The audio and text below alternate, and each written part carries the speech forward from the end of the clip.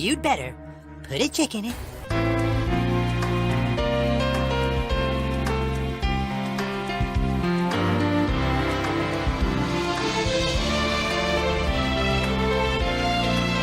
And make it fucking gay as fuck. Going somewhere?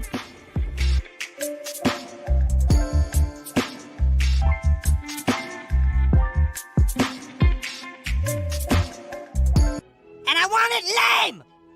Put her on a path of her own choosing, so that no matter which direction she takes, we'll always be one step ahead of her. What? That is so lame!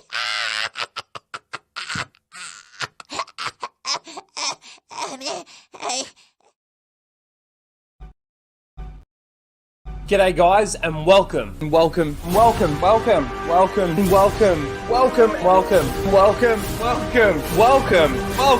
back to Casual Rage.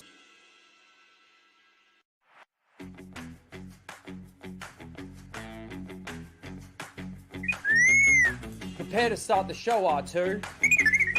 This is where the fun begins.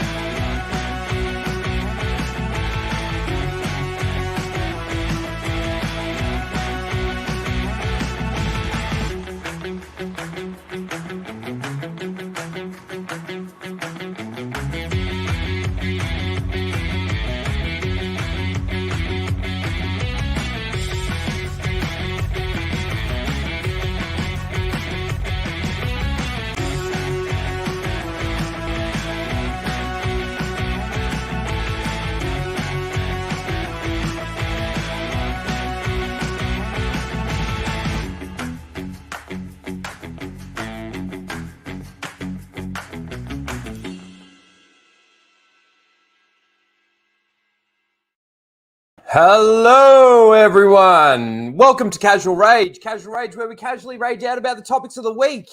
We're on Casual Rage 152. Casual Rage 152. I hope you're all doing well.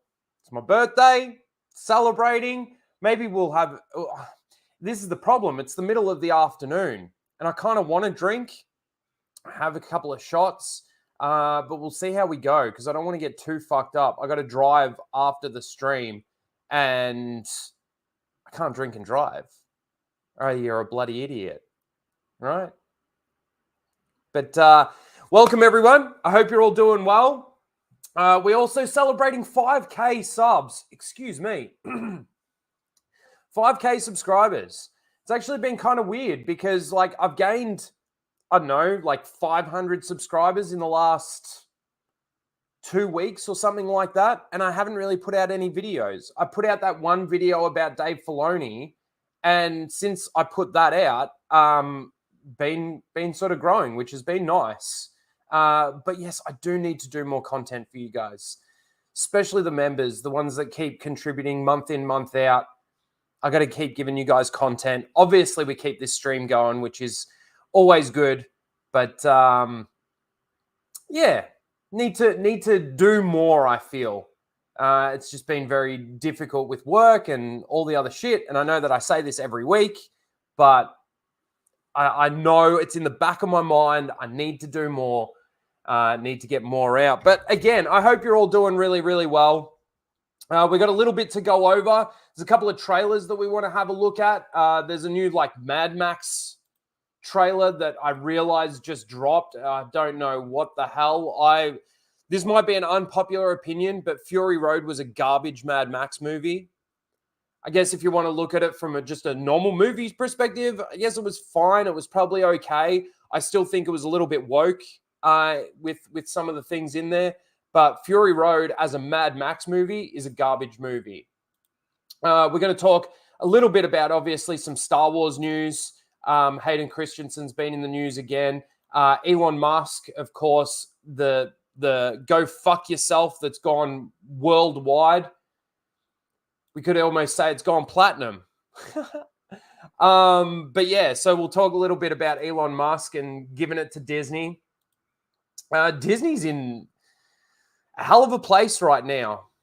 They are in a hell of a place right now. I was watching Midnight's Edge After Dark just before I started this stream, and they had a guy on there. I can't remember his name, but he was talking about like the dividends that they're putting out for the shareholders, and how disgustingly horrible that is. We're going to talk a little bit about the MCU today.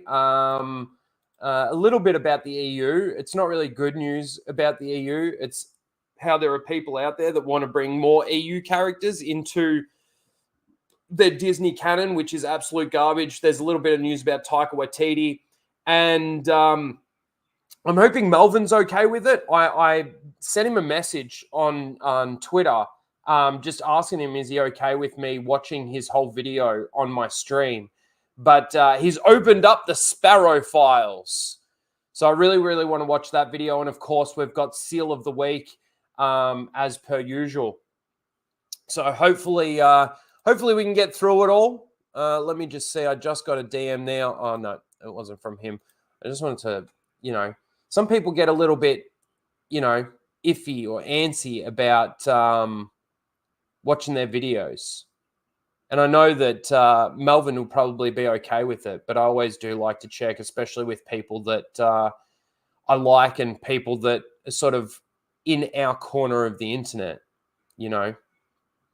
just make sure. But let's quickly say hello to the chat, see who we've got here. We've got Triss in the chat. I like to just call you Trish because of Mozza. But Roll Your Rhino. How you doing, Triss? Good to see you. The Star Wars Marvel Purist. See you doing well on your channel over there, mate. Happy birthday, brother. I appreciate that.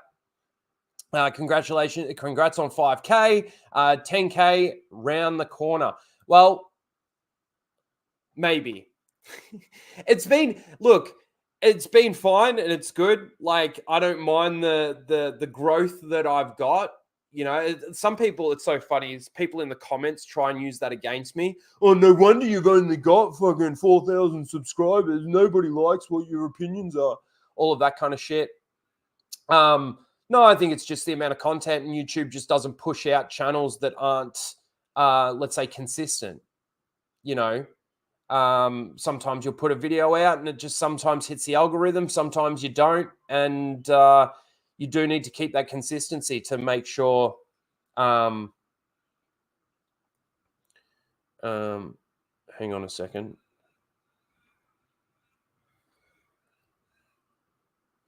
Okay.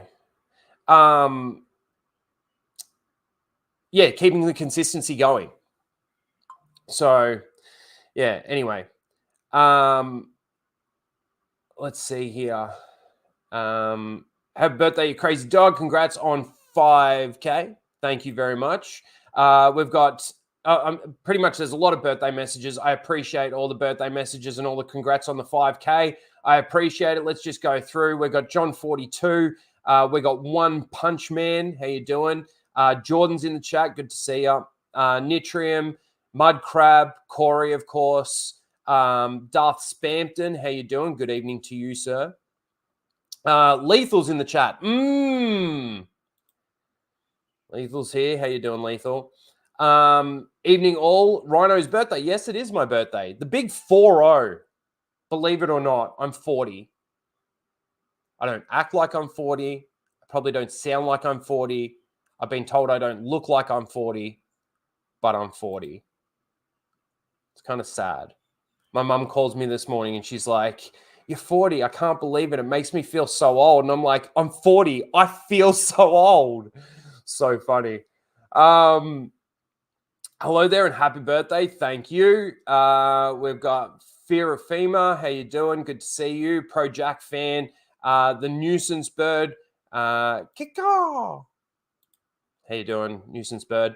Let's see here. Who else have we got in the chat? Brett, how you doing? Good to see you. Yes. Well, look, I don't know if we'll be raging a lot because this is the thing. Like, I will say, when I first started the channel, the rage was at its peak because it obviously doing all of this gave me an avenue, a filter to just be able to, a platform, even if you want to put it that way, to be able to just spew my hatred of what I was seeing. And it's like the apathy and like the roller coaster ride that Star Wars has been. I don't know. The rage is still there. It's still there. It just takes a bit for it to come out. Like I need like a Star Wars theory to say something absolutely ridiculous for me to absolutely lose it. Or like, you know, what happened with Mando season 1 when that came out. That got me raging with the reaction to Mando season 1. You know, all the people that were on my side of the fandom, whatever you want to say, saying that it's really good, saying that, you know, John and Dave have turned the corner, they're getting better, all of this kind of stuff. And it turns out that most of those people were actually wrong. So it takes a bit now for the rage to come out, but it's still there. It stays dormant until something unleashes it. Mike Hill, for his 2 years member chat, says, "Hail Rhino, happy birthday." Well, thank you, Mike. I appreciate you. I appreciate you a lot, actually, because again, you send me a lot of stuff through the week. It's sort of like his behind the scenes, not official producer, you could say, because he gives me a lot of the stuff that I just, being working full time and all of that sort of thing, I can't keep up to date with absolutely everything. So he puts stuff in DMs, and that's what we end up using a lot of. Cell Shade's here. How you doing, Cell Shade? Democracy Manifest. Good to see you, dude. Happy birthday. Thank you. Hi, Uncle Rage. Yes. Was a hurricane. How you doing? Good to see you. Thanks for the happy birthday. Joshua. Good to see you. Jared as well. Happy birthday, Rhino. Let's see. Happy birthday. 5 o'clock somewhere. That's true. That's true. Should we have a shot? Should we have a birthday shot? I would say, like, you know, we might do this for the full Aussie, but we might say, you know, certain amount of super chats, a bit like what they do on Flashcast. We'll have shots for that. It always seems, though, that when I say that or do that, I never follow through. I just shoot. I just drink and drink and drink and drink. It doesn't matter about the chats or anything that come through. So, yeah, we'll see. We'll see. I might go grab my shot glass in a minute. Let me just finish saying hello to the chat. We got Patrick T in the chat. How you doing, Patrick? Good to see you. Mozza. How you doing, Mozza? I hope you're doing all right, dude. The big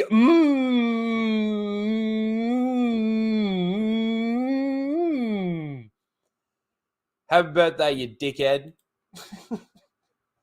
Tillium's here. How you doing? Let's see. Happy birthday. Thanks, Patrick. Appreciate that. Christopher Barker's here. How you doing? Clap like a Disney seal for you, Rhino, for Rhino's birthday. Well, thank you. This is how everybody's celebrating my birthday.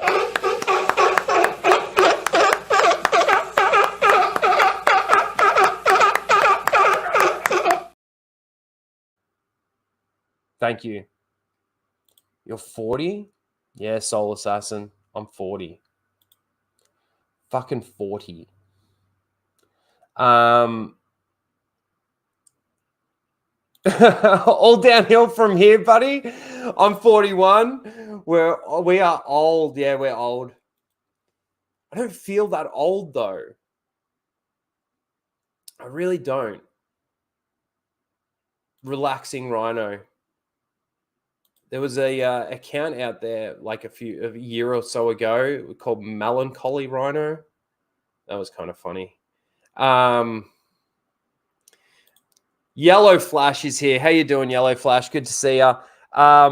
When you finally let Star Wars go, the rage will leave you. Yeah, that's the thing, though. It's Raging Rhino. I don't know if I actually want it to leave me. Finally, then you will have peace. Yes. How you doing, Flash? Good to see you, dude. I actually can't wait for Flashcast. We're going to drink.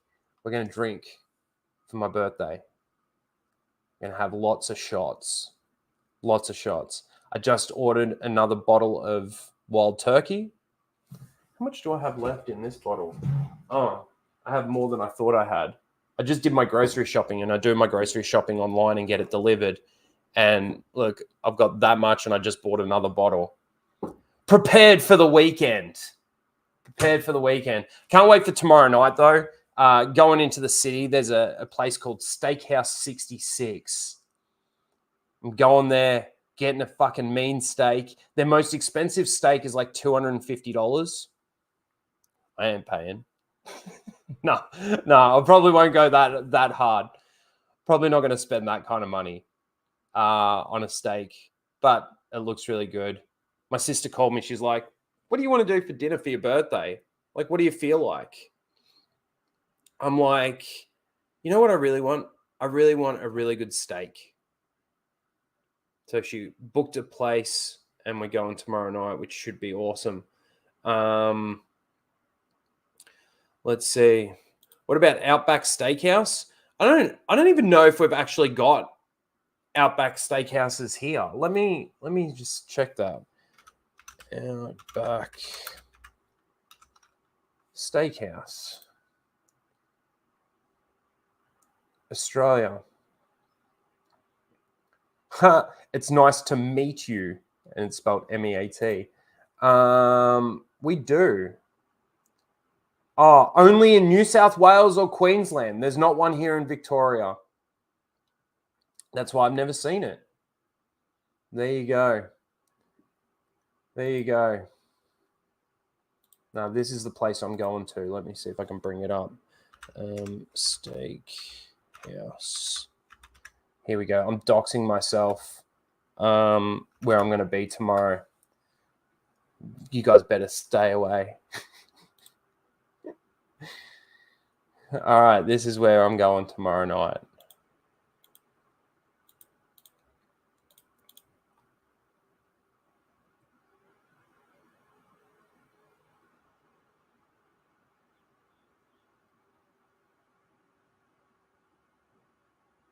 Oh, look at that steak.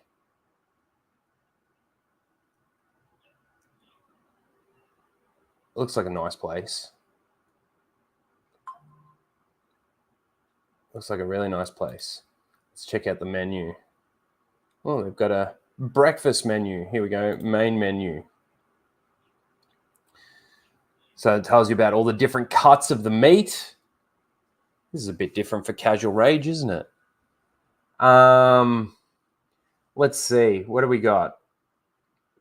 Now, let's get down to the steaks here. Where are they? Here we go. Here we go. What's your favorite cut of meat, people? You know, the eye fillet, the porterhouse, the Scotch fillet. I'm probably like a bit of a ribeye kind of person. T-bone, the tomahawk. Look at that. A 1.3 kilo tomahawk is $185. I'll probably get that. $79 for a 400 gram ribeye. Some mashed potatoes, some chips. Yeah, we got those here. These are the expensive cuts, though. See, there's $220. I think that's their most expensive one. Wagyu. They got a Scotch fillet. You can get two different types. There's the 300 grams and the 500 grams. The 500 grams, $160. And how do you get your steak? Are you a medium rare?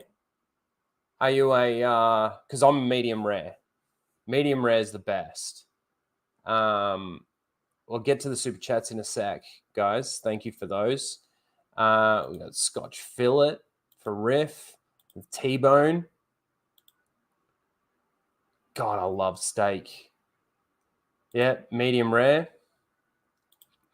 Fucking medium rare is the way to go. I don't understand people that get like well done. Like you want like a charcoal piece of meat. Medium's okay. Well done. No. No, I just offended you. Medium rare for sure. That's right.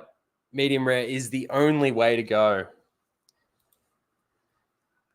Still a little bit pink in the middle. Not too bloody. Nice and tender. Yeah, that doesn't surprise me. That doesn't surprise me in the slightest. Honestly. Doesn't surprise me. All right, let me hit some of these super chats really quickly. Mr. Grant Gregory for 2 says, "Happy birthday, you old cunt." Thank you. Appreciate that, Mr. G.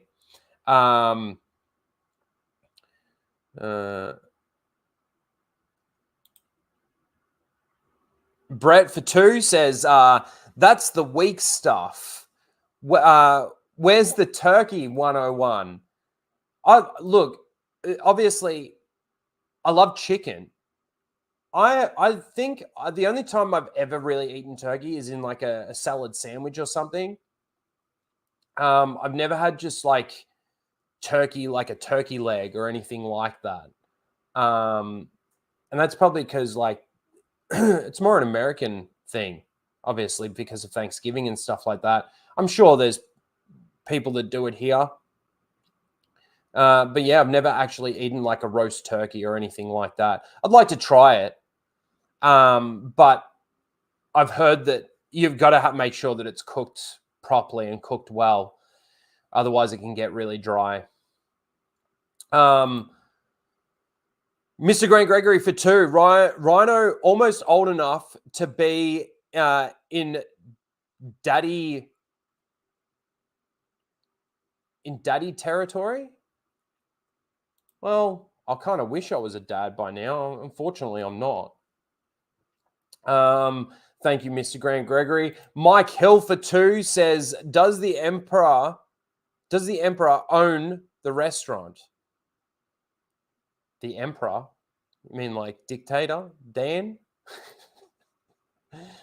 Oh, man. I got something to show you guys that's going to fucking make your eyes roll into the back of your head. I got to save it for Seal of the Week. But, God, there are some weird shippers out there, man. Some weird shippers. Mr. Grant Gregory for another 2 says, Rhino's so old, it's creepy for him to talk about women. Talk about women? No, it's not. No, it's fucking not. I'm not that old, man. Not that old. Mr. Grant Gregory for another 2 says, Yay, now I can say I have an old Greek mate. I'm not Greek.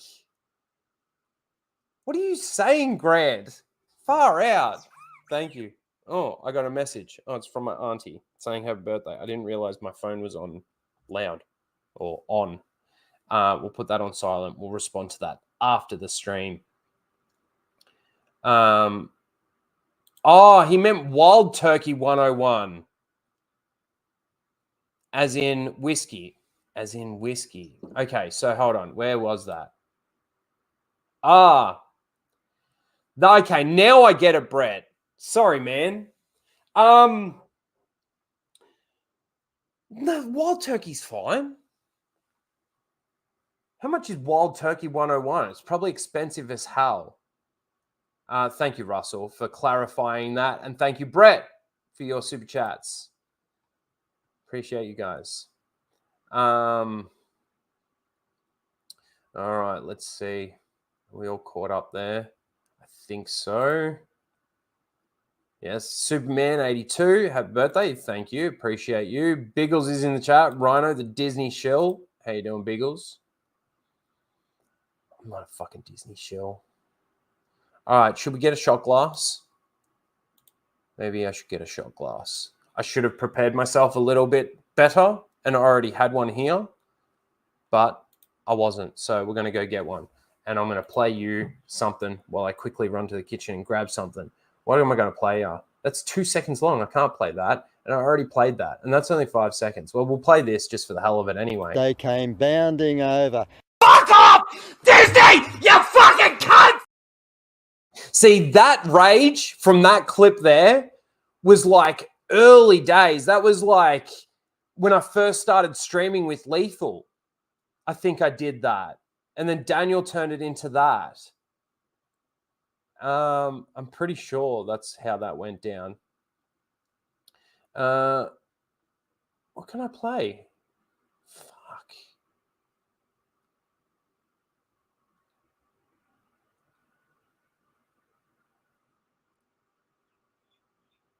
Oh, man, I got nothing. So I'm just going to play this. I shouldn't have played it in the intro, but I'm just going to play this while I go and get a shot glass. You'd better put a chick in it.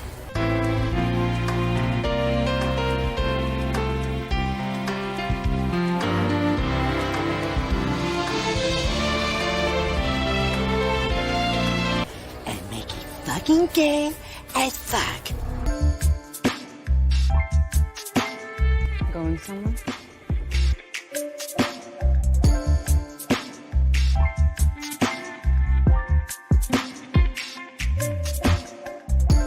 And I want it lame!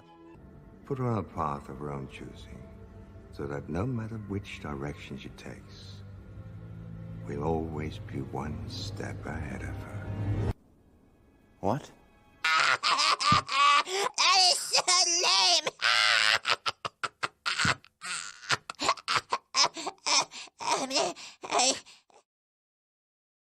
The more I see that and the more I hear that, the more I think how lame it is. Put her on her own path, so we'll always be one step ahead of her. And this is the Grand Admiral Thrawn that they decided to bring in to Disney Star Wars. How pathetic. How fucking pathetic. All right, let me hit these as well. Biggles Mets for 5 says, wait, it's a Disney shill's birthday? Probably got a Baby Yoda sex doll. Hey, told you about that fucking thing. It's fucking secret, man. Don't go telling everybody. Baby Yoda sex doll. Shh. Fuck Baby Yoda. Like, fuck Baby Yoda? God, that sounds horrible. All Snakes for 5 says, happy birthday, Rhino, you cunt. Thank you very much. Thanks, guys. I appreciate all the birthday messages. I really do. Let's have a shot for you guys.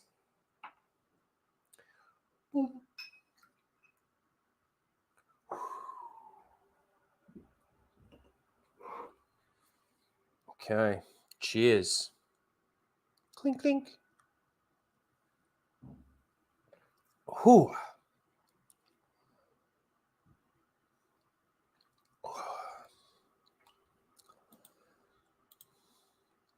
Whew.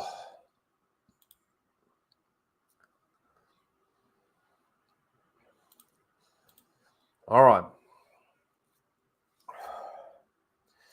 Let's get into some topics. So, actually, before we actually get into that stuff, I want to talk a little bit about Invincible. I don't know how much you guys are into it. I don't know how, like, I watched this because of Flash. I actually watched this because of Flash, how much he was talking about it, how much he was into it. You know, a new episode dropped and he's excited to actually see it.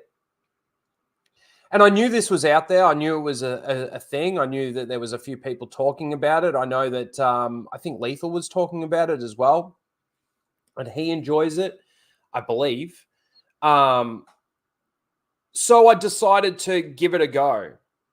Well, the whole first season, I literally binge watched the entire thing in 2 nights.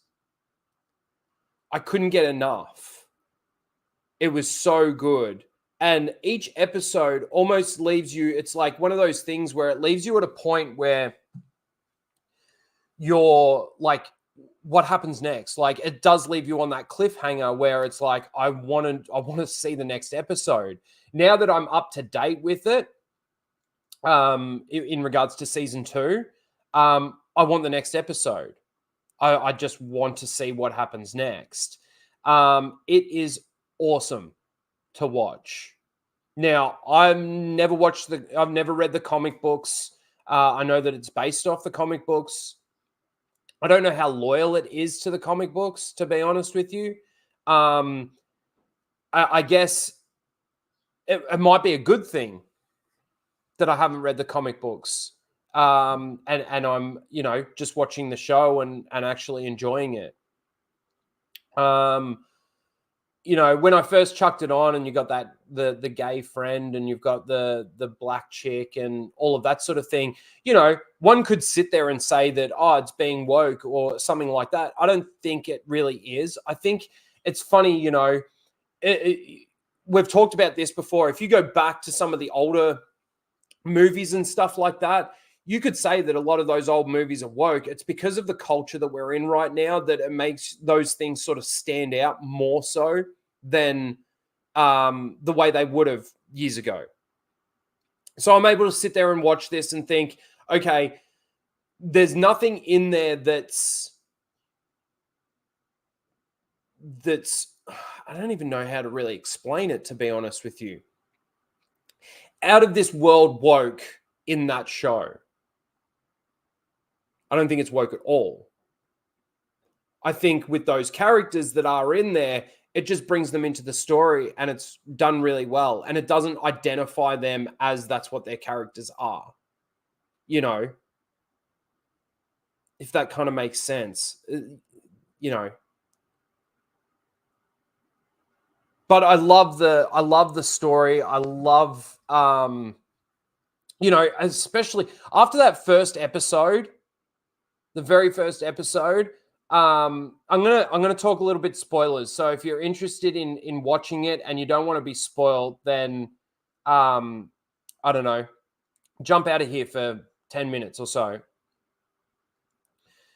But after that first episode, and his dad, Mark's dad, or Invincible's dad, like kills all the other superheroes that are in the what's they called? Man, I'm actually going through my second watch through.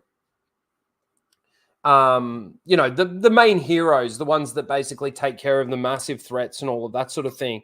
And he goes in there and he fucking kills them all. Like, I'm sitting there going, what the fuck? Like, what the fuck?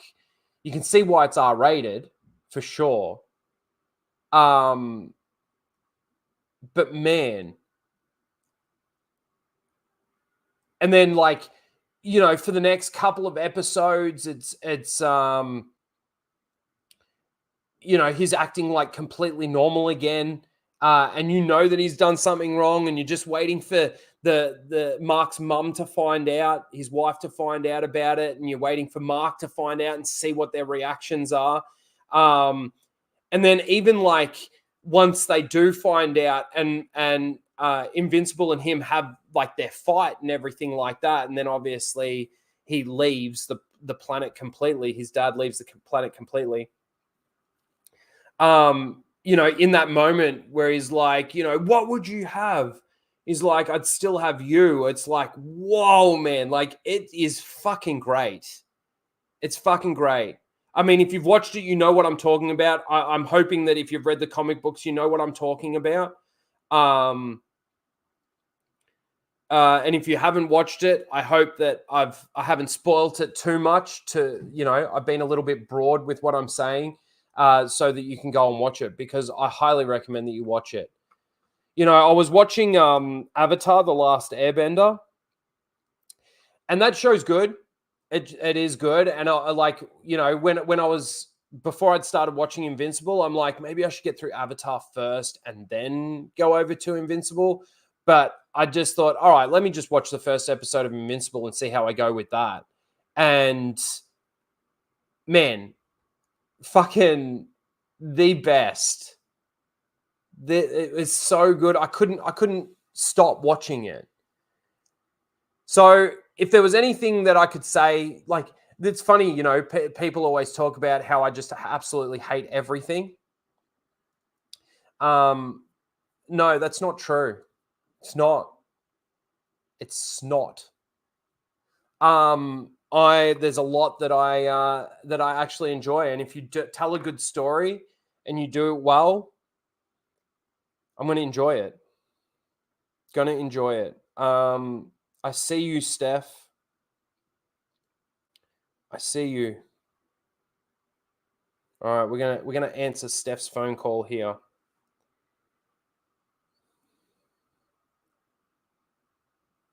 Whoa. Hello? Hello? Hi. Rhino? You're live on Casual Rage. I know. Is it your birthday? Yeah. It's your birthday? I thought it's not your birthday. The 1st of You're in the future. The 1st of December. Well, it's not my birthday where you are. Not yet.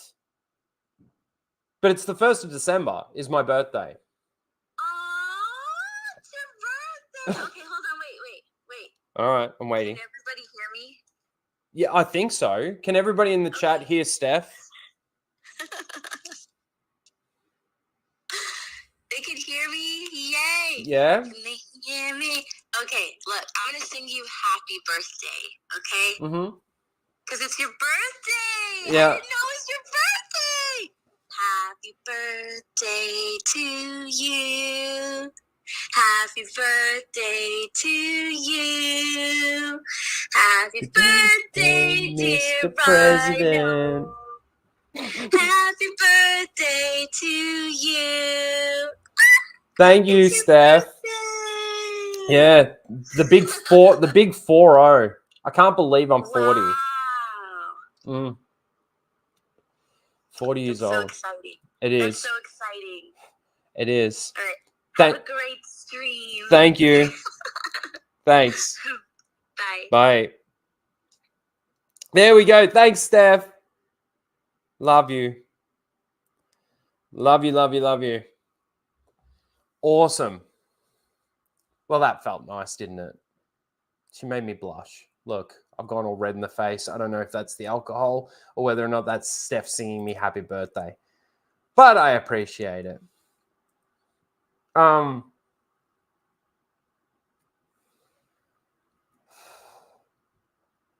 right, Mudcrab, $5 says, I went Scott Pilgrim movie last week. I went and saw Scott Pilgrim movie last week. Mary EW has goggles,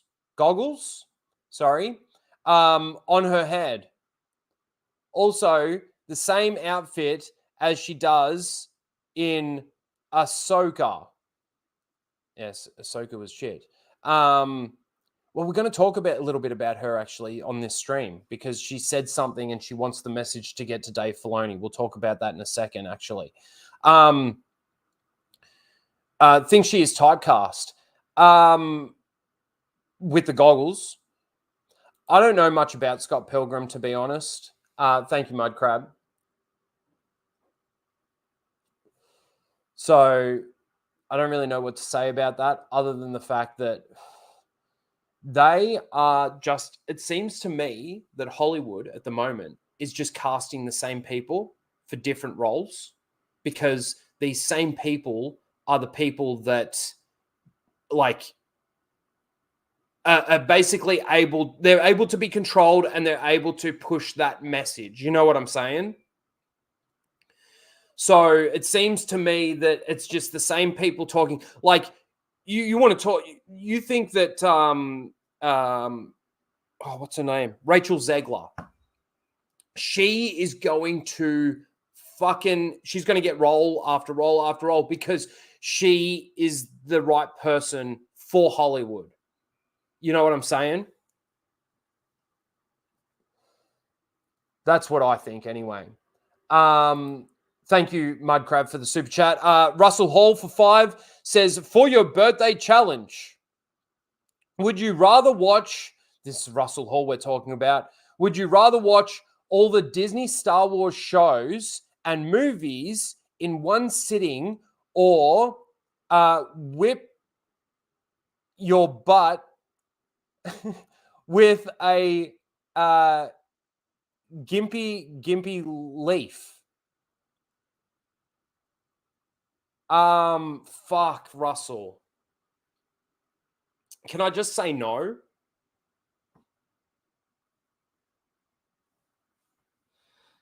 Fuck, that's tough, man.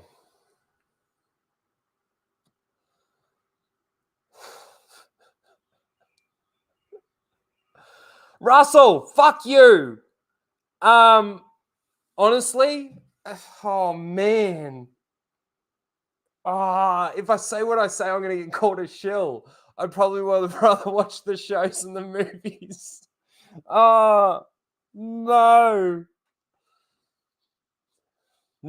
The answer is just no, Russell. Fuck you.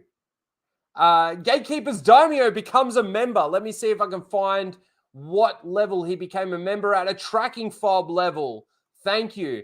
And then we also had Steph with the $10 super sticker with a little love heart cat. I don't know if it's a fox or a cat, but it's a little love heart cat. Love you, Steph.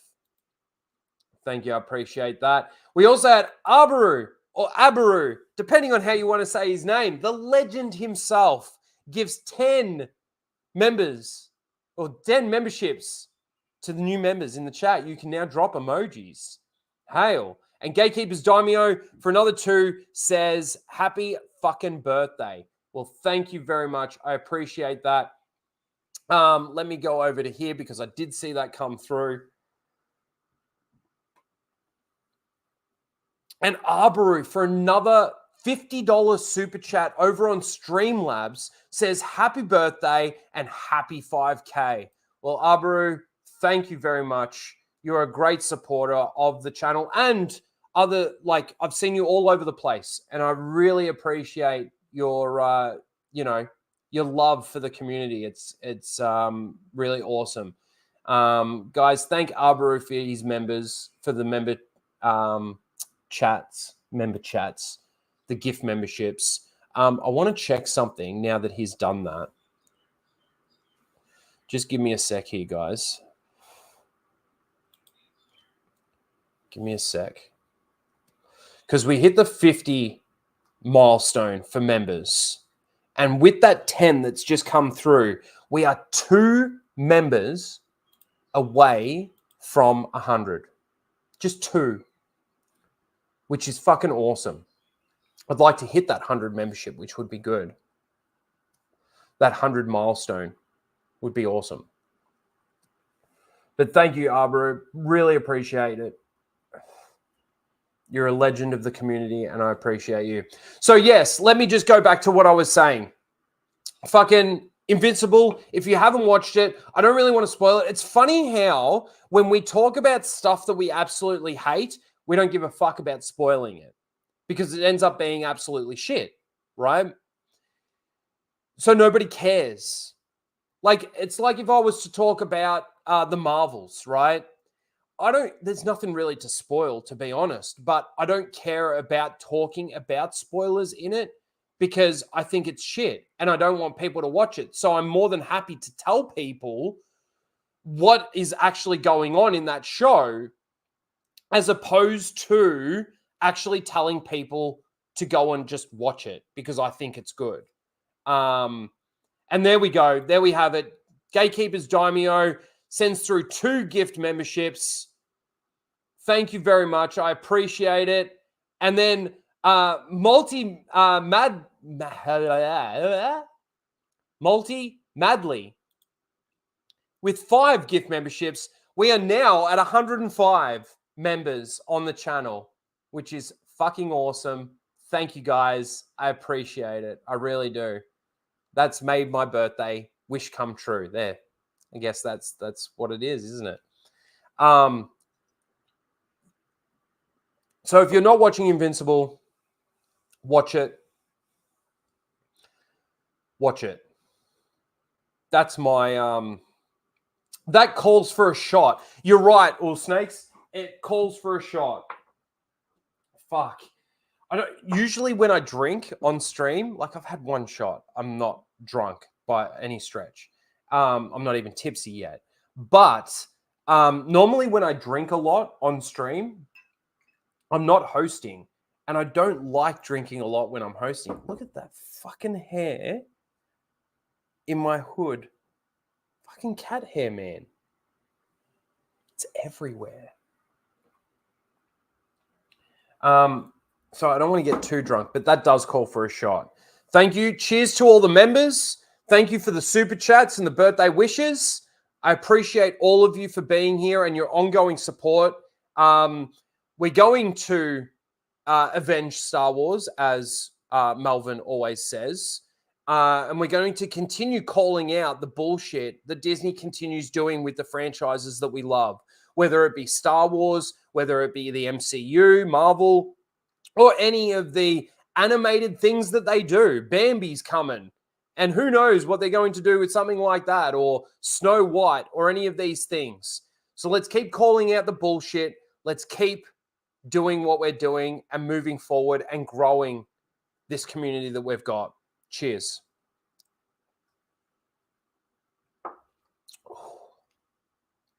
Yeah. All right. Go and watch Invincible. Go and watch Invincible.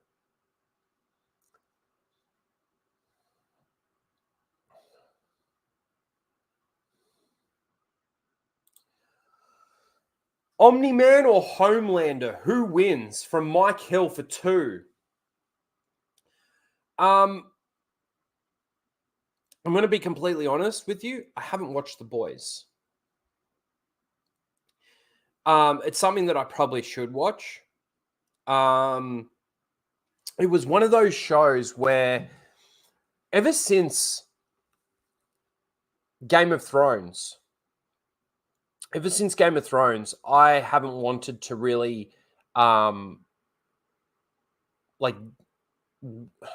it's been hard to watch new things. I almost want to see what people say about it once it sort of closes off. Whatever the case may be with all of that stuff. Before I get into these shows, I want to see whether or not it gets ruined with wokeness. I'm going to say thank you, Mike, for the super chat as well. It's hard to say because it's almost like Superman, Omni-Man, and Homelander are the same character. I mean, I'm sure that they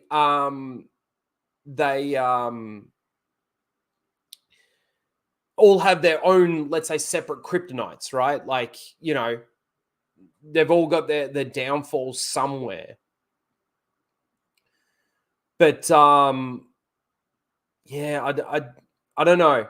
I don't know. See, like even Darth Spampton, The Boys is woke as well. Like, I heard that second season, I think it was, sort of started to go off the rails. And that's why I get to a point where I'm glad I didn't watch the first season. Like, I even had mates that aren't in this sphere, excuse me, say, watch The Boys. You should watch it. You should watch it.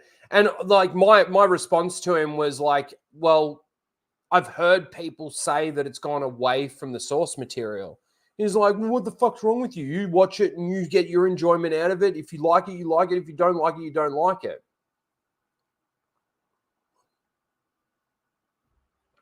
Girls get it done. I heard that that's what a bit of the issue was. Yeah. I can't answer the question, Mike, because I don't know. It's kind of like, but this is the thing, even though I do know Superman and I do know Omni-Man, like, who would win in a fight between Superman and Omni-Man? Fuck. At this point in time,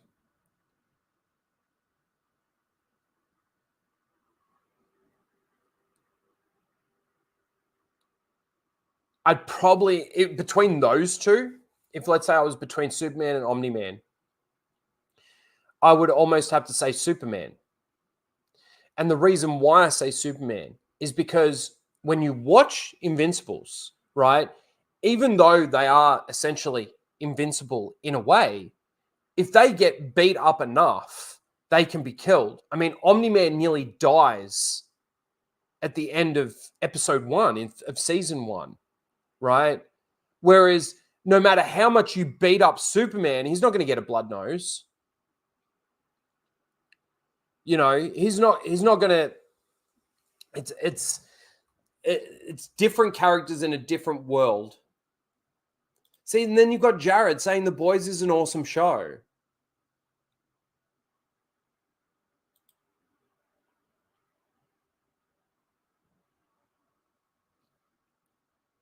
So yeah, I like that's where I sort of sit with the whole like certain superheroes taking on other certain superheroes. Mozza Man would win. Yeah, he always wins. Superman's happy that I said Superman would win.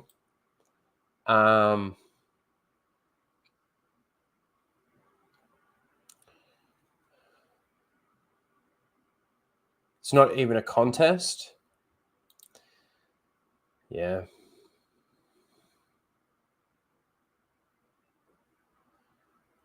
Don't watch Riverdale. It's too woke.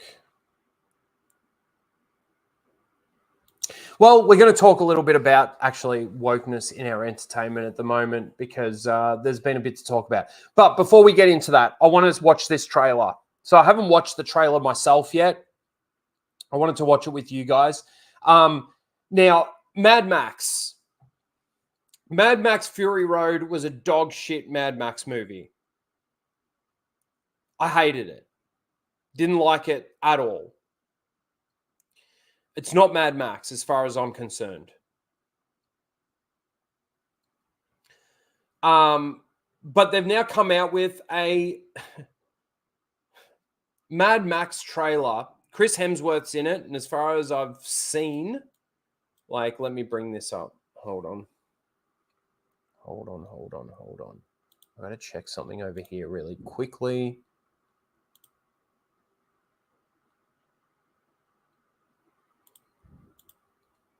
Okay.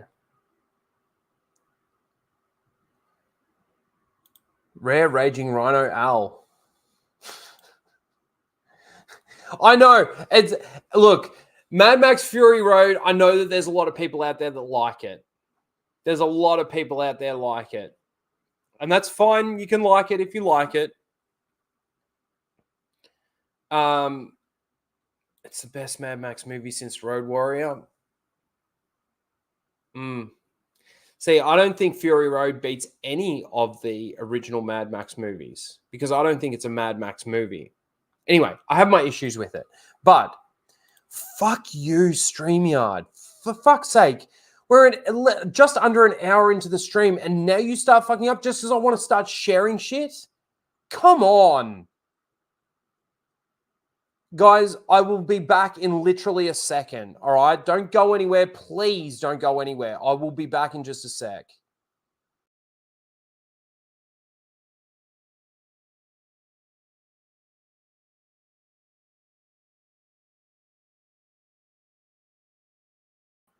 I told ya. It'd be just a sec. All right, let's share. That's better. I can't believe you got to fucking do that just so that you can get StreamYard working properly again. The worst part about that is it stops showing me the fucking super chats and shit. Fuck you, StreamYard. All right. So, first look at Chris Hemsworth. So Chris Hemsworth's in this new Mad Max movie. In Furious, a Mad Max saga, he plays the villain. There you go. So Chris Hemsworth is apparently playing the villain, but we're going to watch the trailer. Let's watch this trailer, see what we think.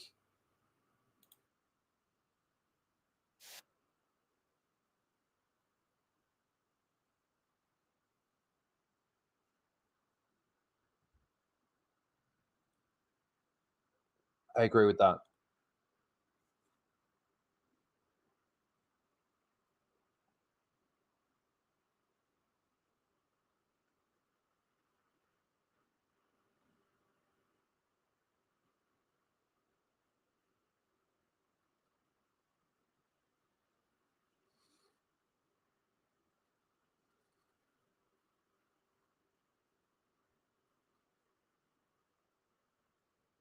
Oh my god.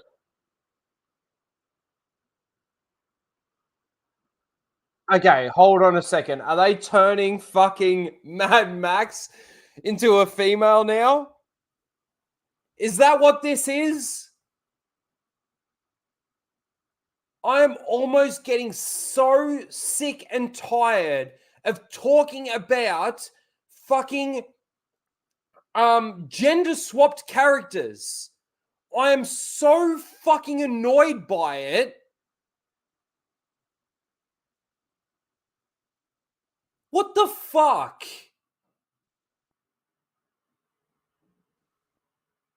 No, you guys wanted to see some rage? Well, here's the fucking rage. You studios out there, Warner Brothers, fucking Disney, fuck off. As Elon Musk said, go fuck yourself. If this is a Mad Max movie, make a fucking Mad Max movie. No one gives a fuck about you fucking race swapping, gender swapping these fucking characters. Go fuck yourself. This is pathetic. Fuck, I'm glad I didn't watch this trailer without you guys. This is fucking ridiculous. It's actually beyond a joke now. I mean, if it ever was a fucking joke. Oh, 10 people didn't like what I had to say, so they left. Good for you. Fucking hell.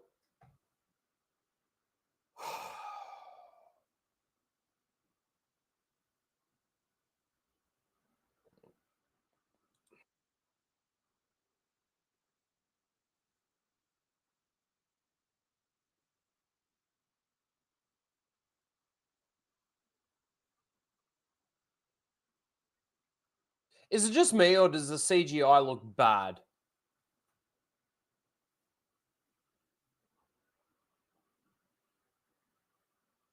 Look, the background there looks completely fake.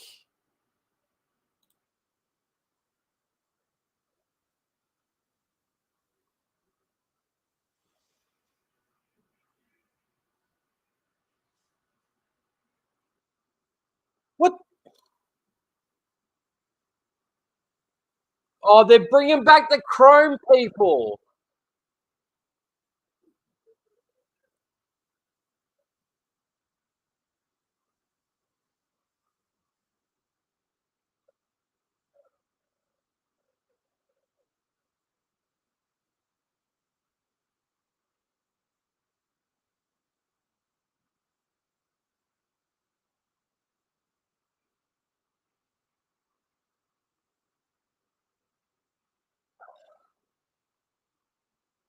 So this is, oh my god, that looks bad.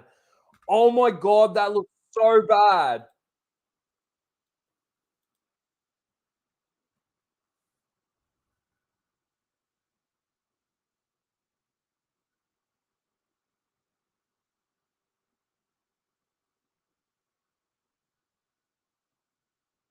The entire image looks like a video game.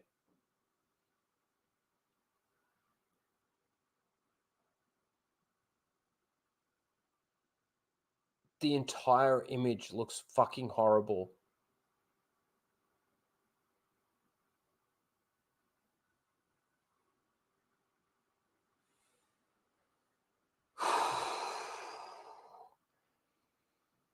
I'm sorry, this actually annoys me a fair bit because Mad Max, you know, the original Mad Max movies, the practical effects of it. I mean, there was a dude that fucking died filming the first Mad Max movie. You know, flipping a car and fucking all of that sort of shit. And then you get CGI that looks this fucking bad.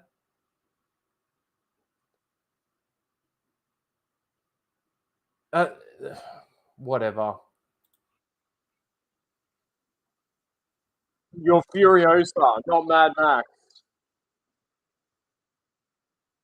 Oh my God, that looks bad. That looks bad.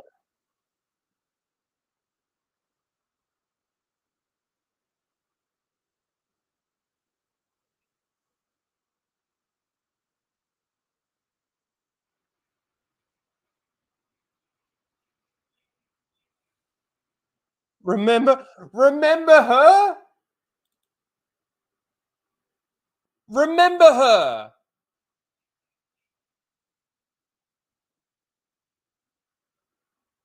Can't hear, no sound. What? Fuck off, StreamYard. Oh, God. All right, so we've got to go back. I've got to watch some of that. I don't know how far back I've got to go. You got sound now?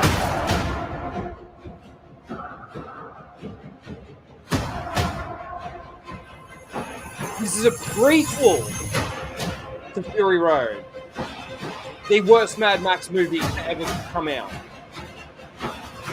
You know what's going to be really funny about this is all those people out there that liked Fury Road, this is going to destroy Fury Road for them. Retroactively doing damage to Fury Road for those people that actually liked Fury Road. They're actually finally going to see Fury Road for what I saw it to be. Shit.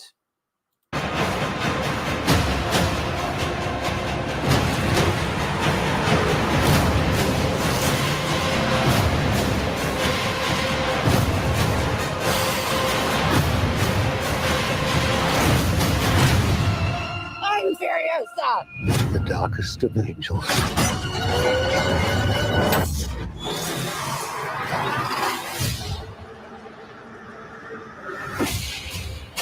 The question is,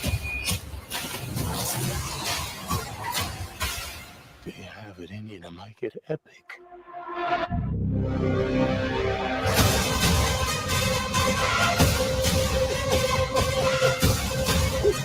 The audio makes it worse. I can't, I just, oh my God.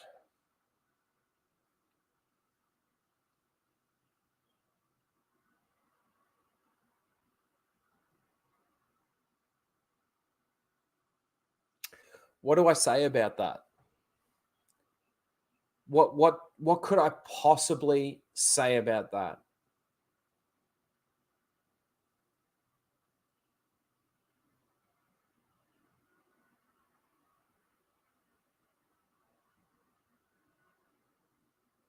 I'm Furiosa!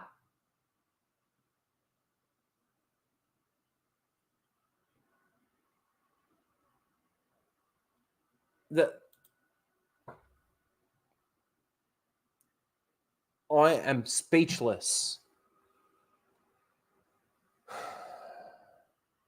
Yeah, no thanks.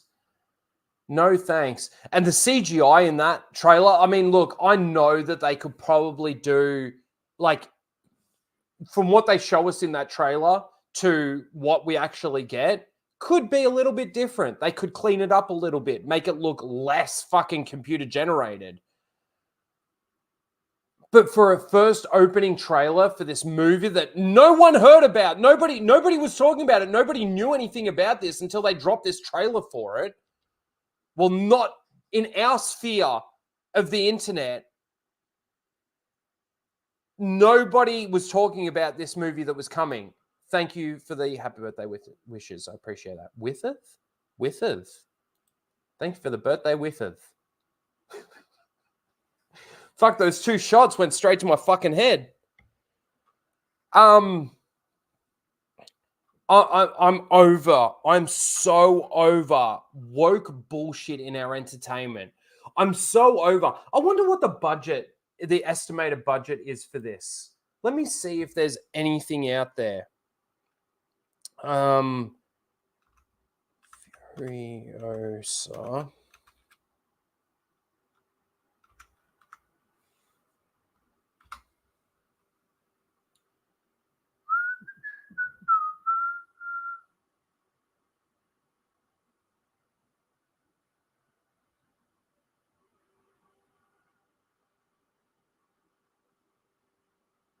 No.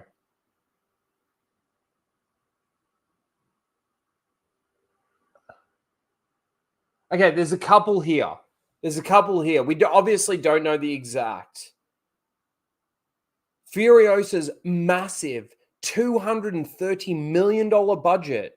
But then there's another report here from World of Real, don't know, saying that it's $168 million budget.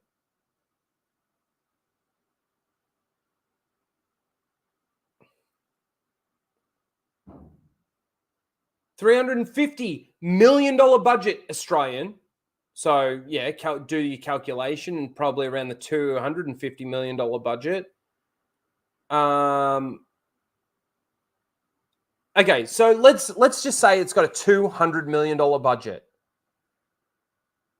And that's the best they can do with CGI? I mean,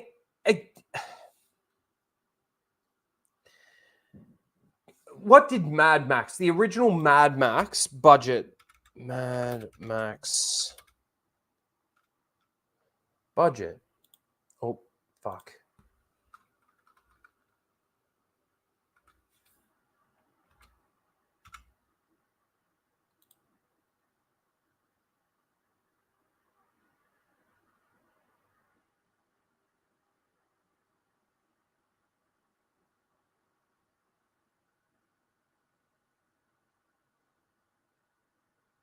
Really?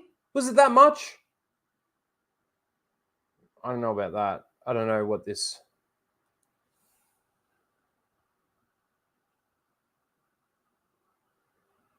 Oh, no. Okay. So Mad Max's budget, the original Mad Max budget, this is like Mad Max 1, was $350,000. And it made $100 million. But it was $350,000. And those practical effects, despite the fact that it killed someone and all of this kind of thing, but those practical effects looked way better than what that trailer that we just watched.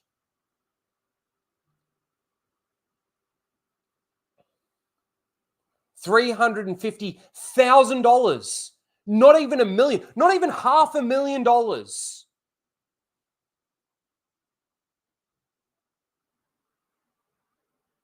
You think it was 23 million? The report that I'm seeing here is 350,000 US dollars.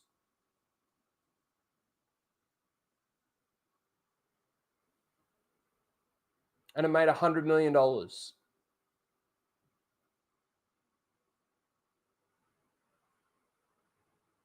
Obviously, you've got to compensate for inflation.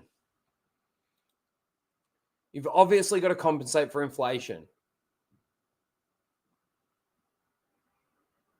You know what? Mad Max was released in the real late 70s or early, when was it?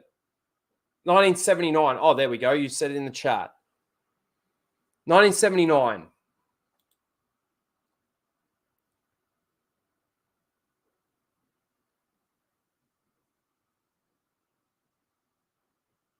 But fuck, like still, they were able to make that movie with you're talking $200 million to make this movie. And that, what you just saw in that trailer, was the best that they could come up with when it comes to CGI. And when you see CGI like that, it rips you out of the movie. It's not just one of those little things that's like, oh yeah, okay, that destroyed my suspension of disbelief, right? When you see something that bad, it rips you out of the movie completely. But then not only that, with the woke shit that we're going through and the culture that we're in right now, when they're basically gender swapping Mad Max.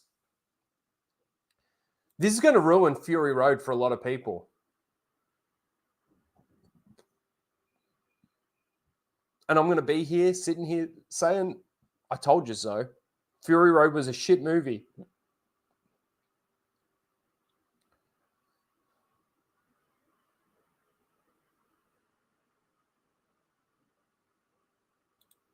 Stop it with the car on the dune.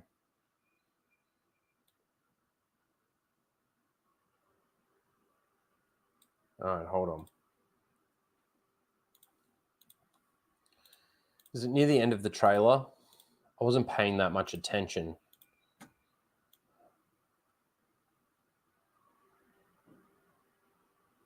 Like, even that doesn't look that great. It's better than some of the other shots that we did see.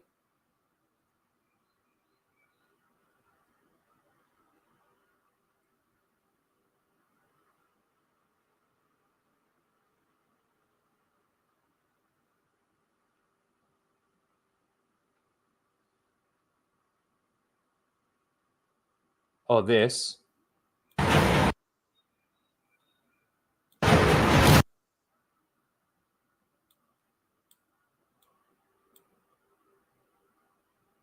Like, in all honesty, democracy, it's that doesn't look too bad to me in comparison to some of the other shots.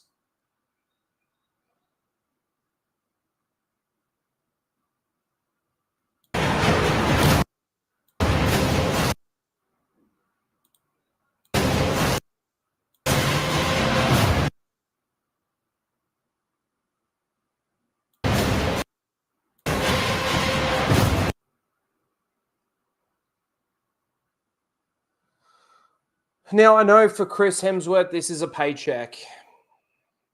I know this is I know that he's been trying hard since Thor.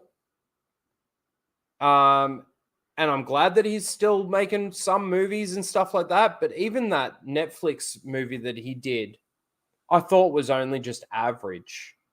The one where he's the special forces guy or whatever. What was that called? What was that called?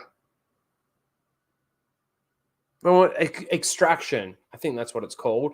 Extraction 1 and 2.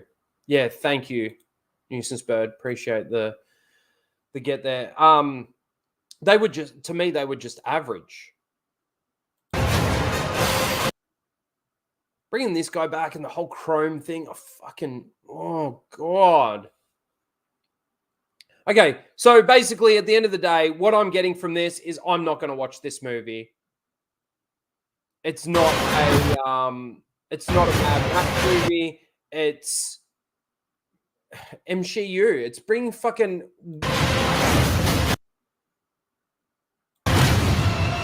like that shot. It's so I'm furious! The darkest of angels.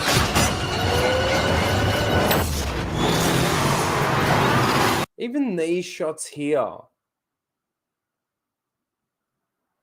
And we're talking $200 million.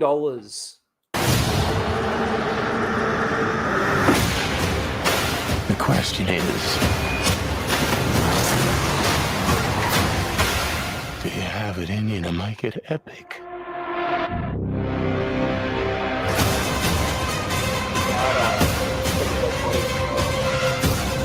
Not even remember her. Fucking the way it starts as well.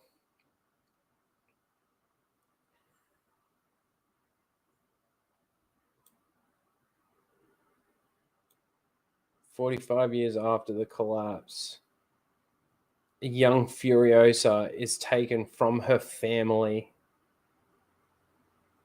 She will devote the rest of her life to finding her way home.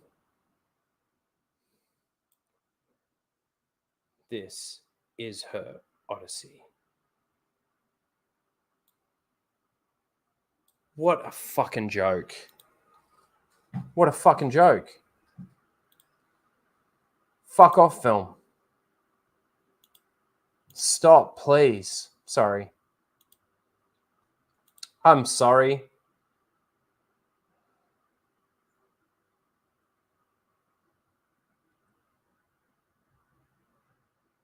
Larry X, how you doing? For 1,000 collapses. 1,000 claps. Seal claps. That's the one. 1,000 seal claps. Thank you for the super chat. It says, happy birthday and congrats on 5K. Fuck you, Disney. Well, thank you very much for that. I appreciate it. They came bounding over. Fuck off, Disney! You fucking cunt! Seals are loving it. Of course they are. This movie's been made for the pronoun fucktards on Twitter. That's what this movie's made for. Fucking getting out of that. I'm done with fucking Mad Max. Mad Max is over. Fucking over. It was over a long time ago. A long time ago. Sorry, I'm constantly checking.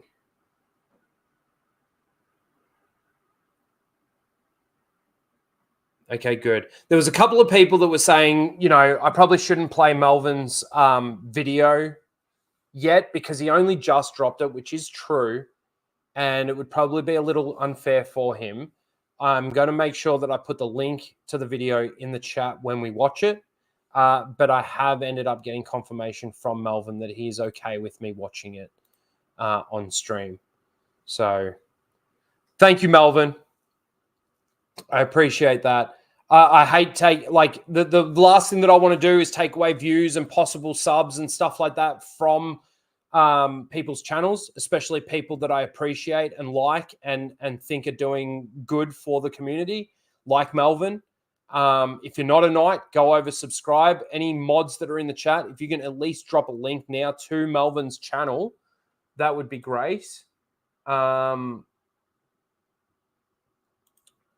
But yes, he has given me the go-ahead, which I really appreciate, which we'll get to. We will get to that. We will.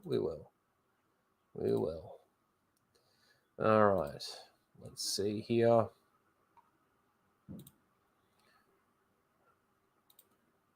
All right. We're good there. Okay. Let's talk a little bit about Hayden Christensen.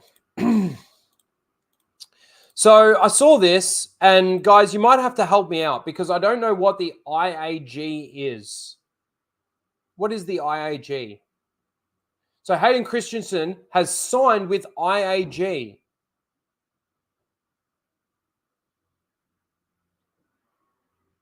Internal Ask Gayness.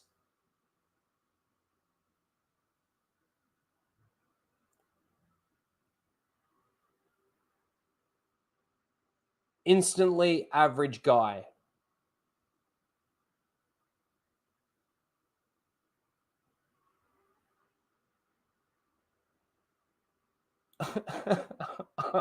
I'm a gay.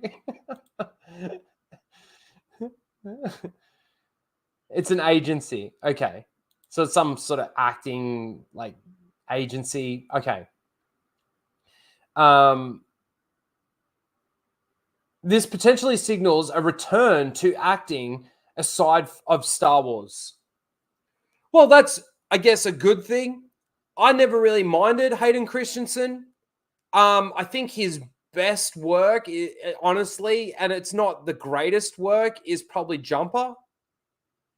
But, you know, people are excited for him to get back into some roles, which I don't mind seeing Hayden Christensen in roles.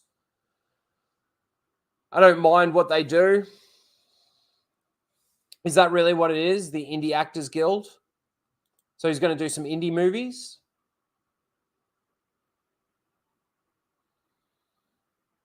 Jumper is really fun. I agree. I think it's a fun movie too. Samuel L. Jackson.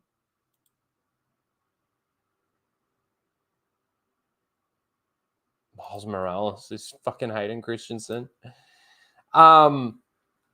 all I can really say to this is good for him. You know, I hate seeing him as Anakin. And the reason why I hate seeing him as Anakin now is because of just how they're using him. It's not the fact that I don't like seeing him as Anakin or seeing him in Star Wars. He's the next Mad Max. It's not because I don't want, like, you know, if they could do his character justice and bring him back as Anakin Skywalker, well, then I wouldn't necessarily have a problem with it. But when they're, like, for example, in the Ahsoka show, they used him on 3 different occasions for 3 completely different things. You've got a memory in Ahsoka's head. You've got a hologram, which now they've got multiple discs that Ahsoka can just pull out and use him at any time, which they will use. And then you've got him as a Force ghost. Hayden the Sellout. I kind of feel a little bit of that, to be honest with you, Darth Spampton. I really do. But yeah. Cast him as Rhino in the full Aussie movie. Darth Sellout. The thing that I look at with that is, yeah, it's kind of like Timothy Zahn and him selling out, right? Like making more Thrawn books for the Disney canon side of things. You know, it would be nice if we could say the same thing about Mark Hamill, and I hate Mark Hamill as a human being. He's a piece of shit. But you know, when The Last Jedi came out and he was talking the way he was talking about the character, and he's almost got to play him as somebody else, and he's not my character to do what I need to do, and all of that sort of thing. And essentially warning all the fans. I feel like there is an element of that. But what is Hayden supposed to do? He gets a phone call from Lucasfilm. Lucasfilm say, we want to bring you back. We want you to be in this television series, and we want you to reprise your role as Anakin Skywalker. He loved playing the role. He loved the job. And he's like, yeah, no worries. Get in touch with my management. We'll get a contract signed up and worked out and whatever else. Whether or not he knows what he's going to be doing before or after that situation, I don't know. Does anybody know? No, no one can really actually answer that. Unless they've actually been in the industry and they know how these things work. But you would hope that if somebody like Hayden Christensen was like understood when being instructed by George Lucas on the set of the prequels, and then he comes into this and you know, he just goes ahead with it. I don't know. I don't know how to feel about it when it comes to the actual actor.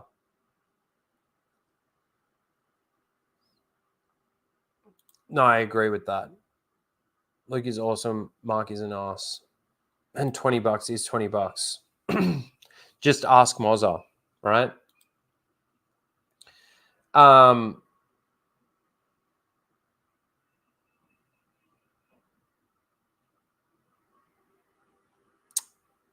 fine with him coming back and doing other things other than Star Wars, to be honest. I would much rather see Hayden Christensen in something other than Star Wars. And doing Anakin Skywalker all over again. A guy where his fucking story is all over. G'day. How you doing? Good to see you. Thanks for stopping by. Thanks for being here. Someone mad? Me? I'm mad at Disney. I'm mad at Disney for what they continue doing to Star Wars, of course. And it's fucking bullshit.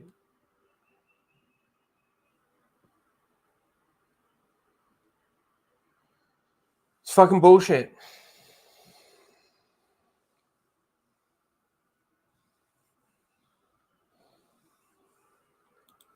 Maybe he could show up in The Boys or Invincible. I don't know. Don't know about that. I think with somebody like Hayden Christensen, he just needs to do some movie. He just needs to do an isolated movie, something like Jumper again, right? Just stay away from any sort of franchise or anything like that and try and just start something new. You know, do something like John Wick. Not like John Wick, but I'm saying like how John Wick sort of blossomed into what it became. And I do think that John Wick became a bit more ridiculous as we went forward. Like that last John Wick movie, it's like I got nothing wrong with action, but it is just constant action. There's no, honestly, to me, there was no real story behind that last John Wick movie. Might be an unpopular opinion. Electric Boogaloo. Yeah. Jumper 2.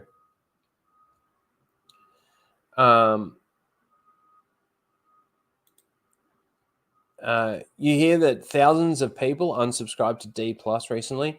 Yeah, that was after the Elon Musk thing. Got to see it when I get a chance. Look, if you were a fan of the John Wick movies, watch it. I personally thought that last John Wick movie, John Wick 4, was ridiculous. It was ridiculous.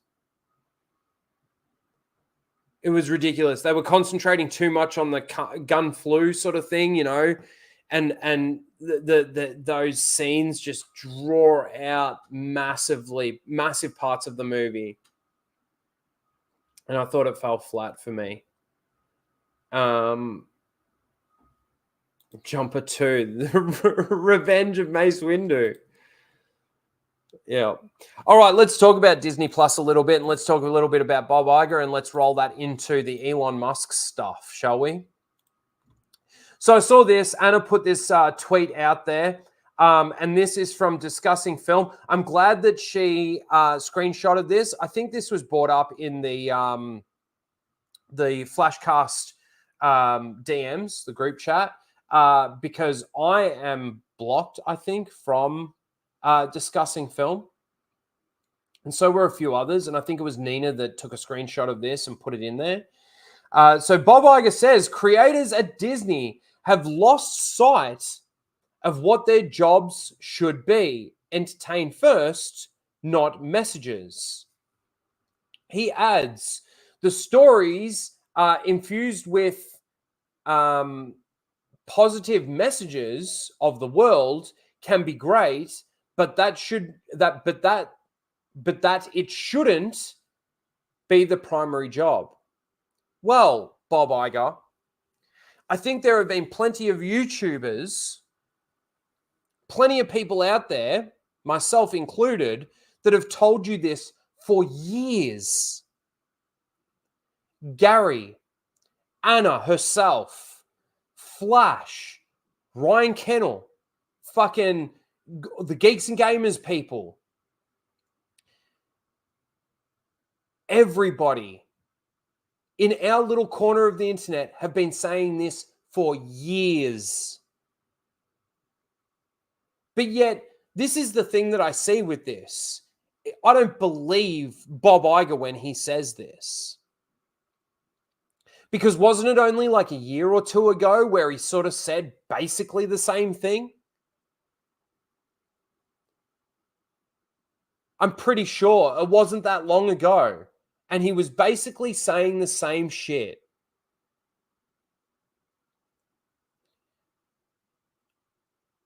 So, you know, the definition of insanity.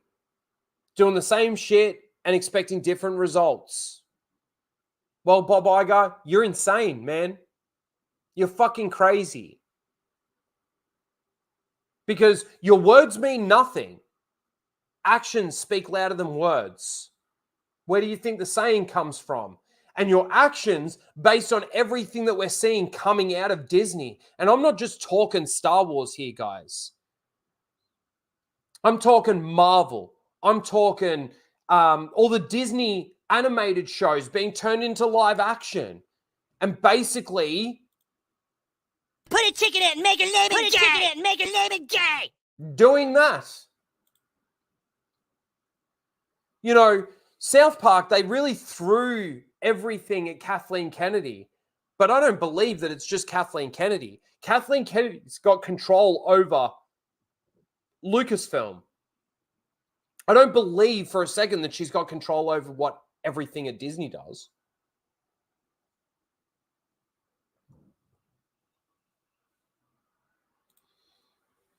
Disney Plus is about to up their price next month from $9.99 a month to $15.99 a month. That is ridiculous. Such a ridiculous business move. When they're losing subscribers the way they are, the price should be coming down. They should be making it $2.99 a month for like 6 months or a year with how much they're actually losing. And after this, we're going to watch this. But after this, from Elon Musk on live television, I was so happy when I saw this. So happy when I saw this. Because to me, this is just, look, I don't know how much we can trust Elon Musk. I mean, later on in this interview, he talks about how much he's actually done for the environment with Tesla, right? More than any other corporation, company out there. And I couldn't disagree with that more.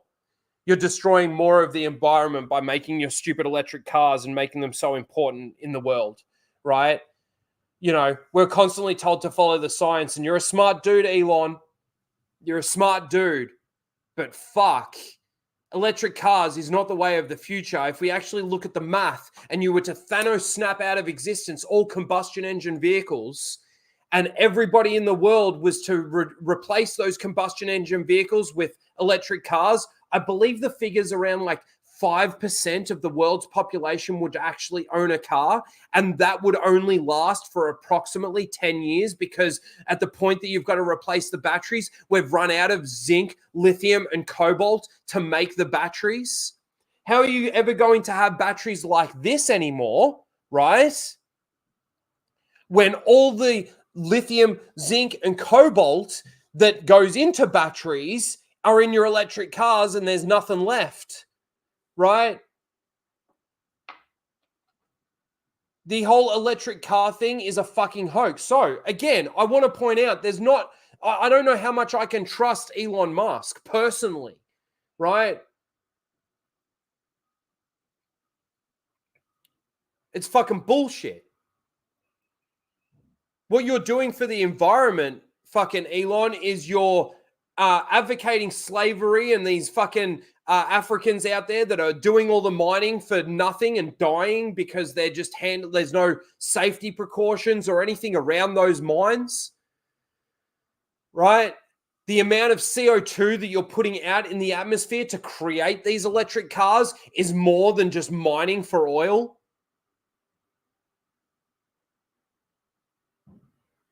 The whole concept is bullshit. So for you to come out and say that you're doing more for the environment than anyone else, yeah, you're doing more to destroy the environment than anyone else. Good for you, Elon. Good for you. I will say, I think he's better than Zuckerberg. You know, doing more for the environment, but still launching your rockets every other week. Right? Creating how much more CO2 in the atmosphere. I mean, this whole CO2 thing is fucking bullshit in itself. The whole thing about climate is fucking the climate crisis and all this fucking bullshit. It's fucking bullshit. It's fucking bullshit. I had a phone call the other day where, the government is subsidizing your hot water system. If you go to electric, we will come in and we'll replace your gas hot water service, a hot water system with an electric hot water system, and it'll be subsidized by the government. Well, good for fucking you. I said to him, he was beating around the bush on the phone. And I'm like, so are you calling to get me to convert my gas, hot water into electric? And he's like, yes. I'm like, no fucking way. No chance. And I hung up on him. Gas is the way to go. As much as people don't want to believe it or don't want to hear it and continue to not follow the science behind it. It's a fucking hoax. And if you're out there and you seriously believe that there's something wrong with the world and it's all human made and fucking CO2 and climate and fucking the ice caps are melting and all of this kind of thing, look at history, people. We're being told that if the earth goes up 1 more degree, right, in heat, 1 more, right, we're all going to die. Man, the fucking world fucking 100 years ago was 5 degrees hotter than it is now.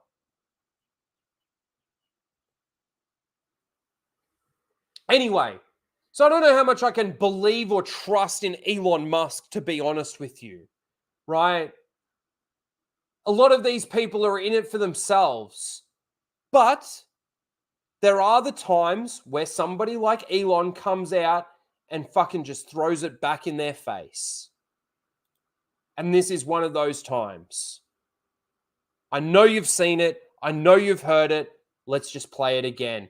Please let me know if you haven't got audio, because I've been sitting on this for a little while. Now, obviously, you know that there's a public perception that, and you're clarifying this now, but there's a public perception that that was part of a apology tour, if you will. That this had been said online.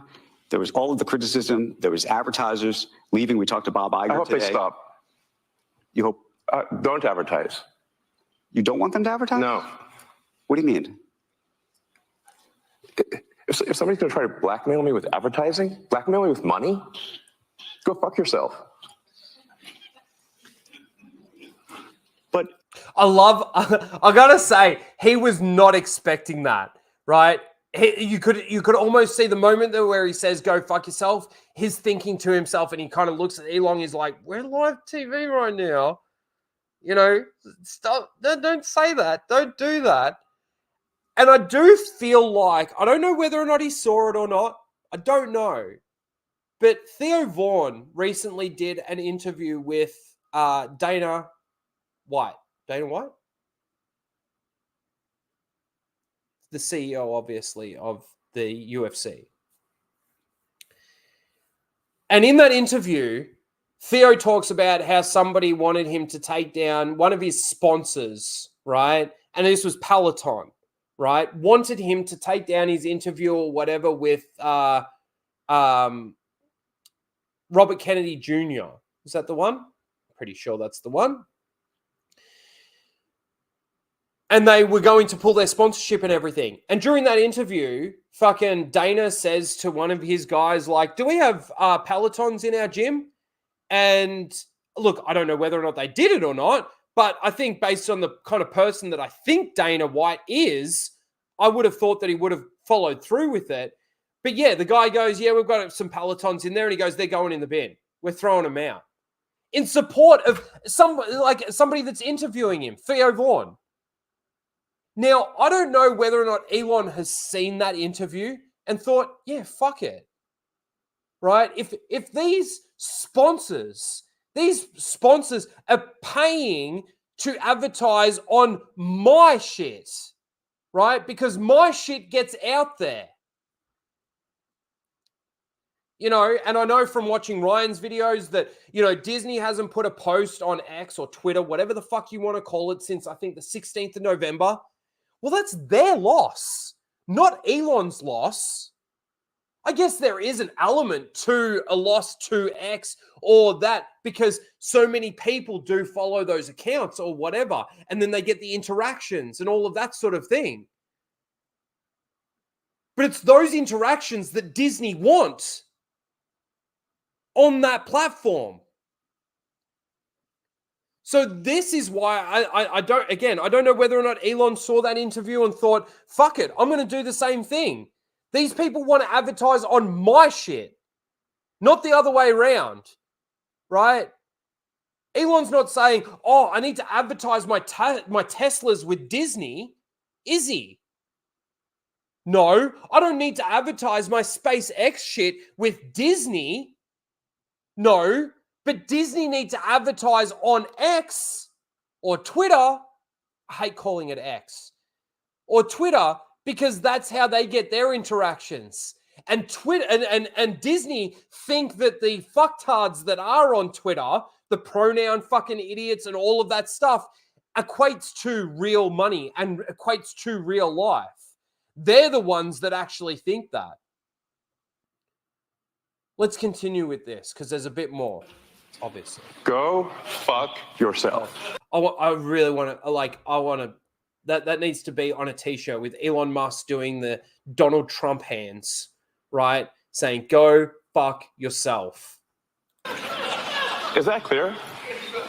I hope it is. Hey, Bob, if you're in the audience. I love that. Bob Iger, straight to your face. And apparently Bob Iger was on stage here before Elon came on.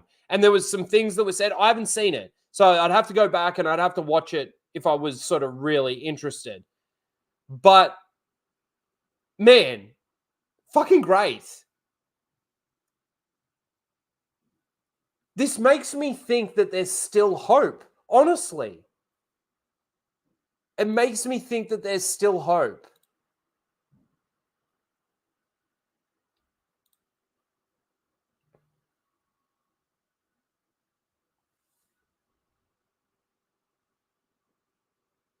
And yeah, only Elon could do it and get away with it and double down on it. He, like, when he first says "go fuck yourself," and the guy interviewing, the host there, is like a bit like, oh shit. And he just doubles down and he slows it down. He goes, "Go fuck yourself." This isn't going to destroy Twitter. The advertising boycott from Disney or whatever on Twitter isn't going to destroy Twitter. And you know why? It's because of the next thing that he says here. Well, let me ask you then. Like, he doesn't even know That's where to how I go. Don't advertise. He doesn't even know what to say or where to go. Because people challenging this shit, it's just people don't know what to say. What do you think then about the economics of X? If Lethal for 2 says, "Oi, Film Actors Guild. Did you see group messages? What group messages?"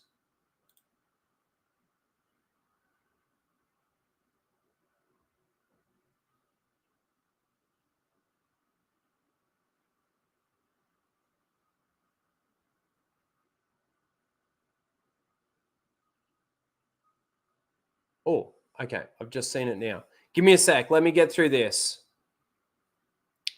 Give me a sec. Fuck, what was I saying? Yeah, so the host doesn't know what to say, but it's this next bit. if part of the underlying model, at least today, and maybe it needs to shift, maybe the answer is it needs to shift away from advertising.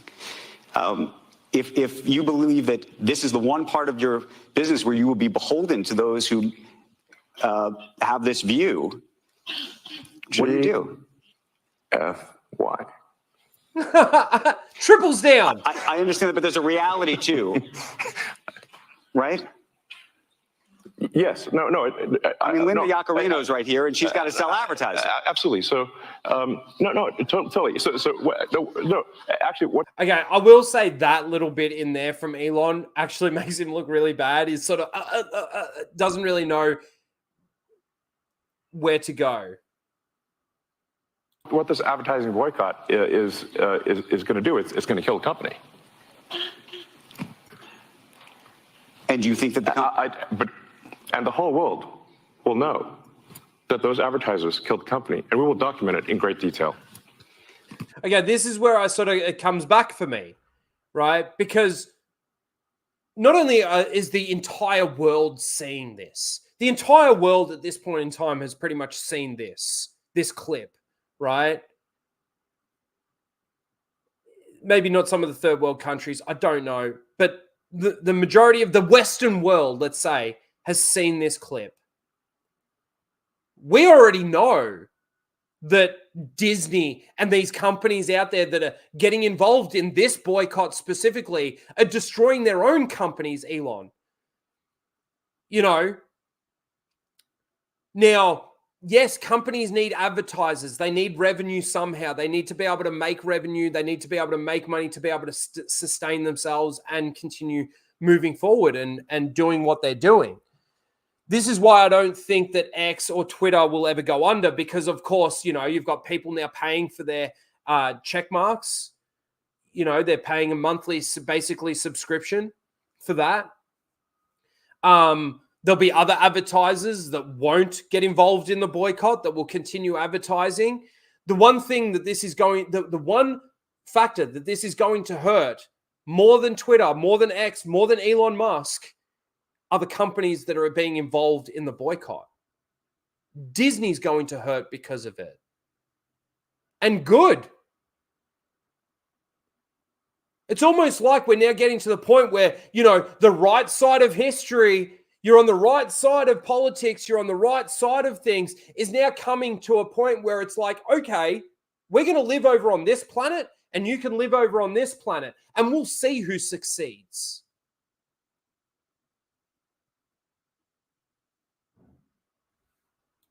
But those advertisers, I imagine, are going to say, we didn't kill the company. Oh, yeah? They're going to say, tell it to Earth. I love that. But they're going to say, Elon, that you killed the company because you said these things. What? Because he's got freedom of speech and he can say whatever the fuck he wants? I don't even know what Elon did or what Elon said for this boycott thing to happen in the first place. Somebody wants to enlighten me, go for it, right? But it doesn't matter what he said. It doesn't matter if I agree or disagree with what Elon said. He's entitled to say what he wants. And that they were inappropriate things. What makes them inappropriate? This is the thing that I hate about these interviewers. And that they didn't feel comfortable on the platform, right? That's what they're going to say. And let's see how Earth responds to that. I love it. The guy doesn't even know what to say, and he's a fucking cuck in himself. Now, again, I just want to point out, I don't like everything that Elon does. I don't believe everything that Elon says. You know, like I said, there's another part of this interview where he goes on about his electric cars and Tesla and how he's done more for the environment, and I couldn't disagree with that more. You guys know how I feel about the fucking climate crisis. What a joke. What a fucking joke. Fuck, I got DMs from fucking Lethal. I got DMs from fucking Anna. If when we finish this, the Jack Show's still going, I'll probably jump over there. She invited me on the Jack Show. All right. So basically, I just wanted to point out how much of a hole Disney is continually digging themselves into. Not only have they been losing fucking subscribers on Disney Plus, and they're losing more because of this, right? But look at the stock, look at the shares. Not that long ago, and literally not that long ago, it was what, $200 a share, something like that. And now we're sitting at what, $90 a share or something like that. That's telling, man. That's less than 50% of a drop in a couple of years. Families aren't watching Disney shows anymore because they're not family friendly anymore. You know those parents that get up in front of their school boards and go, this book Let me read you a part of this book. The guy decided to stroke his shaft and stick it in his mouth and start sucking it. The best way to get going is to make sure that it's sloppy and wet. These are books for kids, right? And these parents aren't even allowed to read that at a school board meeting, right? Those are the parents that aren't allowing their kids to watch Disney crap anymore. The majority, not the minority, the majority.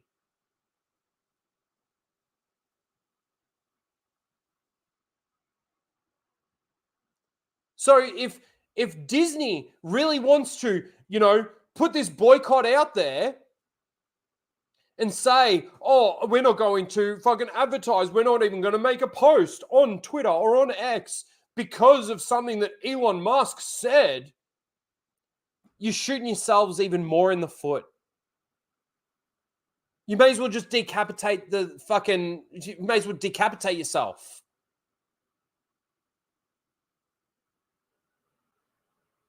Because that's what they're doing to themselves.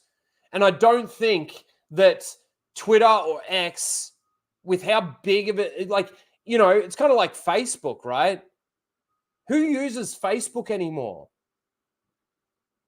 It's my birthday. I got all these birthday messages on Facebook. That was the first time in a long time that I've been on Facebook just to like them and thank everybody for the birthday messages. But has it died? Is Facebook completely dead? No.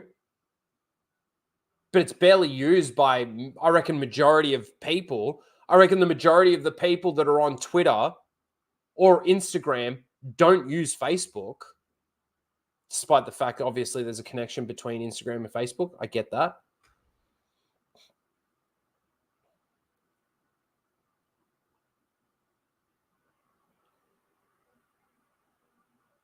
But is it dead? No. So the only thing that these massive companies, corporations, whatever you want to call them, Disney, are doing is shooting themselves in the fucking foot.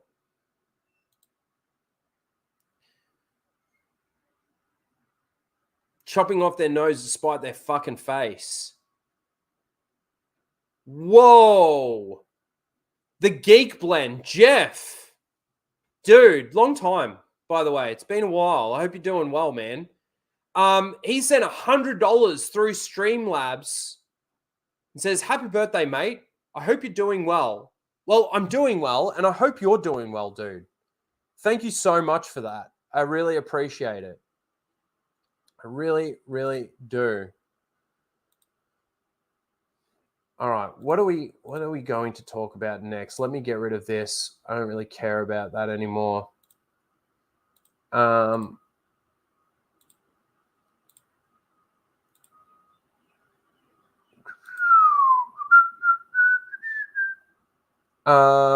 Fuck. All right, I'm gonna send the link out.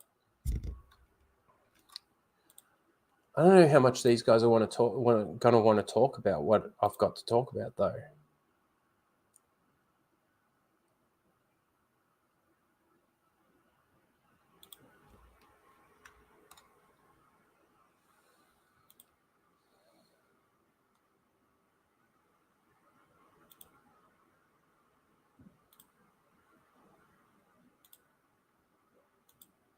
Okay. We will see. Dude, Jeff, thanks, man.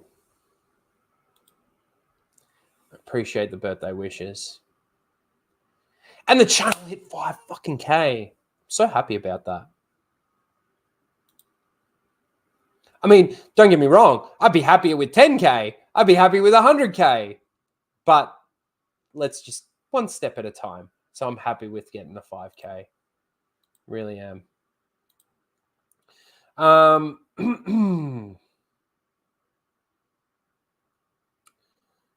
We talked about that on the Full Aussie. Maybe I won't do that. I was gonna play the Infinity War trailer again because it's been 6 years since Infinity War came out. I don't think we really need to do that, do we? I don't think we really need to do that. But I will bring this up before anyone jumps in.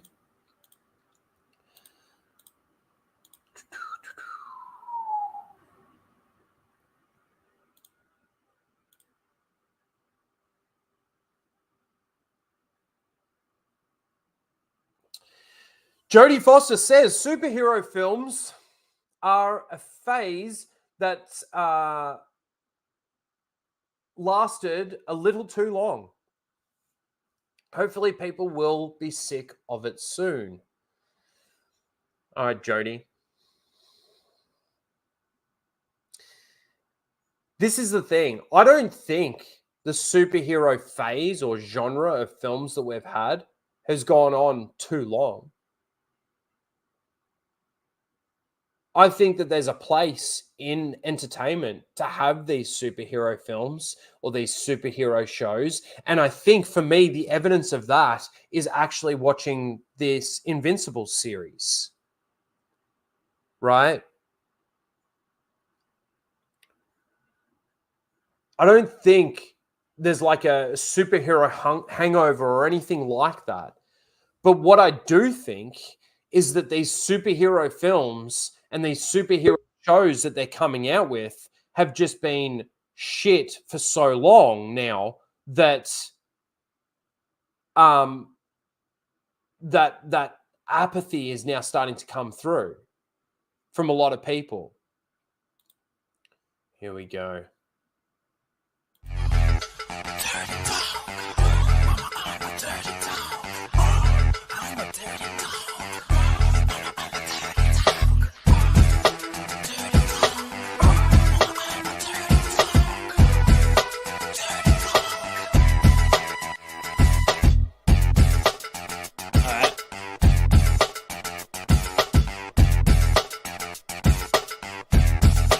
Fuck yeah, cunt.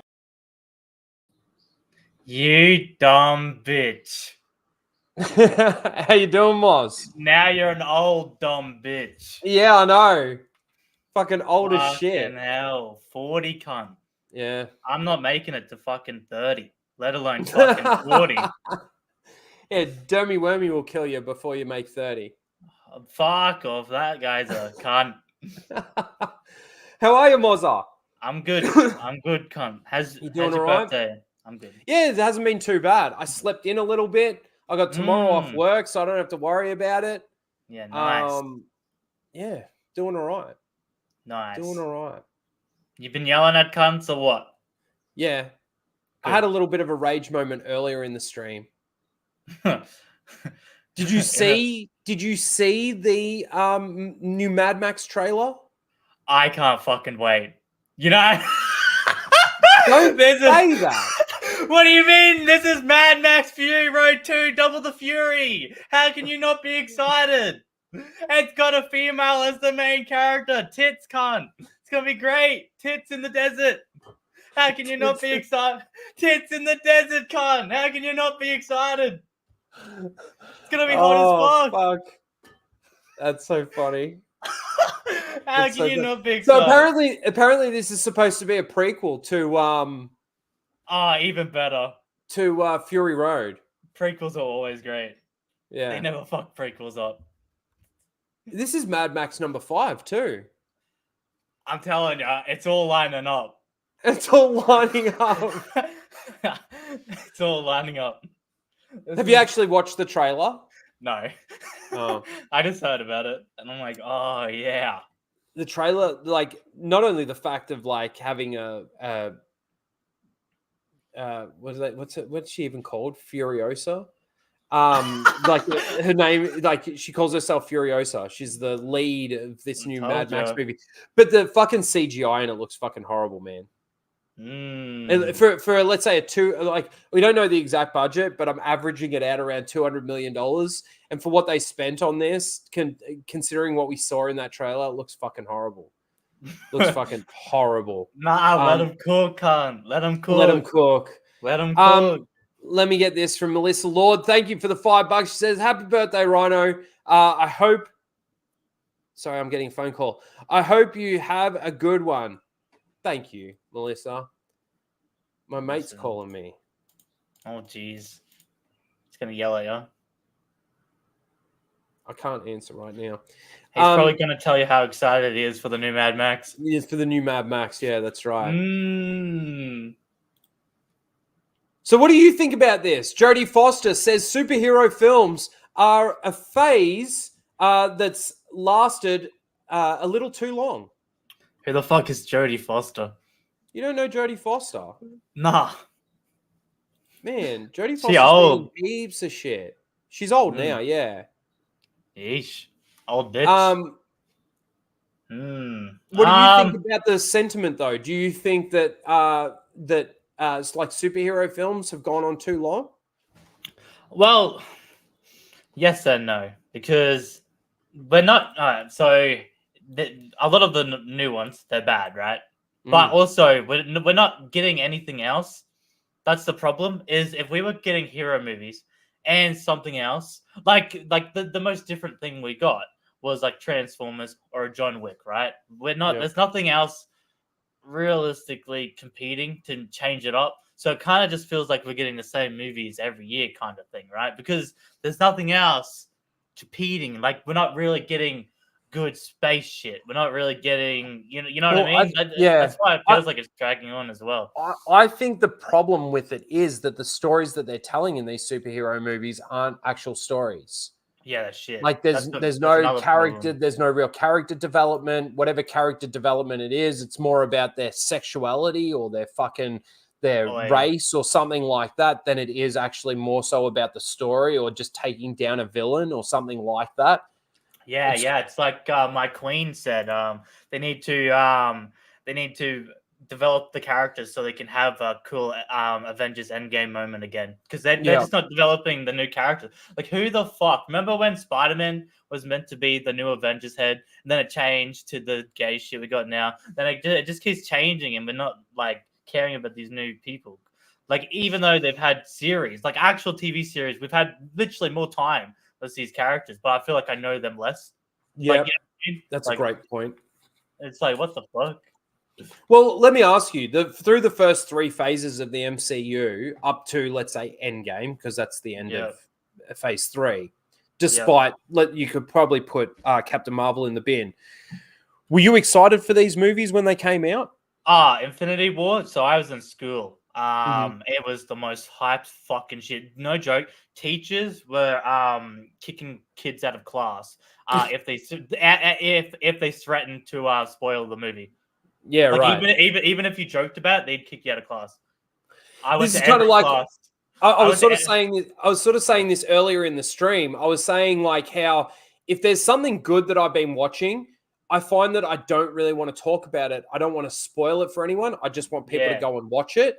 Whereas if something comes out that I think is absolute garbage or woke bullshit or whatever, I don't have a problem fucking spoiling it. Like I'll give you your spoiler warning and all of that sort of thing, but I have no problem coming out and saying, this is why it was shit. This is exactly what happens. All of this kind of thing. And I feel like that's what happened, especially with Infinity War. The people that watched Infinity War that thought that it was really good, which was most people, right? Yeah. I thought it was really good. When they were talking to somebody that said that they hadn't seen it yet, it was like, oh, I'm going to stop talking. Yep. Go and see it and then we'll talk. Yeah. Well, usually the internet posts like fucking videos and spoil the movie, right? But no one, I mean, because the script got leaked. But other than that, there wasn't like many videos that I remember anyway going around of it, which was despite the script being leaked, I still feel like there were a lot of people that were like, "Okay, it's leaked. I'm just not." But no one looked at it, or I'm not. I'm not going. I just want to see it for myself. Yeah, I've heard that it's really good, and I don't want the spoilers. Yeah, right? Well, it's up to that person it's up to the choice of that person whether or not they get it spoiled for themselves. 100%. Like if they're not posting videos, because you know how sometimes you accidentally scroll through Twitter and you see a little post, right? That's not your fault. But if you're actively looking for shit, you're gonna find it. Like if you're going through fucking Reddit like a fucking idiot, of course you're gonna find fucking spoilers.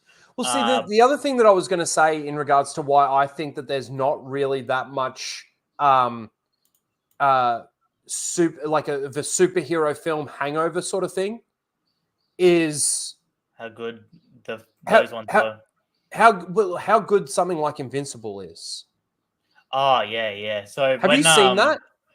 I have. So I'm caught up. Now they're doing a fucking break. I will be honest, I did think the first 3 episodes of season 2 were mid. I really enjoyed episode 4. I'm with you.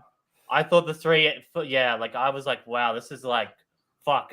I was real worried, like, oh fuck, this is gonna get real bad and boring. Then episode 4 hit, and I'm like, okay, this is what I've been fucking waiting for. It's the same thing that happened with me.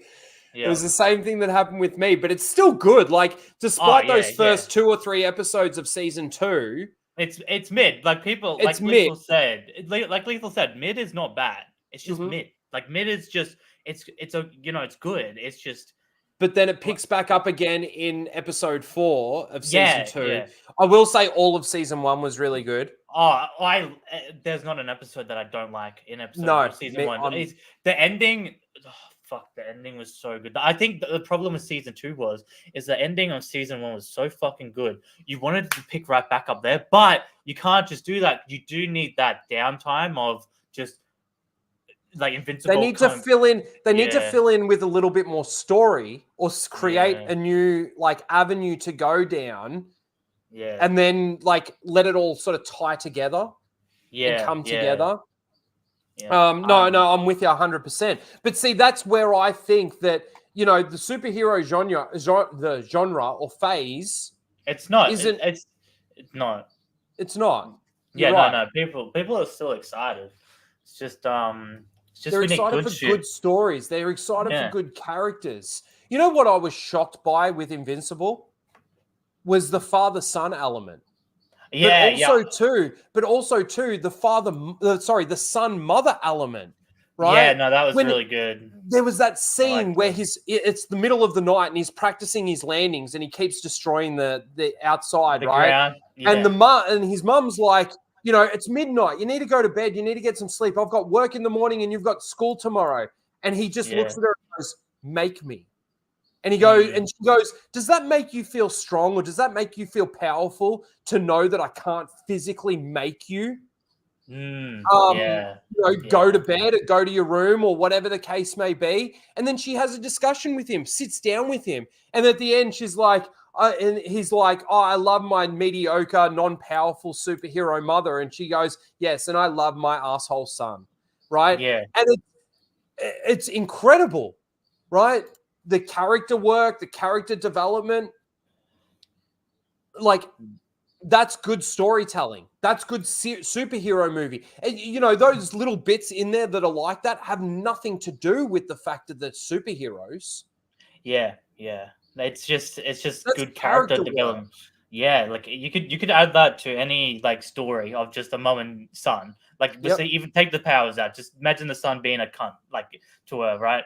It'd still be as good. Like, but even just after that scene, Omni-Man and Mark are playing baseball in the sky and they're throwing the baseball around the world, right? Yeah. And Mark's like, "I'm really nervous. I'm really scared." He's basically opening up to his father about this. And his dad doesn't say anything. And he goes, "You hear it?" And he's like, "Yep." And he catches the ball. And he goes, "Were you nervous?"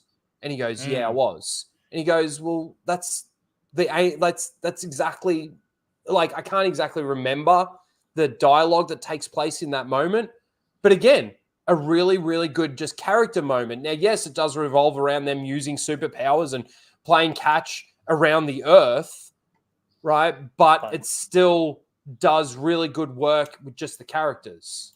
Yeah, and that's good. It's really good. So to say that there's, let's say, superhero fatigue or superhero movie fatigue or something like that, and let's hope that we get out of that, well, I don't think that's the case. No, not at all. I mean, look how many other movies are failing as well that aren't superhero, just because they're fucking shit stories, right? I mean, yeah, it's just bad. It's just bad fucking writing. People just need to realize they're fucking shit at their job and stop trying to fucking blame other shit. Especially when there's evidence of it being the complete opposite. 100%. Yeah, idiots. 100%. Let me just hit this really quickly. From Plasmans for $5 says, "Happy birthday, Rhino." Thank you. I appreciate that. Are you a fan of anime? If yes, have you seen Legend of the Galactic Heroes? It's basically Japanese Star Wars. Good Star Wars. No, I must admit I haven't seen it. Where Plasmin, just write in the chat. You don't have to super chat it. Where can I find that? Because I do have a few streaming services that I still pay for. So if it's on something streaming, like I will say things like Avatar: The Last Airbender, and things like this Invincible is Fucking good, making me want to get into some of these shows more. Now, I know that there are the shows out there that take it to a ridiculous level. Yeah. Right? Yeah. Like, I will say something like, what's it called? What's that one with the big giant people that eat little people? Attack on Titan. Yeah. Attack on Titan. Like, I sort of started watching that, and I know that there's a lot of people out there, and this might be an unpopular opinion, but that's just not for me. Like, it's fucking shit. I didn't like what I saw in that. It's just not my thing, right? And again, they might do good character work in those shows. Oh, they do. But for me, the concept of what's actually happening in the show, you don't like it. It can't supersede the character work can't supersede that for me in that show, right? Yeah, that's fair. But seeing things like I said, Invincible, seeing things like Avatar: The Last Airbender, it's making me get into these things a little bit more and move away from the standard Hollywood garbage that we're getting at the moment. Yeah, and especially just get some good character work. Especially Avatar, because it doesn't just focus on the main character, whereas so many shows, they forget about their other cast, whereas Avatar, it doesn't just feel like it's about Aang. It feels like it's actually about the group, not just Aang. Whereas you're learning so much stuff. Every episode, I feel like you're just learning more and more about the group, not just Aang. It's not always just about Aang. Whereas even the villains of that show, you're fucking learning so much per episode, right? And I love that show. It's so good. See, this is where this is why I liked One Piece so much. I know your thoughts on One Piece and everything, and the live action, but the character work that went into that and how it's like what you're saying. It's not just about that one individual character, the main character. It's about like other characters, and it shows those characters and their development and all of that sort of thing.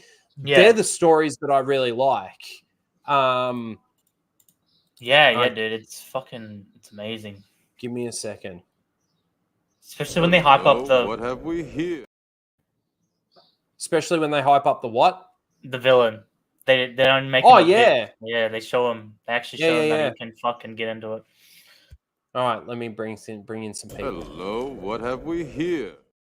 Yo, happy birthday, old man. Thank you. We got.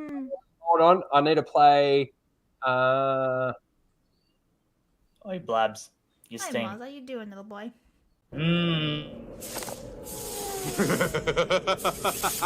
How you doing, you old pirate? So good to see you. George Lucas ruined Star Wars when he let a black man touch Princess Leia. Oh, look out. That is the words of a wise man. Holy look. They wowing. Happy birthday, Rhino. Thanks. Thank you. This is like a full Aussie reunion. Hello. Yeah, it is. Full Aussie on Casual Rage. Yeah. Well, we just finished the Weeb stream. Yeah, we literally swapped StreamYards, so hello. Yeah. Was it good? Yeah, it's always good. Always good. Ivan's crazy. Mm-hmm. Christina's the wild one. She's fucking wild. I never really get to see him because either I'm doing this or I haven't seen any of your Gronkin streams because I'm fucking either on my way to work or you start at 1 or 2 in the morning. Damn. Lucky That's some fucking pimp shit. Yeah. God damn. Get some, Rhino. What have you done for your birthday? What's that? What have you been done for your birthday? Well, I haven't done anything today. I literally slept in and now I'm just doing this stream. I'm going to probably just go to a mate's place after the stream. Catch up with him. It's so funny. I showed him the first episode of Invincible. Oh yeah. And by the end of it, he didn't want to leave. He's like, "Fuck, I want to watch the next episode." Why the fuck did he do that? He's talking about Omni Man. Yeah, because Well, at the start, once he gets to season 2, he might be like, is this still worth it? No, well, we were Episode just talking 4. about that, Lethal. Like season 2, the first couple of episodes, but like episode 4, I reckon it does pick back up again. Okay. And I'm intrigued to see where it goes. Compared to I also think Compared that to it just season 1, actually doesn't even look as good as season 1. I didn't have a problem with the way it looked. Maybe it's just been so long because there's like a 2-year gap. Yeah, and So, now they hang want on. to fucking break. It's bullshit. Why are they breaking after 4 episodes of season 2? Holidays. Holidays. Yeah, which is stupid because holidays, that means you'd get more views. Fucking idiots. Because Yeah. there's going to be kids who watch it as well. Dumb Yeah. fucks. Even though it's like, rated whatever it is. Yeah, Yes, I'm kids are gonna getting watch it, immediate. though. Tomorrow night, I'm going out for dinner with the family, and my sister asked me like, "Where do you want to go? What do you want to do?" And I'm like, "I just want a really good steak." So we're going to a sort of a really good steakhouse restaurant. Is in it the that city. steakhouse that hates on the vegans? Remember that? That's That's in that was in Perth? Perth. Alan? No, I'm not in Perth for my Should birthday. totally go there and be like, all right, road trip. Yeah, Testing no, out the steaks. I'm not doing that. But yeah, that's Yeah. tomorrow night. So I'm doing that with the family tomorrow night, and then that should be really good. And then we got the How's, full Aussie tomorrow night. Yeah, hey. The week's gone so fast, man. Every time I like talk to someone about Invincible and I try to recommend it, they always go, "It's fucking Seth Rogen." You know it's coming. And I'm like, Yeah, season yeah. 4, sorry, episode 4. I'm like, I reckon that was a Seth Rogen moment when he gender swapped that character when he made it. Yeah, I a was like, yeah, that was chick. Seth Yeah, Rogen. that's a Seth Rogen moment Who, right who, there. who did he gender swap? The chick with the dagger in her hair is supposed to be a dude. Yeah. Oh, the one from the home planet of what's it called? Viltrumite. That's it, Viltrumite. The Viltrumite Empire.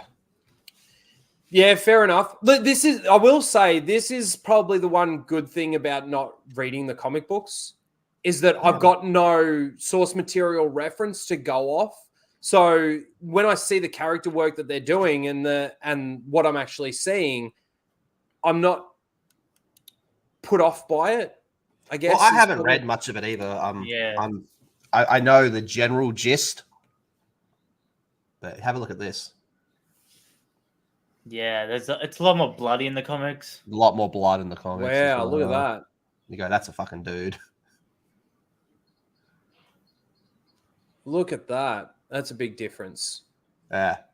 So you look at that, you go, that's a Seth Rogen moment. Yeah, you can tell that he did that. Which sucks, but it's still still decent. I do hate the fact that he voices Alan. Yeah. And speaking of voices, I like that Alan character. Speaking of voices, is it just me, but does anyone else think that J.K. Simmons is kind of phoning in Omni-Man this season compared to season 1? Yeah, if you compare it to season 1, it's like he's not trying. He's or not even something. trying, hey? Yeah, I will Hello, admit that. Mark. Yeah. Read the comic books, But you'll love them. is that just because he's trying to be depressed because of the whole thing? Because he's got I don't know. I feel like he's trying to do like a depressed voice, and it's just not working. Because he is meant to be like depressed, right? Because of the whole Earth thing, and he feels bad about it, and he doesn't know why he's feeling that way. In season 2, they definitely show a little bit of that. I got a fun fact for you. Definitely shows a little bit of that. This alien that he fucks. What? Do you know who voices her? Who? The fucking chick from Better Call Saul. Oh no way! What the? Oh fuck? really? What the fuck? I thought that was a little bit weird though. Oh, Fucking dude, aliens. everyone fucking did. Mike Hill for 2 says Lethal. Oh. Bet you're excited for Furiosa. Listen, Lethal. listen, Mad I Max haven't watched Fury the Road tra- 2. Oh, fuck You haven't watched the man. trailer. Double No, I'm not Do gonna you want to watch it? I watched No. it earlier, but do you No. want to I watch it? watched it. It's pretty No. shit. I No. can't fucking wait. No, It's I've kids got- in the I've got- desert. How can you I've- not be excited? Save it for later. Fury Road did more damage to Mad Max than Last Jedi did to Star Wars. I've heard him say this like 4 How? And it's can you fucking not be- true. Star Wars fans are just wannabe victims that believe they had it worse. Mad How Max can you Fury not Road be is bad. excited about tits in the desert? What? Why are you even on here? I thought you were on fucking It's- break until the 9th. It's He had to come and say happy birthday. He's I on I had to appreciate it. come say sabbatical. I had to come say happy birthday. It's Ah. tits in the desert. How can you not be excited? It's a prequel. What do you mean You're like, tits? you- Did you not see the main actress? She's like mosquito bites. If you Yeah, but probably, listen. it's like an Easter egg. Where are her boobs? Listen. Listen. Nah. It's an It's Easter a egg. prequel line. too. Oh, where are You they? like Oh, prequels? it's a boy. Let me Oh, just get this God. really quickly. Sorry, Sean over on Streamlabs sends a $10 super chat. Says, "Happy birthday, Rhino. Have a drink on me. I'll have one more because I need to drive, and this is my third shot in 2 hours. So Oh dear. Oh, God. I can't drink too much, but I'll have. You're a going to be drink a on fucking gibbering retard on the weekend, aren't you? You. Oh yeah. he's Oh, gonna yeah. You wait. The full Oh, Aussie's yeah. going to be fucking lit. I'm going to be lit. Yeah. Oh, yeah. Cheers, Sean. Thank you. Cheers, I chat. got the- Cheers, I got a bit of members. coffee Cheers, left. all you guys. Cheers, guys on the panel. Gang, gang. Appreciate you. Yeah. And how old are you now, Rhino? 40. You are, and I mean this in a nice way, you might be the most immature 40-year-old on the planet. Oh yeah. I know, I'm- right? I am proud to be. He's like my child, but my older brother all at the same time. There's sometimes, yeah, when we're on stream and I think, I'm like, how fucking old are you, right? Grow up. You're fucking 40, I'm cunt. proud to be. Grow up. He's like I call him my wise old owl brother, but then sometimes I'm like, what are you doing? What are you fucking saying, cunt? So guys, just before you came on, I don't know Oh. how much of this you Wow. saw, but Mozza and I were talking about this, and Jodie Foster's apparently come out and said that superhero films Everyone's are a phase that's lasted a little too long. Agreed.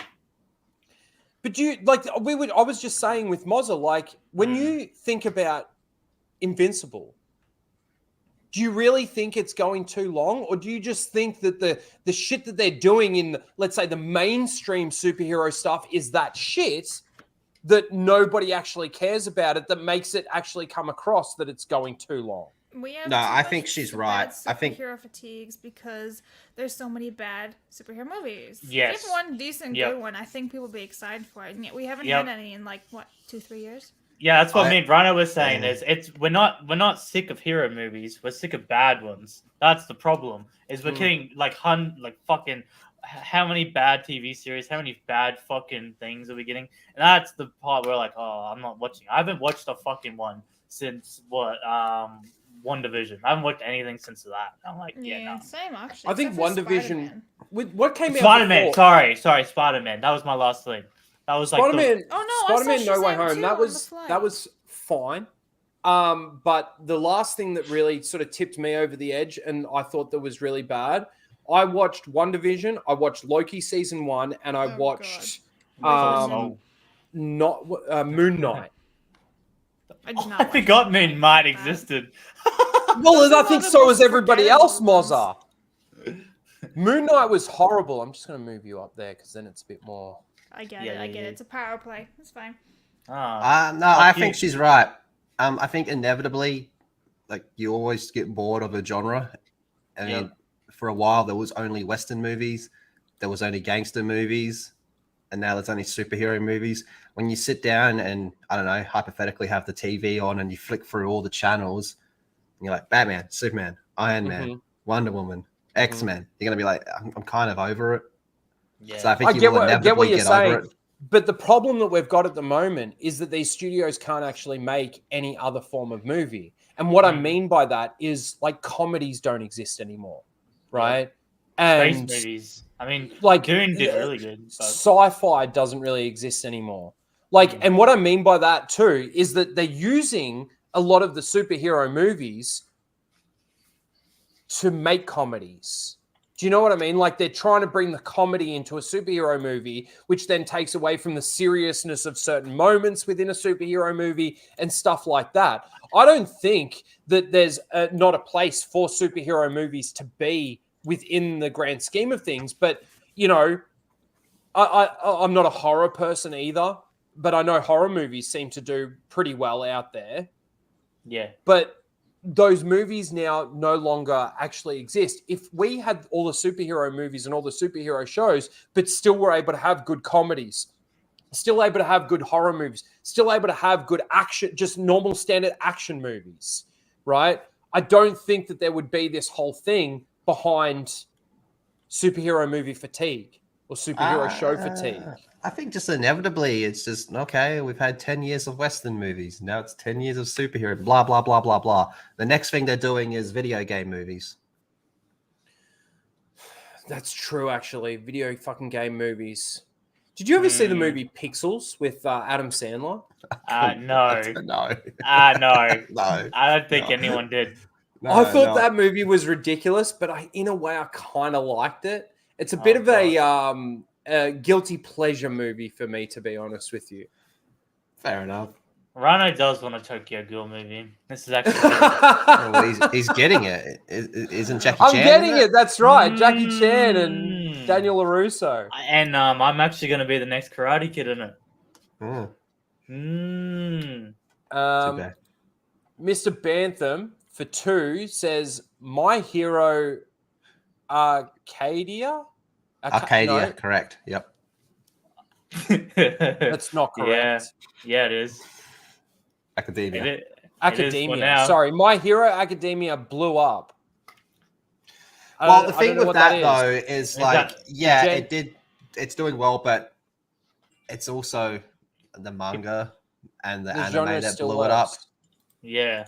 I mean, you could say the same thing about One Punch Man. People are still like bored of that as well. It's gotten shit. I haven't watched One Punch Man. Is it any good? Season 1's amazing. I reckon you'll laugh a lot at it. Yeah, I reckon you'll like it more than Invincible. Really? Yeah, I reckon you'll get a fucking big laugh. See, I'm willing to now take on these recommendations now because of what I've been able to get out of Avatar: The Last Airbender, and the only reason why I'm watching that is because of Mozza, and the only real reason why I'm watching Invincible is because of Lethal and Flash. Yeah, Invincible season 1. Invincible season 1's pretty good, but I think you'll prefer One Punch Man because it's more of a satire. Yeah, but at the same time, season 2 of that was good. pretty meh. Season 1's amazing. Mozza's advice. Yeah, but it's a banger. I did, and I actually the thing with Avatar: The Last Airbender that I don't like is the childish moments in it. Yeah, okay. I like that. I like that though. So no, we'll see. I think it was with was it the Firebender? I think the Firebender is trying to teach him. I think it was the Firebender, and he's trying to teach him. And the Avatar, he's trying to learn his lesson, and then he's sitting there and he goes, "I'm willing to be more patient," and all of this kind of stuff. And then the Firebender says, "All right, I'll teach you." And then he does this backflip, and he's like, "Yay, yay!" And then he's like, "Oh, yes, master." Like this, I'm like, "Oh, that's yeah, but yeah, he's 12. He's 12, cunt. Rhino, get it. You're saying that a show made for kids is childish. No. Like I know it's there. I know it's made for kids. And the thing is that with the there are deeper themes in Avatar: The Last Airbender. There's really good character moments, and there's really like a lot of deep themes in that. So I like those moments, and I love the show for that reason. But I just and he's 12, cunt. He's 12. If I was 12 and I could do a backflip, I'd do a backflip and pull some bitches. I tell you right now, cunt. I'll be doing backflips fucking year-long round, bro. I'll be every day, fucking 10. Expect me getting bitches according to Mozza as backflips. Mr. Bantham for 2 says, do not watch Legend of Korra. Korra? Yeah. Korra. Legend of Korra. Oh, whoa, Korra? Korra. Yeah, Korra. Sorry, might as well be Avatar Korra. so bad. Yeah, Korra. It's really bad. Don't watch it. We pretend it doesn't exist. Is that like a movie, an Avatar movie after no? the series or something? It's another series. It's the Avatar after Aang. Okay. And, oh god. Not good. Not good. All right, I won't watch it then. Yeah, don't. I kind of feel like watching a Legend of Korra, though. That could be alright. Yeah, Legend of Korra. That's what I'm saying. Legend of Gorlock. Yeah, I'd watch that. Legend She of Gorlock, the certified Cora. bad bitch. I Yeah, fucked she it could up. be a The waterbender, certified making bad some bitch. Nami. Fuck, StreamYard. All right, I've literally got to leave for a second. I'll be right back. I constantly got to do this throughout my stream because StreamYard continues fucking playing up at the moment. Yes. Don't worry. It's all right, And we'll all you be need to right do, now. all you need to do is leave the studio and come back. What'd you say, Blab? Sorry. It's all right. We'll be Rhino. Don't worry. We got this. All right, you be Rhino. I I'll am be Rhino. right. You are Rhino. We are all And- Rhino. anyway, It'll literally be a second. Rhino's absolutely right. I reckon for the past at least month and a half, I have not had one stream where StreamYard has fucked up. Or sorry, hasn't fucked up. Dude, I've had yeah, to every refresh time. every fucking time, man. StreamYard's in the past, like I know some Piece people of say shit. like 3-4 months it's been shit, but I think like the last month and a half, 2 months in particular, it has been fucking terrible. I don't have that issue with glitches. I have it where people's mics come in and out, and I can't hear them, and it's just Yes. StreamYards.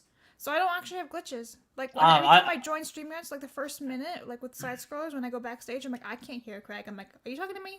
I don't That's know. And- weird. and I haven't when had some- that situation. I have a situation where I like click on someone's comment and then it won't show up, but it'll say that it's showing up. And then I go and look at the actual stream and I'm like, oh, it is Adam up. has that issue. He can't. And then see I close anything. it and I like 10 minutes after I close it, it'll then come up on the screen. And I'm like, is that now showing?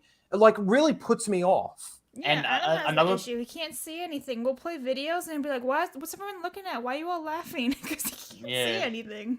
The one thing that I don't actually understand with it is that surely StreamYards is getting like complaints, reports of like all of this Oh, stuff happening. And it's been happening now for so long since their last update and they still haven't fixed it. haven't fixed shit. People are gonna go use other streams. Oh, and stuff me now. and Lethal, we're fucking waiting for that Rumble one, dude. We can't wait to try it out. Well, there's Like, also that MUX one, EVMUX, whatever it's called. Yeah, Evmox or some shit. Grant uses Yeah. it. He says it's Okay. alright. All right, Yeah. I'm going to bring up this topic because Lethal's here. oh god, Swear, this is fucking Fury Road. I can't No, wait no, for no. this movie, dude. I'm gonna watch It's- it day one. I might watch Mad Max Fury Road after the stream. You fucking would, you dog. I can't wait to see some tits in the desert. Just go outside, Muzzy. You live in Australia. This is true. All right. Harrison Doolin Rebels. I said that As- shit like. Oh my god. In an interview with Collider, Vanessa Marshall, who is the lady that She's plays too Hera, old. who voiced Hera, oh no, not plays Hera, who voiced Hera Syndulla in Rebels, said that she'd like to play Mara Jade from Legends. Why not? I would like to play Mara Jade. Can you call Dave Filoni and just let him know that I would love to play Luke Skywalker's wife? Why not at Based this point? on, yeah, I really want Lethal's opinion on this because I know, despite what Lethal says about Star Wars, and he's He well actually cares. entitled to his opinion, he does care about Star Wars, and the reason why I know that is because he doesn't care about Disney Star Wars. I'll give him that, right? And he thinks that they've completely destroyed it, and he threw everything away, right? But prior to all of that, he loved Star Wars, right? And I know that because he knew the EU better than I fucking did. He probably still knows the EU better than I fucking do right now, Guaranteed. right? But based on, I know that you're not watching the shows. I know that you watched some of the sequel trilogy movies, right? But based on what you've seen and based on what you know has happened moving forward with Dave Filoni and, of course, how you feel about Dave Filoni, Love him. can Mara Jade even fit in their fucking story? Nah. The Simpsons has better continuity than Disney Yeah. Star Wars, so why the fuck not? Yeah, Chuck Throw- in. Remember in that the back- time Principal Skinner wasn't even Principal Skinner?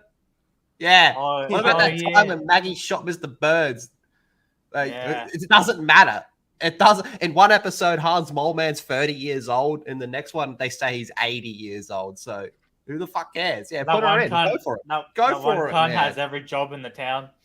And See him in every job. and everyone's going to say, "Oh, well, where's his wife been the whole time? And how come she wasn't referenced in the sequel trilogy?" The same fucking reason Ahsoka was never referenced in the prequels. Shut up. That's why. Yeah. Mm. Yeah, do it. Put her in. Make her Fuck, black, I- give her a honestly- fucking dick, and have her peg Luke Skywalker. Honestly, No, sorry. No, his name should be Luke Jade.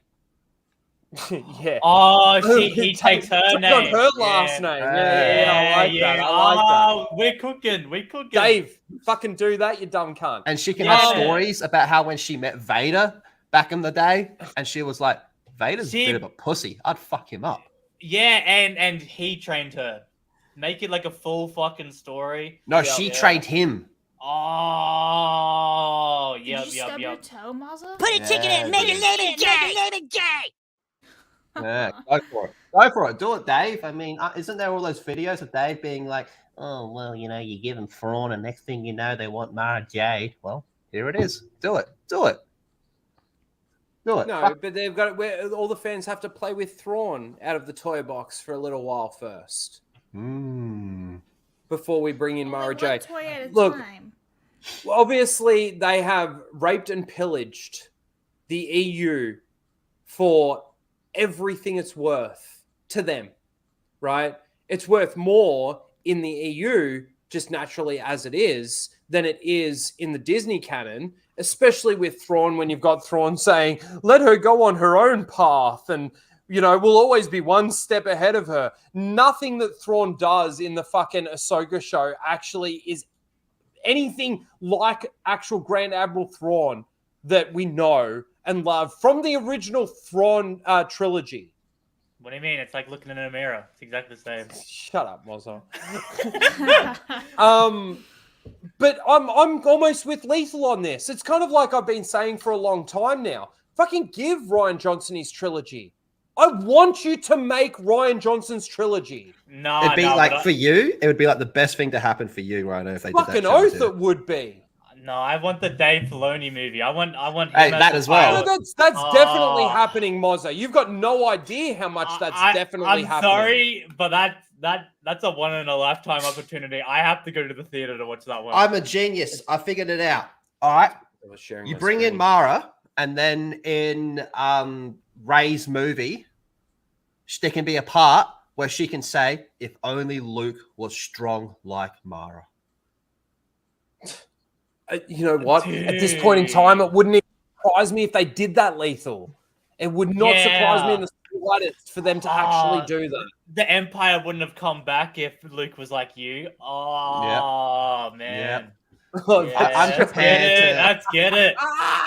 Do that. To make a change I here. want that. I always said I will only ever own the movie. I don't even own the movies anymore. Throw them in the bin. I will only ever own the movies again if they make Darth Vader gay. But I will add. I will add. If Rey says that line or something along those lines about how if only you were as strong as Mara, I'll go buy the movies again. Or Mara says only if Hey, Luke don't was say as that strong because as they're Rey. actually going to do it, and then that's going to force you to have to buy the movies again. I'll do it. All 9 of them. Oh, nine. All No, 9 of them. No, at that Fuck point you, it'd be all. Fuck you. No, No, fuck you. At that point it'd be all 10 of them. Oh, yeah, you're right. You're right. Yeah. At that point it'd be all 10. Yeah. Oh, shit. I forgot about the spin offs as well. Fucking hell. How many of these fucking movies are there now? 100. 11. Jesus Christ. Well, hang on. You've got the yeah. original 6. Wait, no. Then you've got 12. the 3. Then you've got, so that's 9. And then you've got Rogue One, Solo. You're missing So that's one. You're missing 11. the Clone Wars movie. Clone so Wars, it's the 12. 2 Ewok Do you movies. really count the Clone Wars movie The as Christmas a movie? special? Absolutely. It's Clone made by Wars Dave movie. Filoni. Yeah, the Christmas specials. Come on, The boys. Christmas Yeah. special isn't a movie. And the 2 Yes, it Ewok is. movies. Yes, it is. Oh, and the Droids movie. Oh, yeah. The Droids movie. Fucking Star Wars is so fucking lame. Oh. It's What do you so mean? gay. I- This is I- like- It's my lame. favorite IP. I've never been more excited ever since they announced the Droid movie. What do you mean? Let me hit these super chats really quickly. We've got Plasman for 5 says, Rhino, do watch Legend of Gora. Can I continue saying it, Jesus Gora? Christ, Oh, Jim. That's all right. I knew. I did that on purpose, Blavs. This fucking thing. Cora. So you can rage at it. It's got its don't. own set of seals too. And it does. What It fucking does. It has the same fucking cunt as the Star Wars one. There's this fat cunt who sings fucking Disney songs on the fucking TikTok shit. I went and I fucking harassed that fat cunt and motherfucker, you singing Disney song, you pussy bitch. And he was going on about how good Star Wars is. He's a Star Wars shell. He's a Korra shell. He can't get any fucking worse as a person. I fucking hate that fat cunt. Yeah, Holy this dude, shit. This Oh, dude. let me fucking get me. Let In me the fucking same get day- me. In the same day, this dude had beef with Allura and Mozza. Yeah, one we for were- Star Wars and one for Really? Avatar. Yeah. Wow. Yeah, And then 'cause they Mozza made went two into his videos. chat and started abusing him. I'm too sexy for my shirt. Rude. Yeah, So 'cause there's I- a bit of overlap there as well, Rhino. So that probably works for you. I went to go harass him in the video to comment. It turns out he was streaming, singing Disney songs, so I bullied him over that. Dumb bitch. Oh, bitch. Plasman for another 5 says the reason why we didn't get Mara in the sequels is because Mara is bi and left Luke for Sabine. Wow, that's fucking great. I would watch Whoa. the fuck out of that. That sounds I hot. can't fucking wait, especially with that live action actor. And they have a God poly damn. relationship with Ahsoka. There you Dude, go. I want to have sex with Ahsoka in the Amazon position. The I'm gonna hell's the show you Amazon guys- Position? Yeah, I was Google gonna it. say like the Google it. rainforest. You want to go to the rainforest? If you don't know what the Amazon position is, just Google it. All right. Okay. You know what we're going to do? We're going to do Seal of the Week a little bit early this week, right? Normally we would do it right at the end and we'll watch, we're still going to watch Knights of Melbourne's video, right? But I'm going to launch off Seal of the Week now because I want to show you guys some of, I've got 1, 2, 3, 4, 5, 6, 7, 8. I got 8 and we can only have 4 in the poll. So we need to actually narrow it down to the ones that we 3, want. 5, 6, Hold and on. 1. No. Hold on. So we're gonna move that one. Let me just do something here. Faff, guys. I'm Faff. reading about the Fucking Amazon faff, you position. fucking- They're literally describing it as the person with a penis. What? Not even a man. Okay. Well, in this day and age, who knows? Remember, chat. There's no such thing as chicks with dicks. Only dudes with tits. That's This is true. interesting. I'm intrigued. So on the You're Weed true. stream, we were talking about how there's that rapper, Young Thug, how he's on trial, and some fat black bitch got up and was Yeah. like talking about Bleach anime. I've seen that. Like, what the fuck's happening? Do you Why know is Why this is Yes, there happening? some okay. fat black bitch at court talking about Bleach? You're in the wrong fucking apartment, bitch. You're in the wrong area. Fuck you doing? That's so All right. fucking wild. Right now, blow up my avatar. Oh god. Ta-da! He's This is why you fail. Eh? I don't fucking All right. walk. I get Luke Skywalker to carry me. Wish to be a Jedi, you do? Suck it like your father, you must. Yes. Nah, I get Mara. You're telling me Yoda wasn't out there Weinsteining Jedi? All I've right. seen how quickly. I saw how quickly some of those clones killed some of those Jedi. They ain't fucking force sensitive. Yeah, or the 66. They dropped a little too quick not to It's just a little too quick, man. Yes. Some of those guys only had a lightsaber, no force powers. They're honorary Yodas, if you get my drift. Special edition, like they were only his special class. All right, here we go.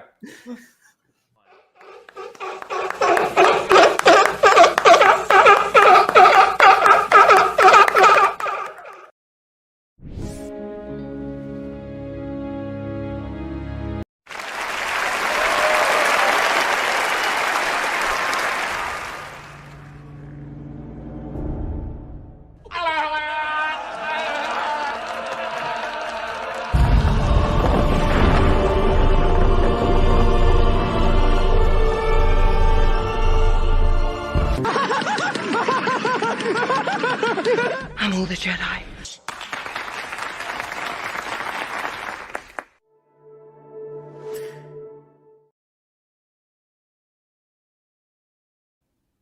Okay, I have a seen this legitimate question, before. and I've wanted to ask. Whoa. Anyway, Nice. that scene of. What was I gonna say? Yeah. I've never seen Seal of the Week before. I'm usually asleep by now. This is intriguing. What were you going to say, Lethal? How is this person a shield? Come Yeah, on. how's this a shield? When Obi-Wan's lifting up all those rocks, Yeah. is that him fighting Vader? Yeah. Oh fucking no. Jesus Christ. Mate, because you actually haven't seen it, I almost want you to see, because there's essentially 2 rematches of the century in I knew they in fought that twice, show. yeah. I almost just want to show you the 2 rematches and just to see your reaction to it. It'd be great. All right, so we've got 4 official Seal of the Week nominees this week. And if I can, I'd like to get each one of you to read one. Okay. Can I read this one? And then we've got 4 others that I just want to show you that almost made the cut this week, and we'll all read one of those. So the first one, right, is this one here. A happy birthday gift. I don't know if that's specifically to me because it's my birthday, but fuck you. No. What do you mean? This is great. Wolf Wren, hashtag Shinhati, hashtag Sabine Wren. This is what Star Wars is made for. They even put her little flesh wound scar from being stabbed by a lightsaber by her, right? That's hard. Oi, there's this video of her smoking and like this fucking thing, right? No, I saw that is fucking magnificent. I want that video on repeat. That's Yeah. That is my favorite TikTok in the world. You would. So this is just fucking gay. This is the shit that Star Wars fans. This is the shit that Star Wars fans want right now. What's it say? Does this unit have a soul? Artist. I just made this for Motherland. I come back with Shinhati. Motherland? What the fuck are they? So dumb. What? For the Anyway, Motherland? That is nominee number 1. Now, Lethal, that. if you would, I'd Yes, appreciate nice. it if you read this one. The next one Absolutely. that I'm about to show. Now, Jacob, if you don't know, he is a big shill, not just of Star Wars, and I'll show you that in a second, but of all things Disney and all things woke. So this is his one. If you would, please, Lethal. Jacob says that Luke Skywalker finally having the strength to lift his X-Wing out of the water to help forward Rey's destiny, just as Yoda did for him, will never not make me emotional. One of my favorite parts of not just The Rise of Skywalker, but the entire sequel trilogy. Lethal's never seen this scene before. No, he hasn't. Not me neither. And I don't think I can play it because it's 43 seconds long. Oh no! Make it full screen. Hey, you know, Force Ghosts, right? Yeah. Can they, despite what you saw in The Last Jedi with Yoda striking down the tree with his lightning as a Force Ghost, which is bullshit.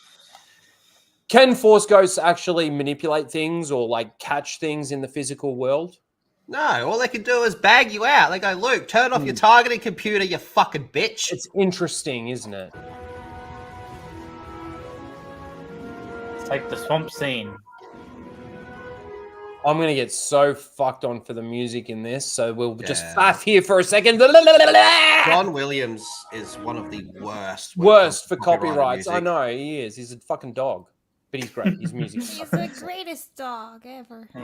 He's a fucking bitch. So Luke's lifting this in the last movie after he's Yeah, dead. but look. He's doing it as a Force Ghost. What I a should lad. watch this movie, man. It's like beer belly Jake Skywalker. Look, he's even closing his eyes so he can...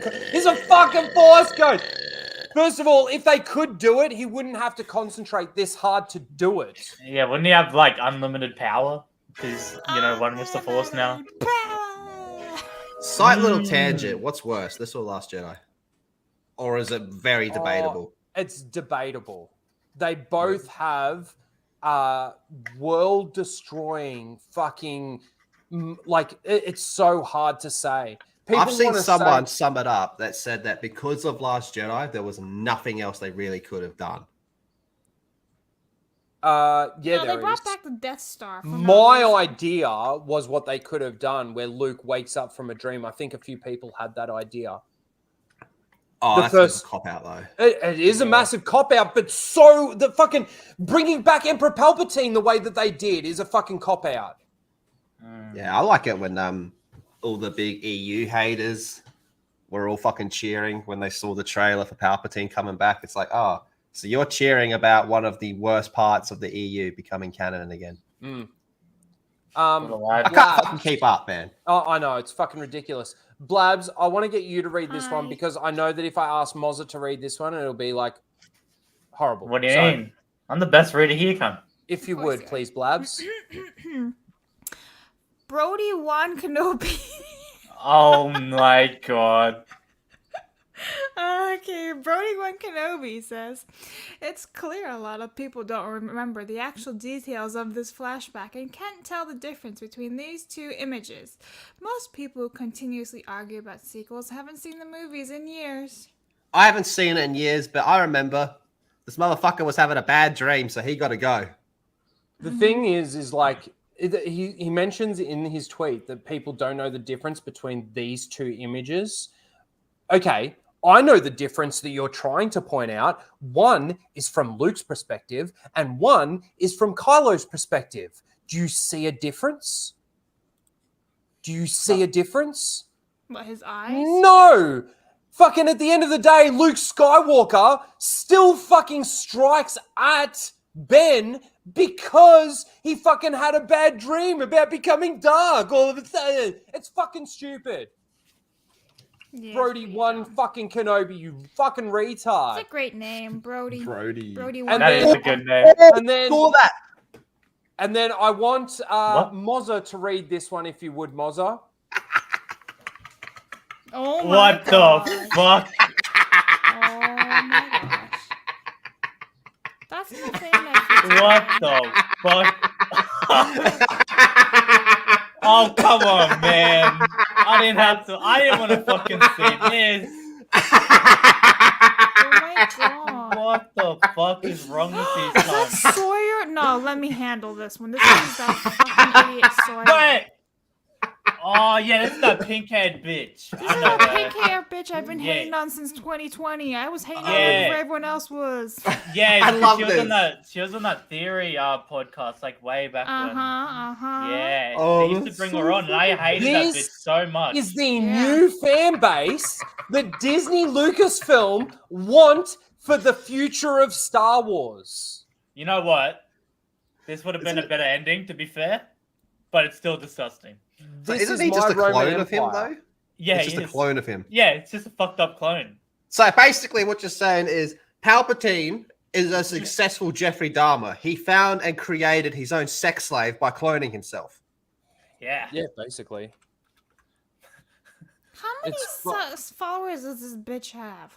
Oh, on. dude. I'm just putting the Fucking poll in the TikTok chat. people follow her. It's disgusting.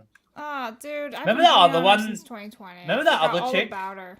Lauren? Oh yeah, Lauren. She She was thought she alright. was some hot, top-notch bitch, but she was like what, 19 and knew nothing. Yeah. Here, clone, and suck 5,000. No pronouns in your bio, you fucking weak piss bitch. Yeah, you know, Yeah, She do it, had pussy. pronouns in her bio. I could have She sworn she did. did at one point. Does that count as masturbating if you fuck a clone of Oh, yourself? it has to, right? You know what That's a comes up better with this poll. warning Why? for this image?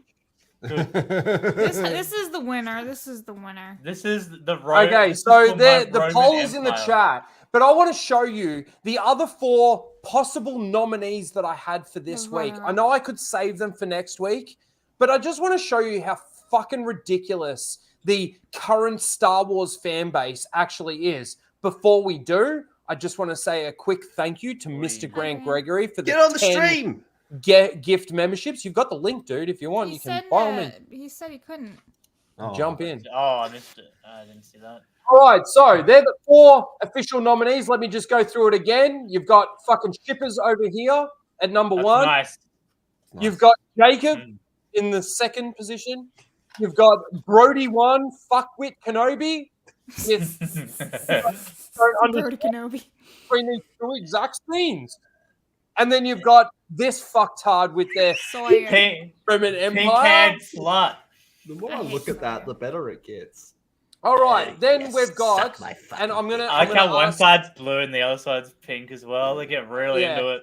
I'm gonna ask my panelists to read one of these each as They well. put- So I'm gonna just read this first one. So 1 year since Andor gave us one of the greatest Star Wars scenes ever, and it's literally fucking Andor's mum and her fucking stupid speech. Lift you.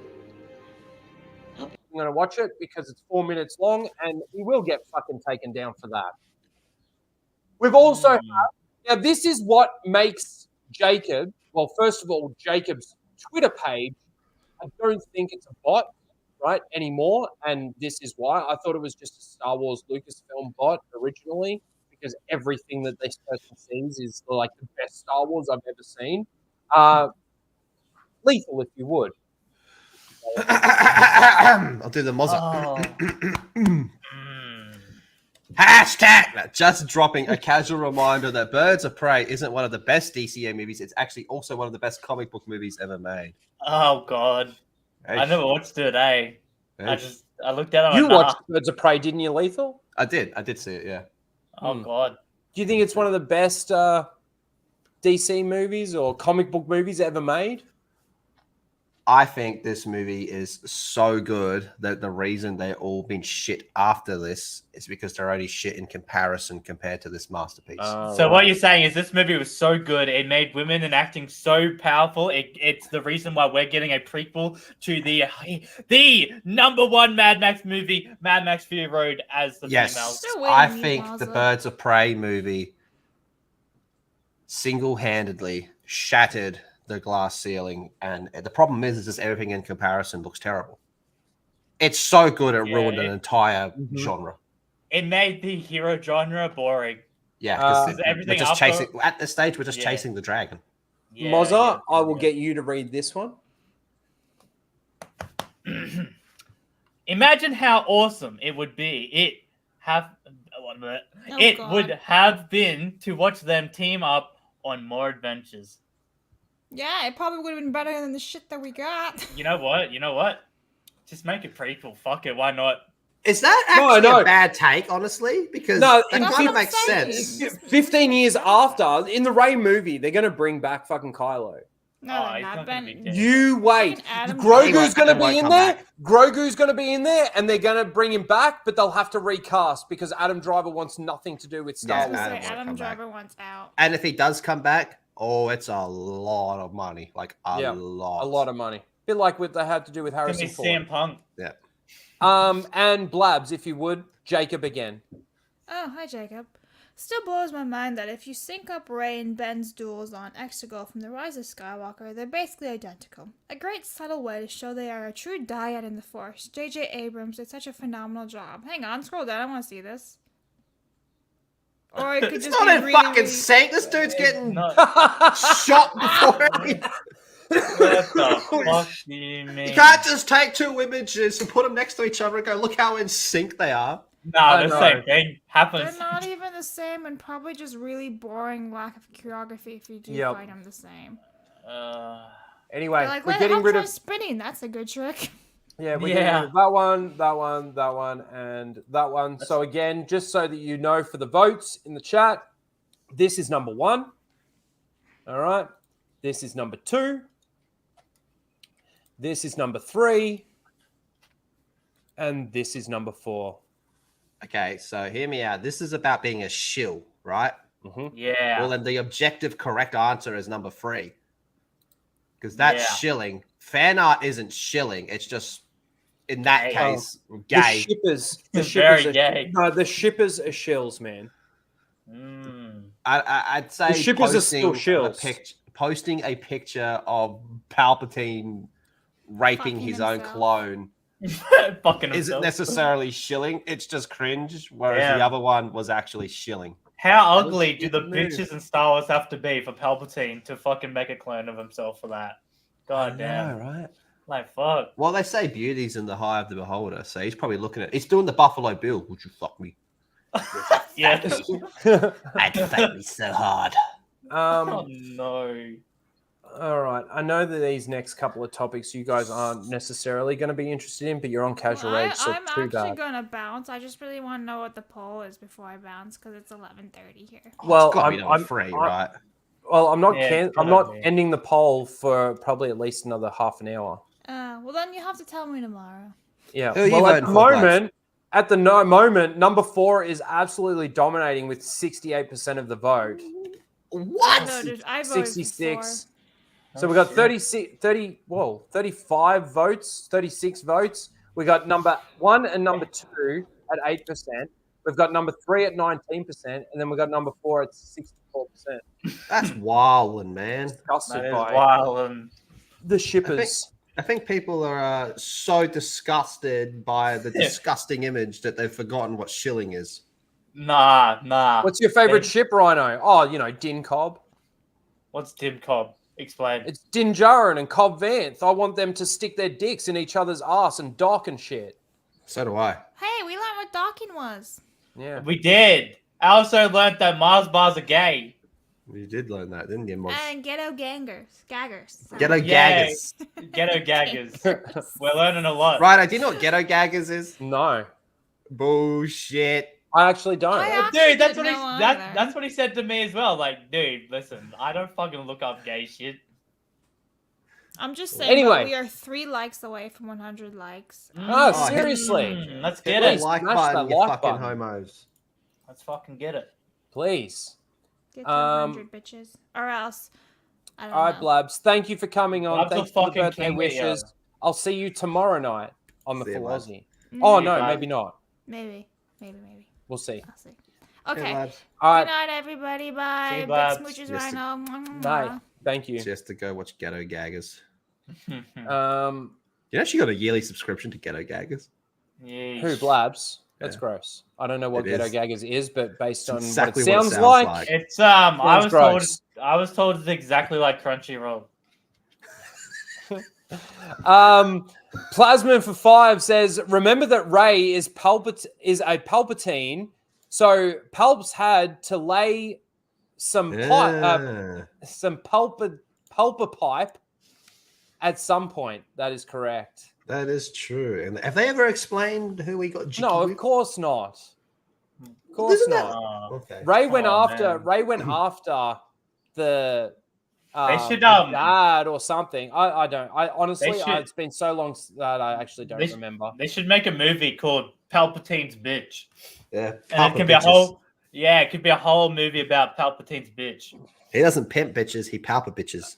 Mr. Grant Gregory for Try 22. That's been a while since we've seen Try 22. Let's go. Favorite ship is Raging Theory. Yeah. Yeah. That's what the Star Wars community needs to save it. If that happened, Yeah. it would be saved. So True. bald and Greek. So Thanks. true.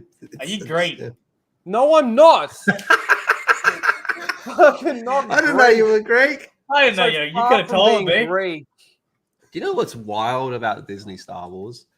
It's good. Is like you can talk about how it makes no sense and all this type of stuff, but even someone like me that is years behind could just jump into whatever the next TV show is and be completely caught up because the next time a show comes out, it'll be fucked over and it won't make any sense. Yeah. That's the No. thing. You'll be completely lost, but nothing that you go back and watch prior to it will not catch you up. Yeah. So that's the thing. That's the thing with Nothing it. matters. You won't be you won't get it. Mm. You'll be completely lost. You could watch Ahsoka and you'd be completely lost. But no matter how much of Rebels you watch, no matter how much of like the Mandalorian episodes with Ahsoka in it or anything like that, you will still be just as lost. So we can all be lost together. Yep, pretty much. Like, give us So your best. Yeah, let's do. There we Fuck, I hate go. that. What do you mean? It's the most beautiful sound in the whole planet of Earth, cunt. Planet of Earth. Planet of Yeah. Earth. Speaking of Planet of Earth. superhero movies, State of the play.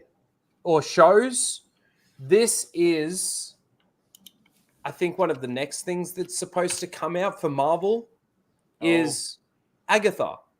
Now, apparently, Agatha? this Agatha Harkness or whatever her name is, Oh, that's an old hag from One Division. From One Division. Yeah. Whoa, why is that glitching like that? No, it wasn't. She apparently there's been a couple of like title changes for this series or whatever. Like multiple. They've come out with 3 or 4 different titles for it. But this is a little bit of a behind the scenes thing that I thought we could watch. Okay. So let's go through this. I was so patient. Fuck, I would dominate the One Division actress, man. Holy shit. That's the only reason to watch this shit. And isn't she dead now? So there's no reason to watch the MCU. Fuck the MCU. They killed her. I don't know. Did she die in Multiverse of Madness? I don't know.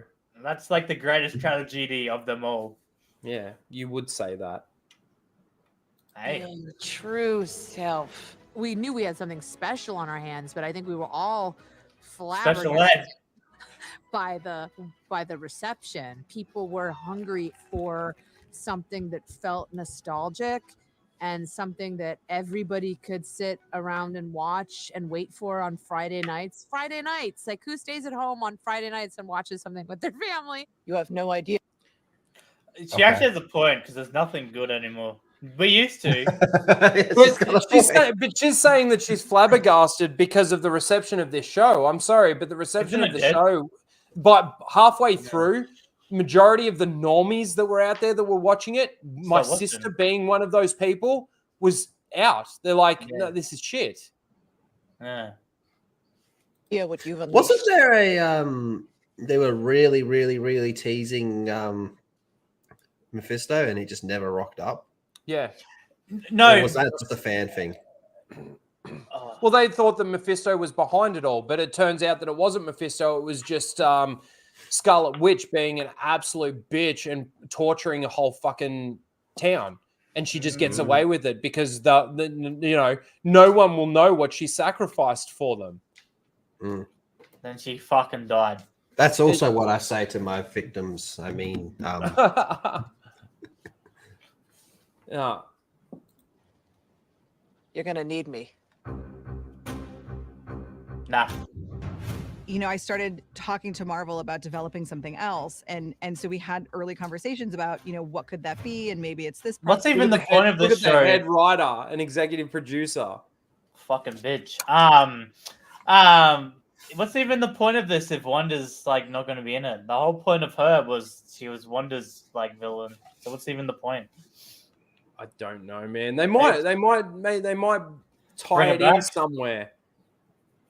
Property, and maybe it's this property, and everything that I pitched included a storyline about Agatha. I remember Kevin saying to me, like, we really should think about an actual Agatha show. And I was like, where do I sign for that job? Yeah, we got this. We got it. The character is so deep and heartfelt and dangerous, and continuing the story of Agatha and getting to know her more was immediately an imperative for us as creatives. There would be nothing more delicious to Agatha Harkness than to be in a spin-off. The whole thing made total sense to me, and I was just so excited and thrilled. I love you guys so much. Love you, Catherine. Love you back. To be playing a witch in the MCU is amazing. Okay. What a fucking That's bitch. Who here is like excited, I guess, to see Agatha Harkness fucking no one show or movie or anything to do with this character? Couldn't care. No. But at the same time, I've never really been. I was always way more of a DC guy than a Marvel guy. No, that's true. You were. So you are. Yeah. Not really interested in that. Not really interested in that. Unless there's like some I don't know, hardcore nudity. I might check it out. Yeah, where's the fucking tits? Yeah, what's her name? Elizabeth Olsen. Can't she just jump on stage and start rubbing her fucking clitoris? I'd watch Get it. her tits out for everyone. Yeah. Oh, man. You know how heaps of people started canceling their Disney Plus because Elon Musk said, "Fuck you, Bob," or "Go fuck yourself." All Elon has to do is go, "Yeah, well, Elizabeth's going to go and rub her fucking clitoris on the next show." Bang, all back. I would fucking buy it. 4D chess, Bob. 4D. We got this. Come on, Bob. Get it happening. You know, just give that bitch the money. You know you're gonna make it back. Pull it out. 400 mil. Come on. Go. 400 mil, Bob. Come on. Whatever price she demands, you will make it back and more, Bob. Oh, fuck, dude. I'll buy the next 10 projects if that shit happens. I'll go full shield, motherfucker. You give me her fucking tits on screen, Bob. I'll be your biggest fucking fan. Yeah. All the Sims will come out of the woodwork. You can do whatever like the Mozart. fuck you want to Star Wars. You do whatever the fuck you want to Marvel after that shit. We here for you, Bob. Do it for the boys. Yeah, do it for the boys. So I got to ask you, Lethal. This is just going, back to Star Wars now for a second. Force-sensitive people or force-sensitive beings, right? Based on your understanding of Star Wars and your understanding of the Force, obviously there's just got to be some genuine, unique talent to the character, correct? And they've obviously got to have some ability to wield the Force, right? Yeah, being sensitive. Now, you know the character of Sabine, and I don't think you did. You watch all of Rebels? I watched all of Rebels. Okay, so you know that like she had the training with Kanan and all of that sort of thing, and she never indicated any Force sensitivity. And even if there was any Force sensitivity there, like you would have thought that Kanan would have been able to feel it, Ezra would have been able to feel it within this character, right? Oh, she would have known as a kid. That's when it first shows. That's true. That's true. And her being like I don't know what Disney Mandalorians, if they have like beef with Jedi, but a Mandalorian growing up Force sensitive definitely would have gotten attention. Mm-hmm. Oh, imagine that. Yep. But this is what we've got to talk about. So in an interview with Dagobah Dispatch, Dave Filoni said that anyone can become a Jedi with enough training, regardless of bloodline or innate strength. Let me tell you something. I've been from one side of the galaxy to the other, and I've never seen anything that makes me believe there's some all-powerful Force. Hey. Oh, man. Never mind the fact that my best friend hangs out with Yoda. Sorry, I had to sneak in my prequel hate. That's fair enough.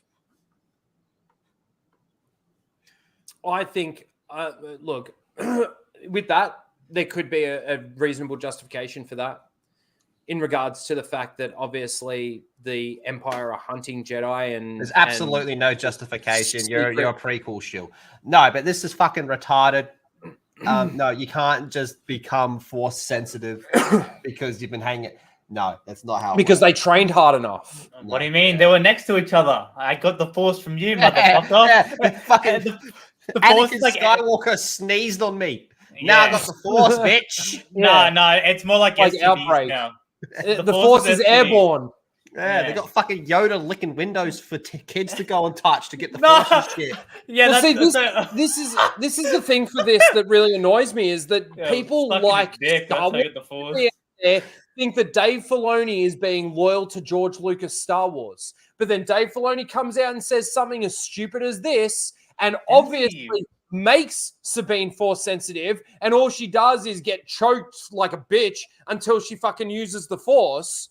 I don't want to be that guy, but didn't fucking Big Giorgio fucking Big George, man, didn't he fucking like... I know he did the originals and prequels, and you look up to him. But, I mean, the cunt went to the fucking behind the scenes of Mando Season 2. If anything, he's a bit of a fucking dog, too, for that. Like I think he was just there. They'll probably throw him a bit of money. They're going, hey, come hang out. You know, we can, like, totally film this and shit. And then... I personally think it's a publicity stunt. Yeah, exactly. Because you got to remember, he also didn't rock up to the last movie. Yeah, and he also said, like in that interview, that he sold it off to the white slaves, and he also said in the interview with the school people that asked the question about it, and he goes, "Oh, the original 6 are definitely my movies, but they've gone off on a completely different direction." I don't think George Lucas is happy about anything that they're doing, whether it be fucking Filoni, Favreau, any of these fucktards that are at Lucasfilm right now. He's certainly not happy with Kathleen Kennedy. I think he's Right? happy with the money, but that's about it, man. Yeah. I don't think he's happy at But all. the with fact that directions. But the best you know, one was. Do you I can remember tell you when- now, if it was sorry, Lethal, but if it was Kathleen Kennedy on the phone and said, George, come down to our Mandalorian set, I don't think he would have shown up. But it's Jon Favreau probably that called him and goes, oh, come down to our Mandalorian set and see what we're actually doing. And he's like, oh, okay. No, I think. And then he they goes banged it. there and he has a conversation with Rosario Dawson about fucking Ahsoka Okay. or something, and you get still shots. I bet you don't it know was what's about happening. There's a thing with Rosario. You got to remember, George has a thing for black women. Yeah, I was gonna say. I bet you it was about talking about fucking. Exactly. So, is Rosario gonna be there? I just think it was a You know, publicity stunt from John and Dave so that people would have this speculation of, oh, but he was on the set. He was holding the little Grogu character, the little Grogu doll on the set. That means that he likes it. That means that he's happy with it. And you see that out there. It was a pure publicity stunt. Remember the You're theory telling that- me, if you're Fucking telling hell, Rhino, me, that's shut up. If you're telling me that George Lucas, I'm telling you, would be all right? I'm happy telling you. shut up. If you're telling me that George Loves it. Lucas would be happy with Dave Filoni making Jedi able to be possible in his galaxy just because they trained hard enough, you're fucking kidding. You're Doesn't kidding that yourself. make Order 66 completely redundant? Well, yeah, they you'd pretty have to much kill have everyone. with how many Jedi survived Order 66. No, but if everyone's force sensitive, that means You they would gotta have kill to go to everyone the- then. Yeah, they have to Yeah. go to the street Because the potential of all of the beings of the entire galaxy becoming Jedi is there. So that's Palpatine pretty needs to wild. kill everyone. The best one was like a long time ago. Someone actually clipped it up. So it was like an interview from years ago and a more recent interview where way back in the day, George, he did this interview talking about how movies can look so good and all this type of stuff, and they can be beautifully made, but still be a heap of shit. And then they're interviewing him. I think it was Last Jedi. They go, what'd you think of it? And he just goes, beautifully made. Yeah. Base George. And people No, I thought think that- George was only there because he likes black pussy. But the SEALs thought that was because, like, based on that reaction, he liked it. He said it's a beautifully made film. That was his response to The Last Jedi. But the SEALs out there use that to say that he actually enjoyed it. It's like, man, if he enjoyed it, he would have had a lot more to say about it. If he enjoyed it, he would have gone to the fucking next one. Yeah, true. That's very true too. I missed this from earlier. Plasmin for 5 says Scarlet Witch would have been better if she'd learnt that adoption was a thing.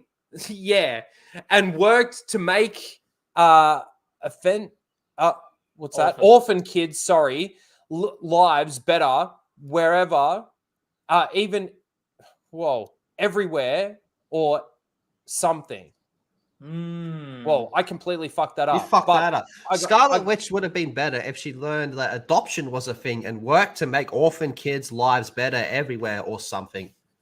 Yeah. Well, the fact that she's fucking in the movie that they did, I wish she was fucking me. in the one of the Multiverse best of Star Wars Madness, and takes. she's looking for her kids that aren't fucking even real, that she actually made up. Like the whole Mozza has one of the best Star Wars takes I've ever heard in my life. I was talking about how Padme is a groomer. Oh. Okay. And Mozza, what's your response to Padme being a groomer? I wish she would fucking groom me, cunt. God damn. I bet you do. Imagine getting groomed from that bitch. How much fun? Oh shit. Yeah, man. She'd be So, able let to me get teach this you a lot. straight. Let me get this straight. You're the queen of a planet, yeah? Do you want to go back and buy my Okay. mum out of slavery? Nah. No, all right. Think about this. I'll be right back. I need to get a drink. Okay, think about this. Think about this. You're going from a broke desert boy to fucking a queen. Slave as well. Yeah, you're a slave to a slave to being groomed by one of the hottest bitches out there, and she's a multi-million-dollar person. Motherfucker, sugar mummy me up, bitch. God damn. You're right. She's You're right. the ultimate sugar mummy. She own a planet, motherfucker. You got a point, Moz. You got a point. And that's why she didn't go and get his mum How out of the slavery, fuck? because his mum would have seen, because his mum was like a very, mature adult. So she would have looked at the situation going, I know what you're fucking doing. So she saw Shmi Skywalker as a threat to her grooming, Oh yeah. which is why she never didn't went do back it. and bought him. Oh Bought yeah, her, she could sorry. have easily. It would have only been like $15,000 for the bitch. Like it would have been pretty. 15 cheap grand? You would have 15 grand for the bitch? You think Watto's out here selling Shmi for 15 grand? Oh yeah, come on. No, no, no, no, Old hag. man. By that time, she's an old hag. Okay. Think about. Okay, let's go from the second movie, right? By then, she's an old. Where he's got the little hat. Yeah, where he's got the little hat. Okay, bitch is an old hat, the little Jew hat.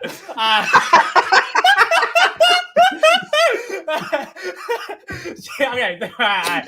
By that time, she's a fucking old hag. Can't even. She's an old. Fucking movies, man. These fucking movies. It's fucking true though, man. It is true. It's fucking true. Oh fuck. True, man. All right. All right, moving on. What? Moza, finish. What were we going to say? Okay, by that time, she's an old hag. She's only worth 15K. Come on. She can't lift shit. She can't fucking do your dishes. Come on. He would have sold her 15K. Oh, fuck. I still think that's too much. Really? What do you got here? I just typed in Watto Attack of the Clones. He's got his little hat. Look at his little hat. It looks CGI. It looks like Ben Shapiro. Yeah, it does. And what's Ben Shapiro? No, that's what I mean. I know. It looks like Ben Shapiro. Oh, no. This is George Lucas taking a dig at the Hollywood industry, going, "Well, you see the Nah, he's warned Hollywood about Ben. This movie. They're trying to fuck me out of the original movie. I'll show you, you fucks. You know who the fuck I am? I'm George Lucas. You know, like Jar Jar. How about Watto as a hat? All right, I just want to touch on this really quickly. We talked about this last week on Casual Rage. Taika Waititi. So Thor Ragnarok director Taika Waititi discusses his Star Wars project. I want to capture the joy and entertainment of those earlier ones, like The Empire Strikes Back and Return of the Jedi, and all those ones. So I'm trying to figure that out. It'll happen. Isn't he? I could be wrong. Isn't he doing the Sith one, or am I wrong? Or is he doing a different one? No. Taika Waititi's like.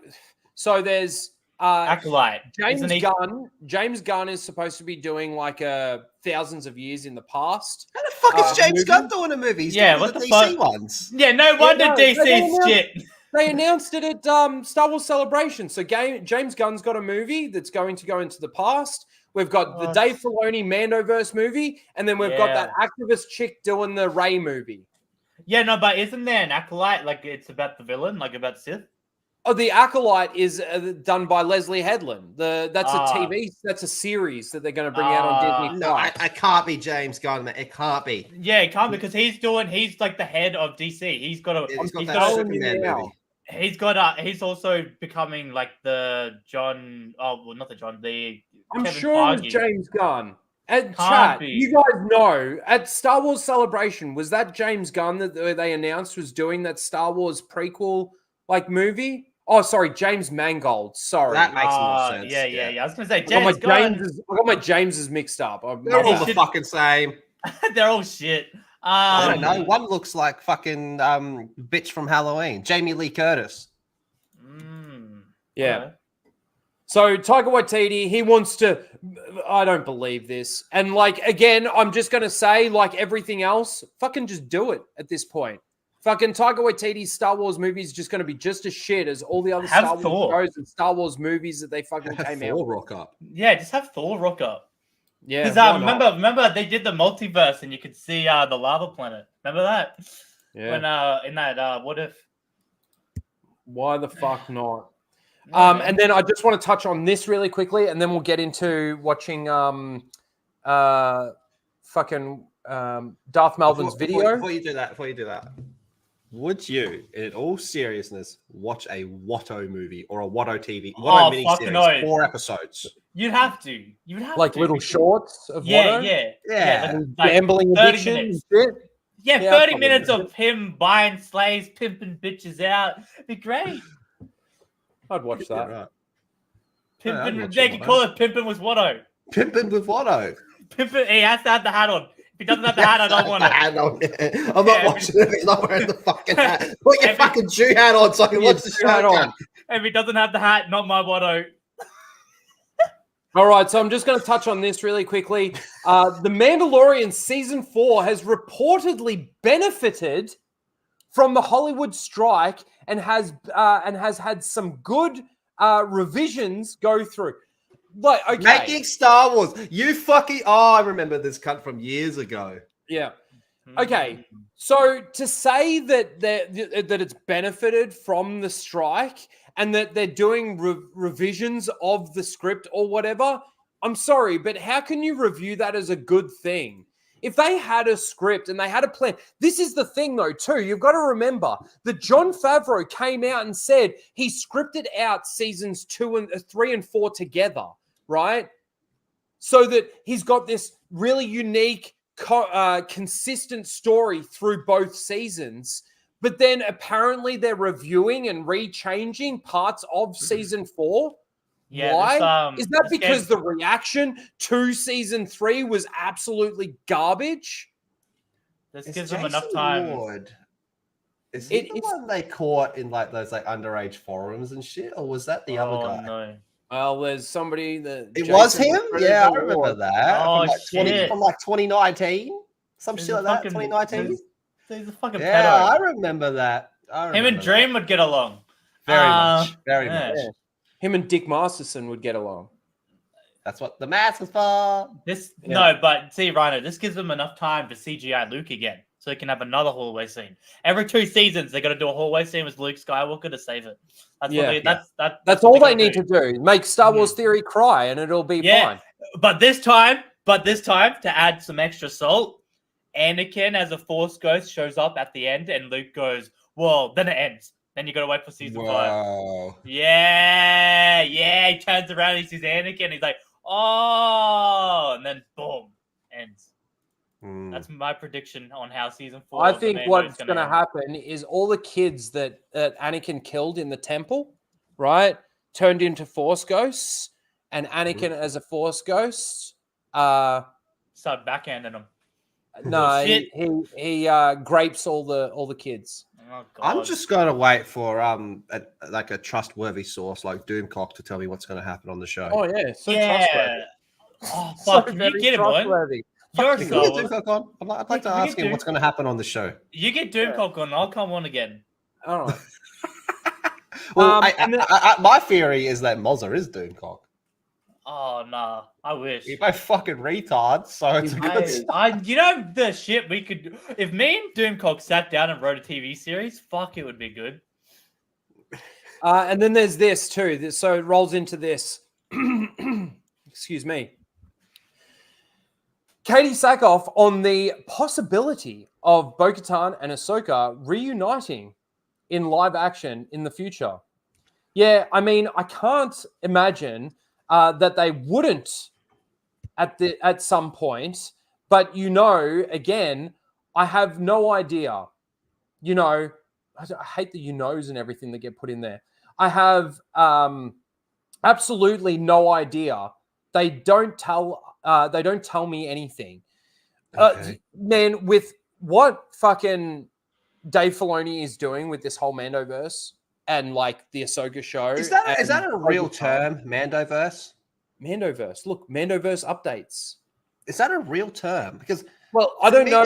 That sounds like it's its whole separate thing where it's the Star Wars universe. Yeah, I don't know whether or not it's just a fan created thing. Doomcock probably created it. No, so what it was to separate Kathleen Kennedy Star Wars and Dave's Correct. Star Wars. So it was like the a Civil War shit. Yeah, it was like it was something for that. This is the So it's a Mandoverse. bullshit term that was made up because of a bullshit rumor Yep. that has now somehow gotten to like a almost Yeah. official official term. Yeah, yeah. Oh, Why you Star would they Wars fans reunite? deserve all of Trey, this. you've got no idea. The reason why they'd reunite is so that the shippers can ship them. I was gonna say, Yeah, so I we need can someone to get some jack off fan to, art. man. Yeah, We can get, yeah, fan art of fucking Bo-Katan and Ahsoka scissoring. you would. Mm. You'd watch. Anyway, that's pretty much that. Do you guys want to hang around for watching this video? Sure. I'm going to run to the bathroom first, but sure. All right. So again, I've got permission from fucking Knights of Melbourne to play this. I'm going to drop the link to the actual video in the chat. If you're not subscribed, please subscribe. If you haven't watched the video and you're watching it here and you like the video, please go over there, give him the view and give him the like, because it's currently sitting, it's been out for 15 hours. It's currently sitting at, let me just refresh this and see if there's, hold on. Okay, it's sitting at 1,400 views right now, and it's got 204 likes with 16 dislikes, 16 shills that didn't like what he had to say. So we're going to watch this video, and then we're going to end off Seal of the Week, and then we're going to end the stream. Thank you all for being here. Smash the like button. Have we hit that 100 likes? We have. We passed the 100 likes. Appreciate you guys. Thank you very much. It's been a good 5K celebration, good birthday celebration. I've enjoyed myself.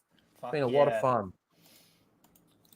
A lot of fun. Sorry, I'm just checking my Streamlabs. No, we're good there.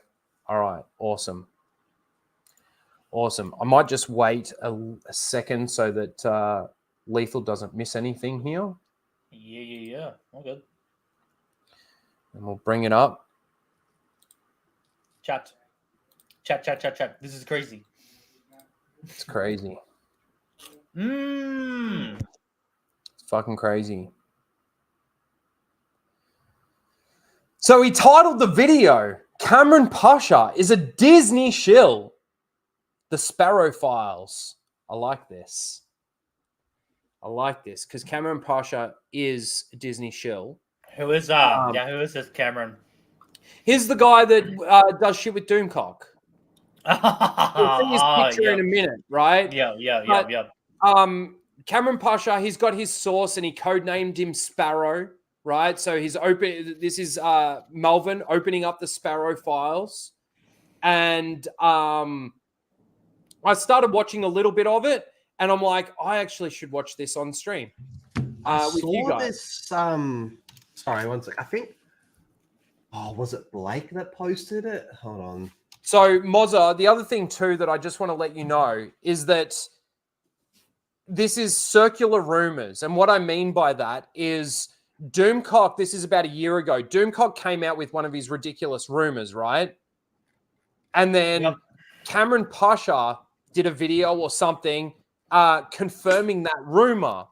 But Cameron's source for the rumor was Doomcock's video.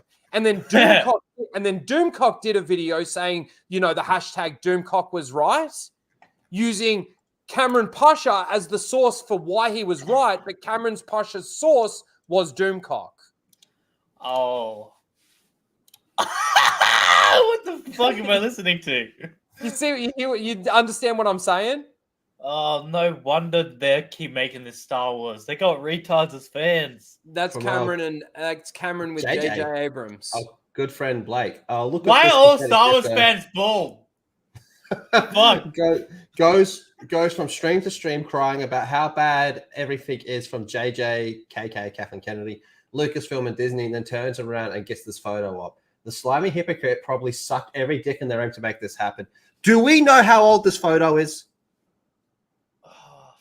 No, but when does it say that it was posted? Is there a date? It doesn't. there? There's when Blake posted the picture. But So go to Cameron Pasha's Instagram. What's his fucking Instagram? Yeah, Probably just Cameron Pasha. What the fuck is Blake, do you know when this was posted? There, Pasha. Cameron Pasha. Put that into Instagram and see if we're all fucking retards. I can't spell his name.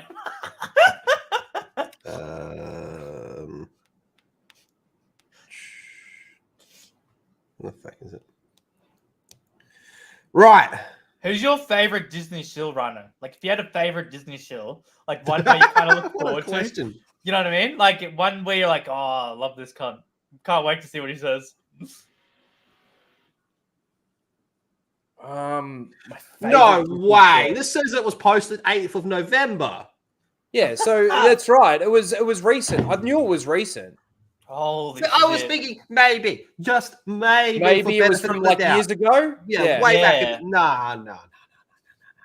Yeah, gets a photo up more recently. I know. Why he's got so many sources? He's sucking the source's dick.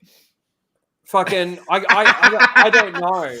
I don't you want know. those rumors? Fucking, I'll fill you up with those rumors real good. I'll give you Yeah. behind the scenes footage never seen before. Honestly, my favorite one would probably be Theory, like because I talk about him the most. If like, obviously, there's a lot out there. You've got Star Wars Explained.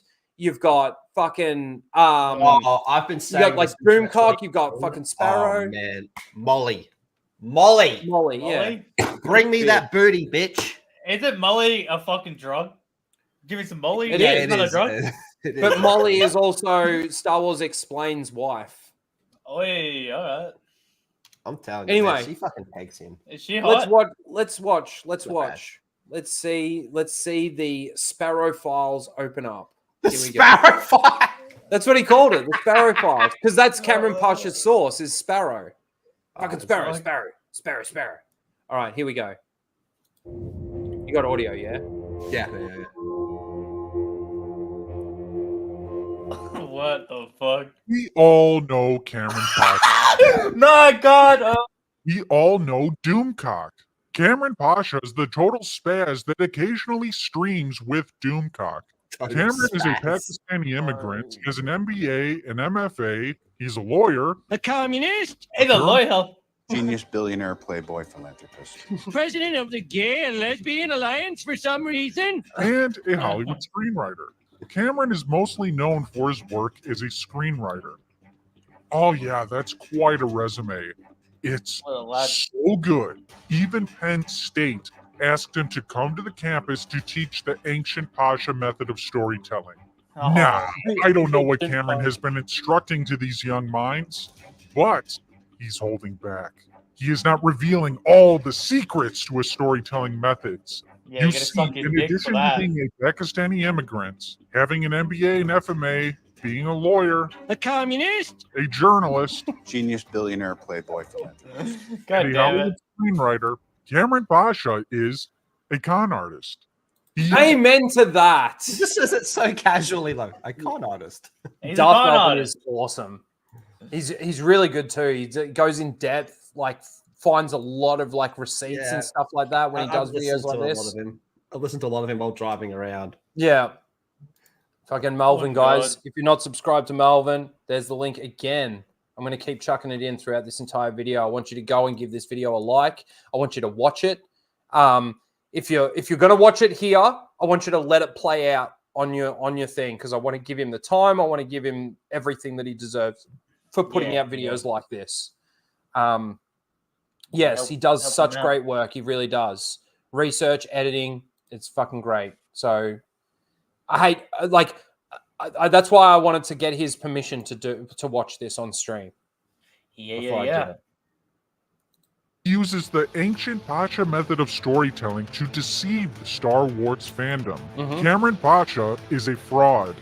In this series, we'll be taking a deep dive into Cameron Pasha. All will be revealed, all will be exposed.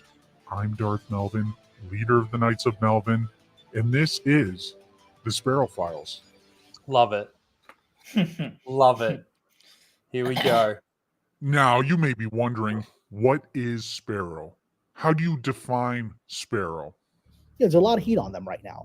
The source I call Sparrow that's revealed a lot of information. I've met them. I know who they are. I know The FBI's after them. That's challenge you and I often face is that we're approached by sources who claim to be within the system of these places. And are we being misled or being given misinformation? Because this source was giving me so much controversial information, the person that had facilitated the conversation, I said, I need to meet them. I need to know this is not someone I jerking. feel like me I around. should know this information. I feel like I'm going to get in trouble.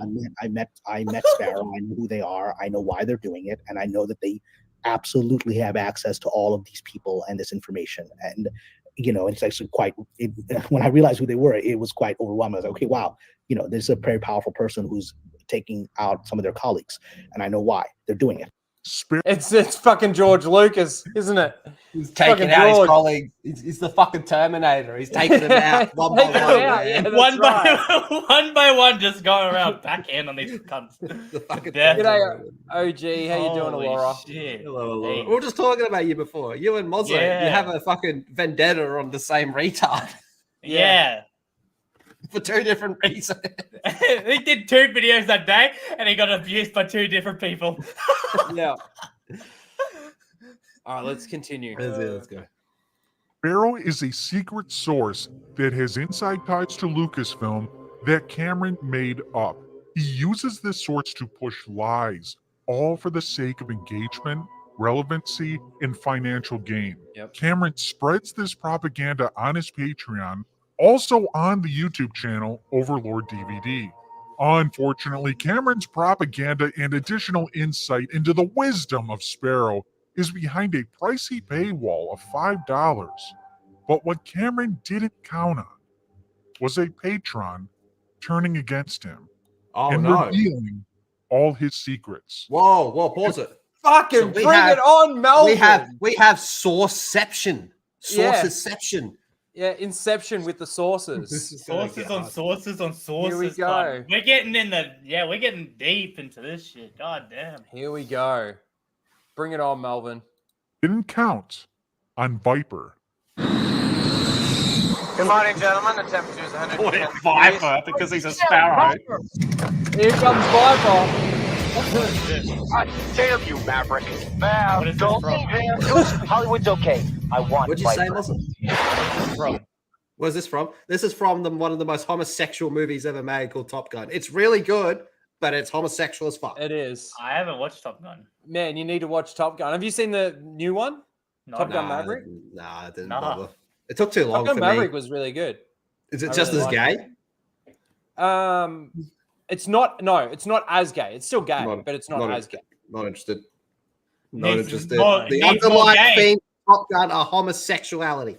But the original Top Gun is a good movie. I like it. It is really good. It is really Anyway, let's continue with Viper. Viper's Viper, how's it going? Good evening, Melvin. The temperature is 110 degrees. I'm sorry, what the fuck's happening? Wow, that's pretty hot. At this time of year, where are you at? I always keep my apartment at 110 degrees. It reminds me of the tragic time where my mother was chopped up by the Viet Cong. What the fuck? Really? Sorry to hear that. I thought this was about Star Wars. Yeah. Wait, it'll come. It'll go full circle. Wait. Oh. The heat is a reminder, a way of me dealing with her fate. Charlie in the trees. That's deep. So, you don't get too hot? No, you get used to it.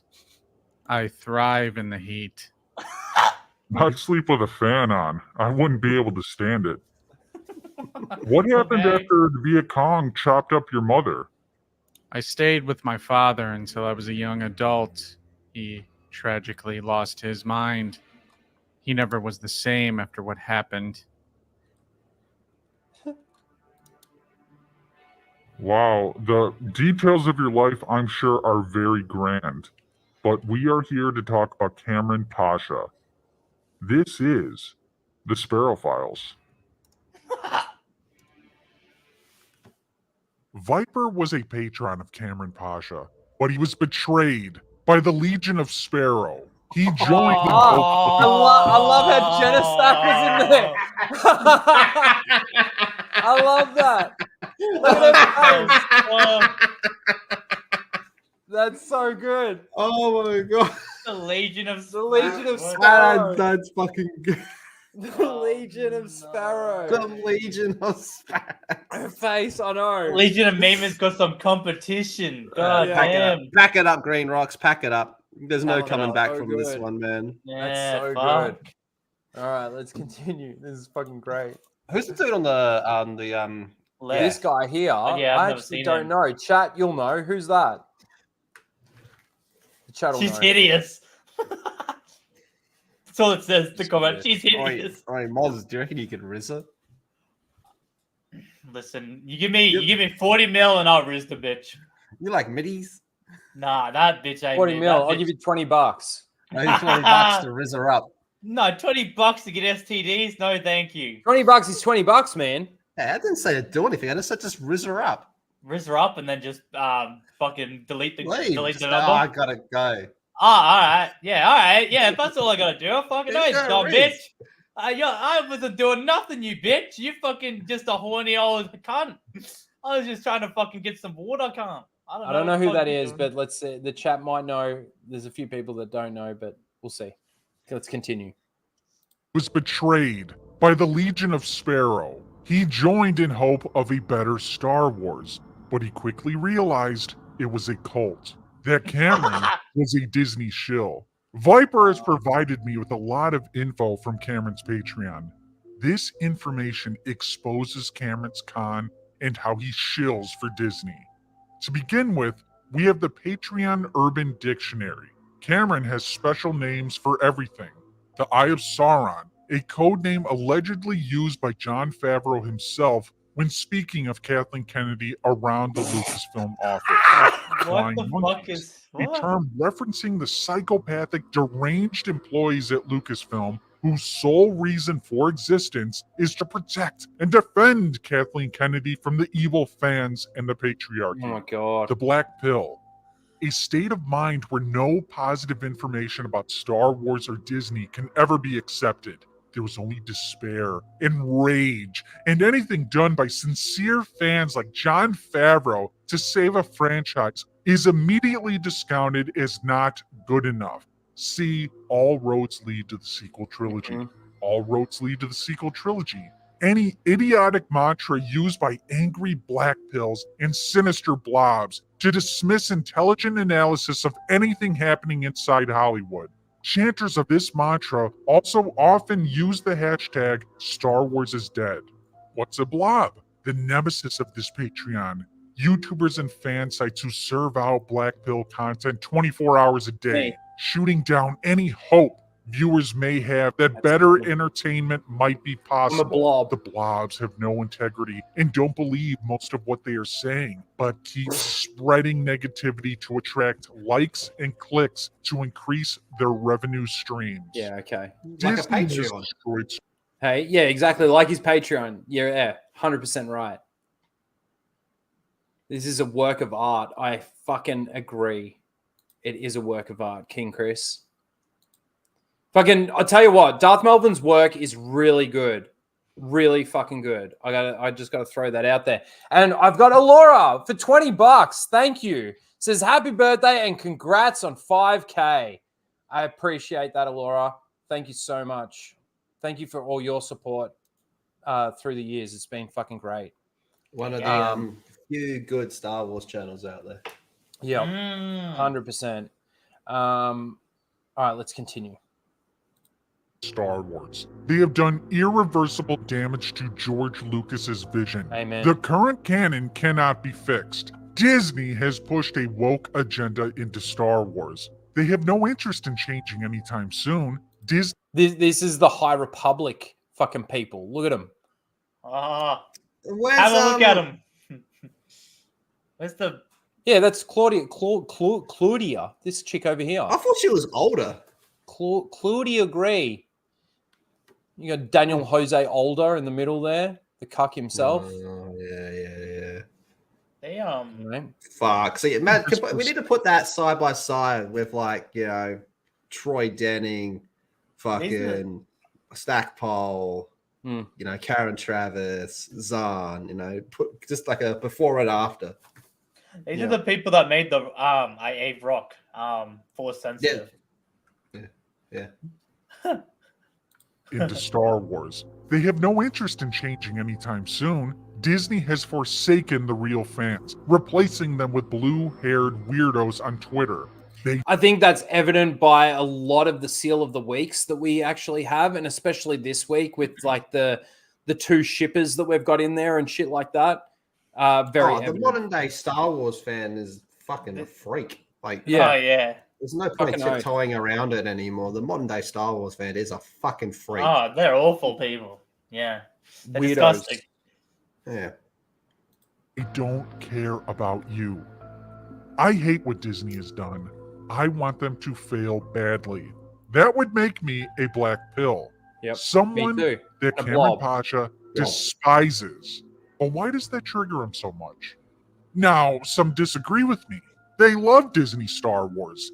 This ranges from loving every movie and show, being a paid shill like Star Wars Sexplained. Then you have a lot of fans that have issues with Disney Star Wars, but they want it to succeed. They want it to do better. Cameron Pasha is one of them. Black pills make him big mad. He can't stand Big that mad. anyone believes there is no hope for Disney Star Wars. Can you pause for 1 second? Yeah. I'm sorry to keep interrupting, but I remember years ago when I still had my original channel, I remember all of these people, and they were some of the blackest pills. They were some of the blobs. There was no coming back. It was over. And this was before the fucking Han Solo movie came out. Okay. Yep. So we're talking Last Jedi days. There was no coming back. I can remember the fucking Mandalorian announcement with the image where it was kind of just him walking through what a lot of people were speculating was Tatooine at the time. I don't know. Maybe it was. Yeah. And a lot of these people that are being called blobs and shit. Oh, man. Dude, I can remember that. I remember them. Notice me, Jeremy, EVS, Jeff from World Class. Notice me. I hate Star Wars too. I can remember all of it. That brings me that back long to ago? no, it wasn't. But that also brings me back to Mandalorian season 1 when I was calling that out for the shit that it was, and I was copping shit from again our corner of the internet saying that the Civil War, like John and Dave are separate from Kathleen Kennedy. She's not even allowed on set. She's got no control. All of this kind of thing. There was a lot of that going on. And I think as time's gone by, it's like I said, it's the Force Awakens of all the TV shows was Mando season 1 and probably moving into Mando season 2 as well. Right. And now that people are back at that. Yeah. What? Remember season 7 of Clone Wars as well? People fucking loved that. Oh, I yeah. remember people fucking cried, man. People were actually crying, doing reaction videos to that shit, saying, Dave is the greatest. And I'm just like, fuck me, kind of. This is considered great. Fuck that. Yeah. I'm good. It wasn't even that good. Sorry, I think I missed this earlier. Arboru with another 5 gift memberships. I don't know if I got that before or not, but thank you, Arboru. You're, again, a fucking legend. We have now well and truly passed the 100 members on the channel because of all your efforts today, guys. I appreciate it. Really do. Gang. All right, let's... Rhino was right about The Mandalorian. After... It was sort of after the Book of Boba Fett, more so than anything else. But definitely after Mando Season 3, I felt very vindicated for my reactions to Mando Season 1 and Season 2. Fuck, just watching the Mando episodes, you should have. And the Obi-Wan Kenobi show as well was another little bit of a vindication for me. I know that John and Dave weren't as involved in the Obi-Wan Kenobi show as they were with like Book of Boba Fett and Mando and Clone Wars Season 7. And I think everybody also forgets the Resistance animated series that Dave Filoni did, which was absolute garbage. Yeah. But thanks, Arboru. And thanks, OG Star Wars, for that other super chat. Appreciate it. All right, let's continue. Star Wars is even more complicated. He despises the sequel trilogy, like most fans, but he is convinced that it is getting erased. Despite all the evidence that says it isn't being decanonized, he continues to push this narrative to his followers. He continues to villainize Kathleen Kennedy as the sole problem, preaching if she's fired, the sequels are gone with her. This is essential to the con he's running. Hope. Cameron's method to keep hope alive, he created a fictional inside source to Lucasfilm called Sparrow. Sparrow, a Disney insider with access to Lucasfilm at a very high level. Sparrow was introduced to me by a mutual friend whose integrity I trust completely. Sparrow has provided incredible insights to the workings of Lucasfilm and has given us amazing scoops. I have met them personally and can attest that they are very much a living human being and are who they claim to be. The Bat Phone, a complex communication network established to protect Sparrow's identity and job. Bat Phone. The Bat Phone consists of multiple people who relay information to and from Sparrow, managed by an individual affectionately known as the Spy Master. These are all people I respect and trust, and all have sworn an oath to keep Sparrow's identity secret. As bad as the sequel trilogy is, there are many other terrible Star Wars shows that are completely unacceptable. Yet, Cameron supports them. He will defend them and be publicly disgusted by anyone that trashes it. The only thing he will criticize, to the point of claiming they will be erased from canon, is the sequel trilogy. Star Wars is great, guys. The sequels are trash, but have hope. They are being erased. And what were we going to Is say? that still the narrative? That's still the narrative. From these people, it's still the narrative because they think that the shows like Book of Boba Fett are actually good because it was Dave Filoni. Fuck, how many years has it been? You know, The Mandalorian is good because of Dave Filoni and Jon Favreau and the fact that they aren't on the side of Kathleen Kennedy. They want to destroy Kathleen Kennedy. They still push this narrative. There might not be the explicit words of civil war anymore or anything like that because that got completely debunked, right? And yet they still come out and say we were right. They in the Mando, didn't they show like them getting ready for the cloning shit? Like remember they went to that base. No, there's cloning stuff even in like the Bad Batch. You know, Dave Filoni's work. There's a lot of ties, and even the name drops and characters. I mean, in what was it? In Andor, was it? They've got fucking Hux's dad, General Hux's father, is in that show. Yeah, drops it by name, but yet no, this is separate from the sequels. Yeah, there's so much evidence out there that actually ties in with the sequels that they still think that there's this plot to take down the sequel trilogy and decanonize the sequel trilogy, but yet it's all lining up. It's fucking bullshit. Yeah, it'd be really, really fucking funny if Ahsoka leads into Force Awakens. I don't know. Somehow they meet Rey. Somehow, that's what I want. Well, and if it wasn't canon, right? If it wasn't canon, why the fuck they doing a sequel with the Rey movie? Well, how do they explain that? Have they done a video explaining how that's gonna be a part of the erased universe? No, I think they think that like it was a publicity stunt. That's not actually going to happen. Oh fuck me!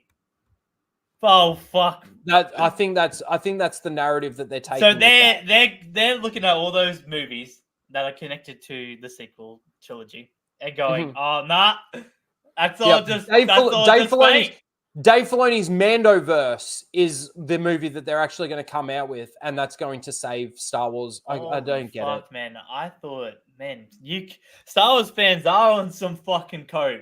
They are on some weird crap, man. They're not on the blue shit. They're on some fucking weird ass other planet. Yeah, they need some Breaking Bad ice, man. Holy shit, because you motherfuckers are fucked. Yep. It's a cope. That's exactly right. It's a fucking cope. Dude, we need another word because this is beyond cope. This is it is. It really is beyond cope. Holy fuck. This is like you're actually fucking, you don't have a brain. You useless dumb bitch. Holy fuck. Yep. You're actually like, you shouldn't be allowed to do anything. Holy crap. Like imagine how much cope you'd have to pump into your veins to start thinking this shit, dude. Like, what the fuck? People... This is why I view it, and this is why I think a lot of other people view it as just a grift, right? Because there's a lot of gullible people out there like Genesack and shit like that that live and die on every word and every whim of like Doom Fucktard and Cameron Pasha, that they've got their unique audience that still want to have the hope that, you know, the sequels are going to be retconned, but they're still enjoying the shows based on false pretenses that, you know, it's got nothing to do with Kathleen Kennedy. It's John and Dave is the savior. And that's why people like fucking Star Wars Theory and all these other fucking retards out there were so excited when they heard fucking... The funny thing is that it wasn't even an official fucking release of Dave Filoni's, you know, CCO, the Chief Creative Officer. It was just him saying that in a fucking interview. Now, the funny thing is that 2 years ago, he was made the... what was it? The director, creative director or something. I can't remember exactly the title that he had, but the two titles are exactly the same position, right? So what I think has actually happened is the title that they've got on the actual Star Wars website is that, you know, I can't remember the exact title of it. What was it fucking called? It's the creative director position, whatever it was, right? And he's just said Chief Creative Officer, thinking in his head that it's the same thing that they've put on the website, right? So I don't think he's actually been promoted again. I don't think that's the case. I think that he's just sort of essentially, in a way, misspoken, right? And called himself the Chief Creative Officer as opposed to the whatever creative director that his actual title is. So he's a fucking idiot. Yeah. And Once they are erased, Star Wars will be great again. Cameron supports nearly all projects at Disney. He loved the Kenobi show. This was all the way back in 2021. Wasn't it I just bad? spoke with a good friend of mine who has worked with Joby Harold, the showrunner of the Obi-Wan series, and she had great things to say about him. So it sounds like Obi-Wan is in good hands. And hearing this makes me even more excited to see what Joby Harold has done with the show. Don't give up hope, my friends. There is a lot going on behind the scenes that suggests that people who love Star Wars are back in charge. Stay tuned for more. I just finished watching episodes 1 and 2 of Kenobi, and my heart is soaring. Star Wars is back. It has survived the lava pit that Kathleen Kennedy threw in it, and it has come back more powerful than ever. I'm in, all in. Moses Ingram in particular did a compelling job bringing the light, the origins of the third sister, and her true motivations. I simply don't buy the criticism that she is a bad or wooden actress. She's playing the roles written. In this episode, allows her to express the vulnerability and pain beneath her facade, and Reva engages in one of the most memorable lightsaber battles in Star Wars history. And for that alone, she will have a place forever in the lore. Wow. It's actually sad. That's right. Shilling for Reva. Why? Because it was Dave, John, and the Kenobi show actually apparently had nothing to do with John and Dave. This was Kathleen Kennedy's baby. It's actually sad to see how scared of Kathleen Kennedy these people are. Like, they have to come up with every excuse to make her look like shit, but it's like, you know, she's like the head, right? Like, she has her hands on everything. Everything She made. gives a lot of head, you mean? Oh, fucking no, she does. Look at the hag. She's like the head, right? It's so funny how scared they are. Why are they so like just? I would rather. Bring it back to Beardo. I would rather them just come out and say, "I fucking liked it. Fuck you." Yeah. That's right. I'd prefer someone that just comes out and says, "I like this show. This show's better than anything else they've done." No, it's not going to fucking save Star Wars. Yeah, It's but just then a they'll good still fucking go show. off at all the people that are blackpilling them, because it's like I said, right? weird. If you got somebody out there that's saying that they really liked it, right, and then they watch, let's say, one of my videos, and I'm telling explaining why it's shit and giving all my evidence and points on why it's shit, and then they write a comment saying, "Oh, stop just hating on it to hate it. Let people enjoy it if they really enjoy it." Well, that actually fires me up more, because if my opinion can then change your opinion on what it is that you're watching, and you then realize that it's actually shit, despite the fact that you don't want to admit that, that means that my point is actually correct, right? Yeah. that means that my point has validity. And you've noticed that, but you hate the fact that you've noticed that because of my points. So despite that, they're still going to be pissed off about the black pillars and the blobs out there that literally sit there and say, this is shit. It's not Star Wars. Yes, at the moment, I go into most Star Wars shows and movies, even though we haven't had any movies, with the preconceived idea that this is going to be shit and it's going to do damage to the lore. By the end of that show or the end of that series, and I haven't had one yet that hasn't done this, has proven me to be right? That I've gone in with that preconceived idea.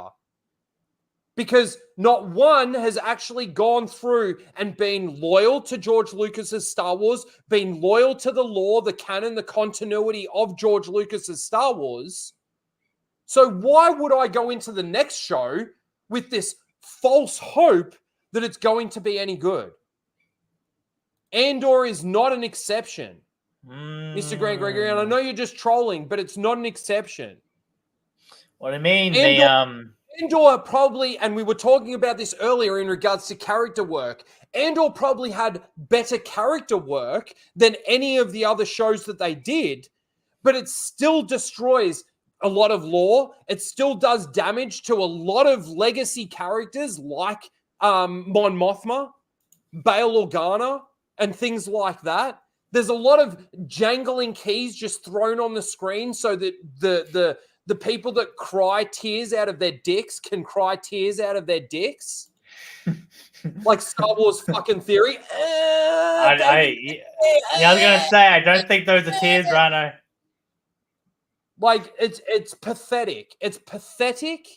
And for these people like Theory to come out and say, oh, at least he's being the most loyal to George Lucas, fucking get off Dave Filoni's cock. Like, honestly, one way or the other, whether it's in your mouth or in your ass, just get off it. Fucking hell. All right. So no matter what, you don't like this dude, right? no matter what these people come out and say, Mozza, whether or not they come out and say that, oh, I just liked it. Fuck the sources. I actually just enjoyed it. Good for you, you fucking weirdo, right? But as soon as somebody like me comes out and goes, this is why it's shit, not just the fact that I think it's shit and it's shit. I'm actually, like a lot of the other people, like Melvin, like a lot of the people that are in my corner, right? Sit there and say, this is why it's shit. Explaining in detail why it's shit. These people would still get really butthurt over that. Yeah. So it doesn't matter because these people are so ingrained in that cult, like fucking Melvin said, like Stephanie Genesack, right? They're so fucking embedded in the cult. And from somebody who's actually been in real life involved in a cult, right? And got myself out of it, man, it is a cult. A character no one wanted to see in the show, and a character everyone hated. A shield over Reva. Over Reva. She got stabbed. I love that bitch. By Vader. She knows that Anakin is Vader or Vader is Anakin. A character who the character development of the character made no sense. She wanted to kidnap Leia to get Kenobi out of hiding so that she could kill Vader, the man that she was working for. It's so fucking, you've got to play mental gymnastics for this canon to actually make sense in your head. And you've got to use head canon, which isn't real canon, to justify how these things actually make sense in that universe. And they still, with the head canon that they use, don't make any sense because I can debunk most of the fucking head canon people come up with because it's so convoluted that you can't even get to a point where it makes sense. Fucking Muppets. Wildin'. Yes, I did. Unfortunately, Darth Spampton. It was the Greek cult. No. I don't like talking about it. But I will. He likes the prequels, so he's still in one. I don't like talking about it, and I really didn't want to bring it up. And I'm not going to answer any questions in regards to it. But if you've ever heard of Scientology, that's all I'm going to say. Fucking glad I'm no longer a part of that fucking place. That's all I'm going to say. Let's continue. I loved the final episode of Obi-Wan Kenobi. It moved me deeply and gave me more than I wanted, more than I knew I wanted from the series. It is an episode filled with heroism, courage, sacrifice, and redemption, as well as pain and loss and the processing of grief. It goes beyond liking the shows. He wants Disney to do well. Here he is, encouraging people to subscribe to Disney Plus. Not watching Ahsoka because they've been disappointed so many times, they just don't consider the subscription worth it. Then the Empress has already won. It appears that Bob Iger himself has become aware of me, and his people are actively following this Patreon, and they're apparently happy that they have gotten out the information they can't relate through the trades. So this Patreon is seen as an ally in their efforts to save Disney and Lucasfilm. When I started this Patreon nearly 2 years ago, I would have never imagined this outcome as being anywhere near within the realm of possibility. But here we are. How the fuck is this kind of fans? Holy shit. Wow. And people pay to read that shit. I know, people pay him, bro, to spurg out. Like That's a fucking the thing. It's like, is it a case of don't hate the player, hate the game? Like you look around, do. No, this these is why I people are keep gonna telling fucking pay me to do. All right, Yeah, this is why I keep saying, like, it's okay to hate on the fans because they're fucking retards. Well, good for him on the grift, I guess. No, he's a spaz, and fuck his fans for sucking his dick. Fucking, the whole place is fucked. It's full of retarded motherfuckers that forgot the grass is green. Holy shit, man.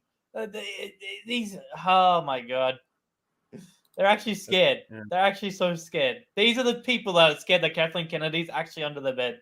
So they have to come up with a story and why she's not there. Yeah. We're nearly done. Let's get through this. Did to Star Wars. He wants to save them. Yeah. Keep your Disney Plus subscription. Keep your Patreon subscription. Be a part of the movement to save Star Wars. Here's Cameron using Sparrow to advertise the Ahsoka show. Scoop, the future of Ahsoka is in our hands. Our Disney insider Sparrow came through this afternoon with an unexpected update. They have just learned critical information about the Ahsoka series that is surprising and brings the fandom to a pivotal moment for the future of Star Wars. Sparrow, according to Sparrow, the finance executives at Disney have informed Dave Filoni that a green light for the second season of Ahsoka is not guaranteed. It's not guaranteed and will depend heavily on the ratings for the first season, which is expected to be released in August 2023. Sparrow. The only way they can justify a second season at this point is that the ratings for season 1 must be phenomenal. Phenomenal, Sparrow said. Sparrow. Caw. So this puts the future of Ahsoka and Star Wars in our hands. It's the reports I've been hearing for years that Favreau Filoni planned to use Ahsoka to reset the Star Wars timeline and erase the sequels is true. It is absolutely imperative that fans watch this show and support it publicly. Sparrow. Reset the Star Wars. That's so good. Fuck you. Fucking Melvin. That's so great. Sparrow. I love it. But see the narrative that they're pushing? You've got to watch Ahsoka and make sure that the ratings for Ahsoka are good so that we get a second season so that Dave Filoni can erase the sequels. You know what that's called? Delusion and shilling, yes. Oh, wait, listen. Disney shill. I'm gonna make everyone here 10 Disney accounts so we can get a season 2 of Ahsoka. Because I want to see where the whales take the bitch. Oh, no, wait, no, we already seen that. Never mind. We've already seen that, what? Nah, never mind. I only watched episode 5 as a fuck you to Rhino. But look, I just want to point something out here. Let me screen share something. No, I gotta refresh because StreamYard's a piece of shit. Oh my fuck. Thanks, StreamYards. I got to reset too because StreamYards is a piece of shit. Oh my fuck. All right, it's the Moses show then. No, I'm not going to do it. I'm going to finish this. Okay. All right, well, we're waiting for him to come back. Watch this show and support it publicly. Sparrow. Reset the Star Wars timeline. Erase the sequels.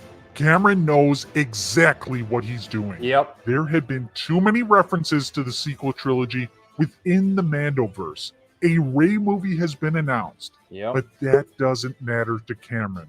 It's all conveniently ignored. He knows the buttons that need to be pushed. He is using the ancient Pacha method of storytelling to push a narrative to his fans. He encourages them to maintain hope and to keep supporting Disney Star Wars. Cameron Pacha is a Disney shill. I hope you enjoyed the first episode of The Sparrow Files. I did. We have only begun this journey of exposing Cameron Pacha. On the next episode, we will take a look into some of the scoops from Sparrow, revolving around Kathleen Kennedy. What Sparrow claimed would happen and what didn't happen. The era of Kathleen Kennedy inside Hollywood is over. Sparrow, Sparrow! I'm Darth Melvin, leader of the Knights of Melvin, and this is The Sparrow Files. Love it.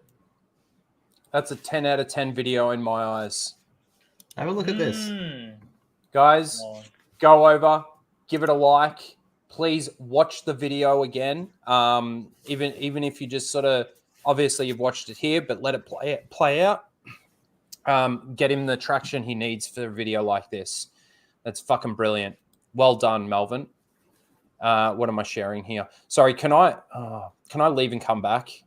Yeah, do it. Give me 1 sec. Leave it there. I'll be 1 second. Oi, Moz.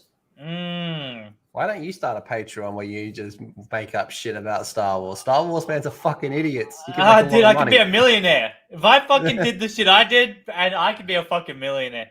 So, Ray. Not happening. All I gotta do is to say Adam Driver coming back tomorrow. I can do that. That's a video idea right there. Right. Avenge Star Rhino, Wars. Yeah. Make a video saying Adam Driver back tomorrow. Yeah, I should. I actually came up with an entire script. I was going to fucking make fun of... my name was going to be Dick the Van Dumb Cunt. Yeah, I remember that. You should have done it. I should have done it. You should still do it. I think I've still got the script, actually. Well, do it then, cunt.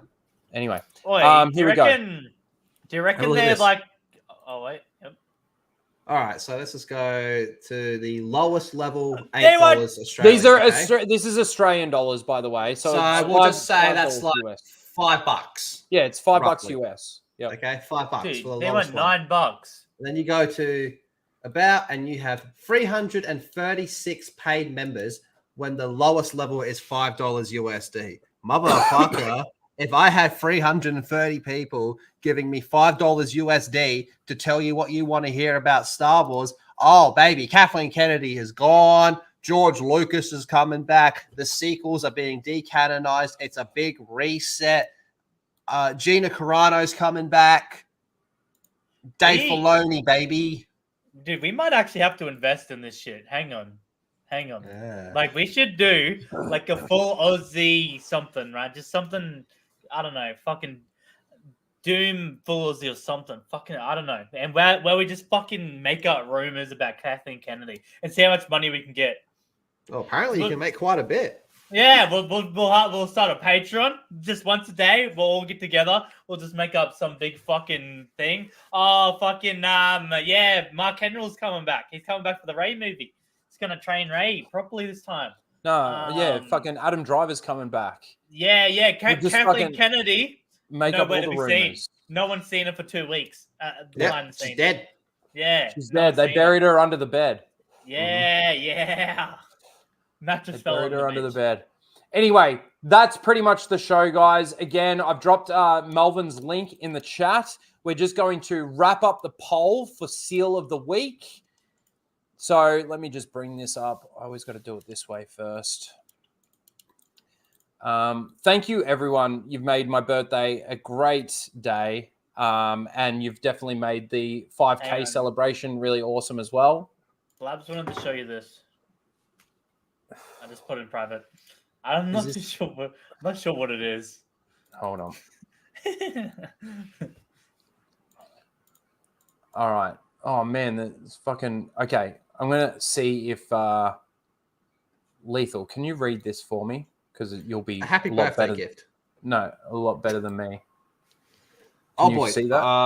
Yeah. What all the right. fuck is that? Okay, this is the blade of Xylo Socrates, who was quite young at the temple when he escaped the purge, witnessing his master fall at the hands of the Chosen One, he used his unique abilities to create a wall of frost and ice that brought him a few moments to get to a shuttle. Oh, they're airbenders now. Oh, let's go. Arriving on Crymorsius, he crash landed in one of the glaciers. Knowing his powers and connection to the cold, he would keep those who aimed to find him at bay. He grew up surviving the planet's deadly apex predators and blizzards. Apex. Can you say a bit more? Recrafting. Recrafting his saber to aid him in traversing and climbing dangerous walls of ice higher than the Chancellor's Tower itself. Oh, is this fan fiction? This is Star Wars Theories putting this out. I don't know what this fucking is, Blabs. Looks like a dildo. Is this a lightsaber that he's released? I don't know. Is he made an OC, an original character? Is he making a Patreon? Is he making a Patreon? Anyway, yeah, that's enough. Star Wars Series are fucking shill as well, as far as I'm concerned. I don't know, man. It kind of looked like a fucking bit of a butt plug or a dildo or something. Yeah, I know, right? It didn't didn't look nice at all. My channel's going to get taken down for phallic items on the screen. Hey, I like this. All right, so these are your 4 nominees. Number 1, number 2, number 3, and number 4. If you haven't got your votes in, you've literally got a couple of seconds. We got 54 votes, excuse me. I'm going to end the poll here. I'll give you another 10 seconds. 9, 8. The correct answer is number 3. You know what we're going to do? We'll play this. Did you even talk about Godzilla -1? This is You better this off is your, it. yeah, this is your countdown.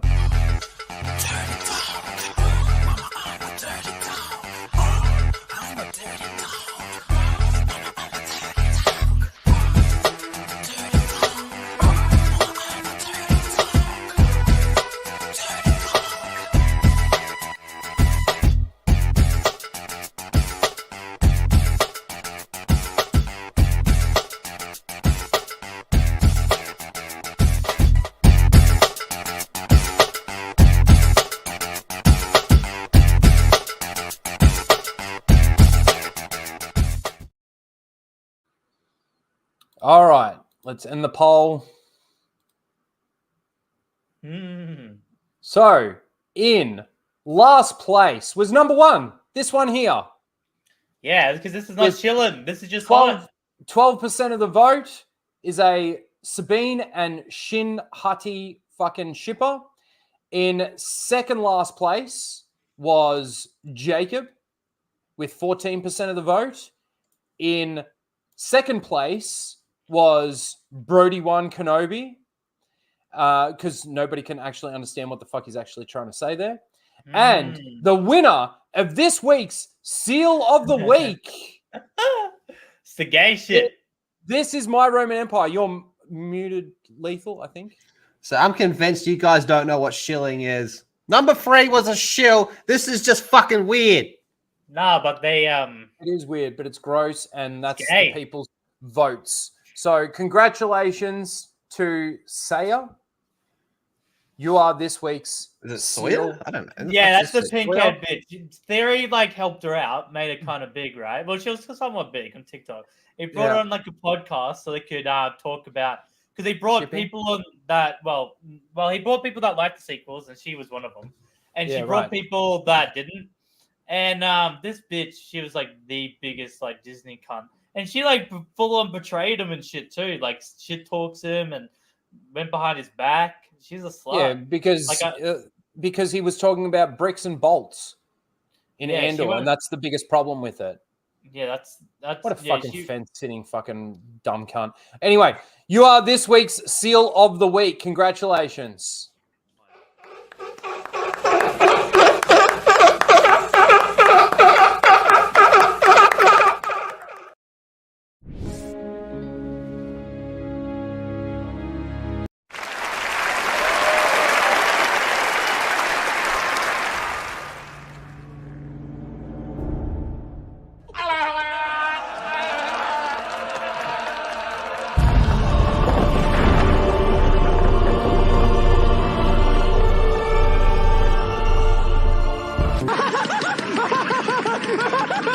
Hello, the Jedi.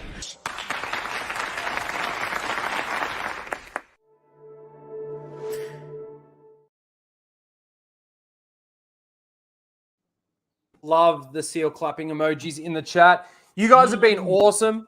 This has been a great stream. We went, 4.5 hours. Awesome. Thank you everyone for being here. Thanks for all the birthday wishes and the congrats on the 5K subscribers. I really appreciate that. Onwards and upwards for us. Hopefully I can continue getting out some good content for you guys, and we'll obviously continue the streams moving forward. This weekend, we've, of course, got the Full Aussie. If you're not subscribed to the Full Aussie channel, if there are any mods in the chat, if you can please drop the Full Aussie channel in the chat. That'll be a really, really good one, I think, because I'm going to be absolutely plastered, which will be good. Making a mess of things. So like every other time. Yeah, basically. So it's a Full Aussie. Yeah, so it's an official Full Aussie. Thank you to my guests for coming on and for your birthday wishes and everything. Thanks to Blabs for jumping in for a little bit there. Yeah. Mozza, thank you for coming on. Is there anything that you want to plug? Let everyone know where you can find you. No, so I'm actually away for the next week. So I've got nothing on at all this week. I'm not going to be on any streams at all. Okay. But he will be back, and obviously go and subscribe to his channels, his gaming channels on Kick and wherever else he does all his shit. Yelling at Singaporeans in no time. Yep. And you can obviously find him on the Full Aussie channel as well. Lethal, have you got anything that you want to plug? Yeah, I'm going to be making a Patreon where I'm going to be putting bullshit Star Wars rumors for all the retards, also known as the common Star Wars fan, to go and read. Should we do it for like a week? Like just to see how many fucktards fall for it? That's good. All right, thanks for coming on, Lethal. And again, as for me, I'll be finding videos somewhere along the line, putting those out for you guys. We'll continue doing the Full Aussie, the Casual Rage streams, and it'll be a lot of fun. Thank you guys for being here. Let me just check my Streamlabs really quickly. I think we're all good over there. No, we are all good. Thank you, everyone. Have a good day, a good night. I'm going to go off and celebrate my birthday a little bit more, and I will. The new Mad Max film. Yeah. No, I can't wait. Desert titties, cunt. Fuck it. Desert All right. titties. All Gonna be right, great. everyone. We're out of here. Bye, guys. You'd better put a chick in it.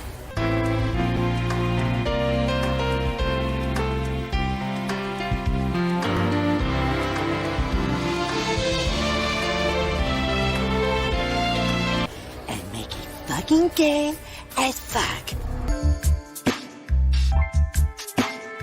Going somewhere?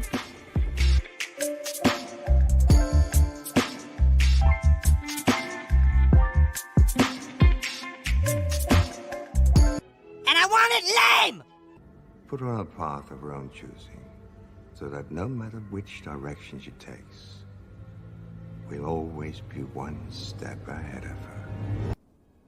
What? That is so lame.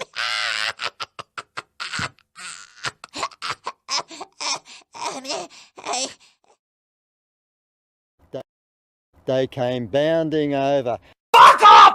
Disney! You fucking cunt! A few minutes? Are you kidding? At the rate they're gaining? No, what is it?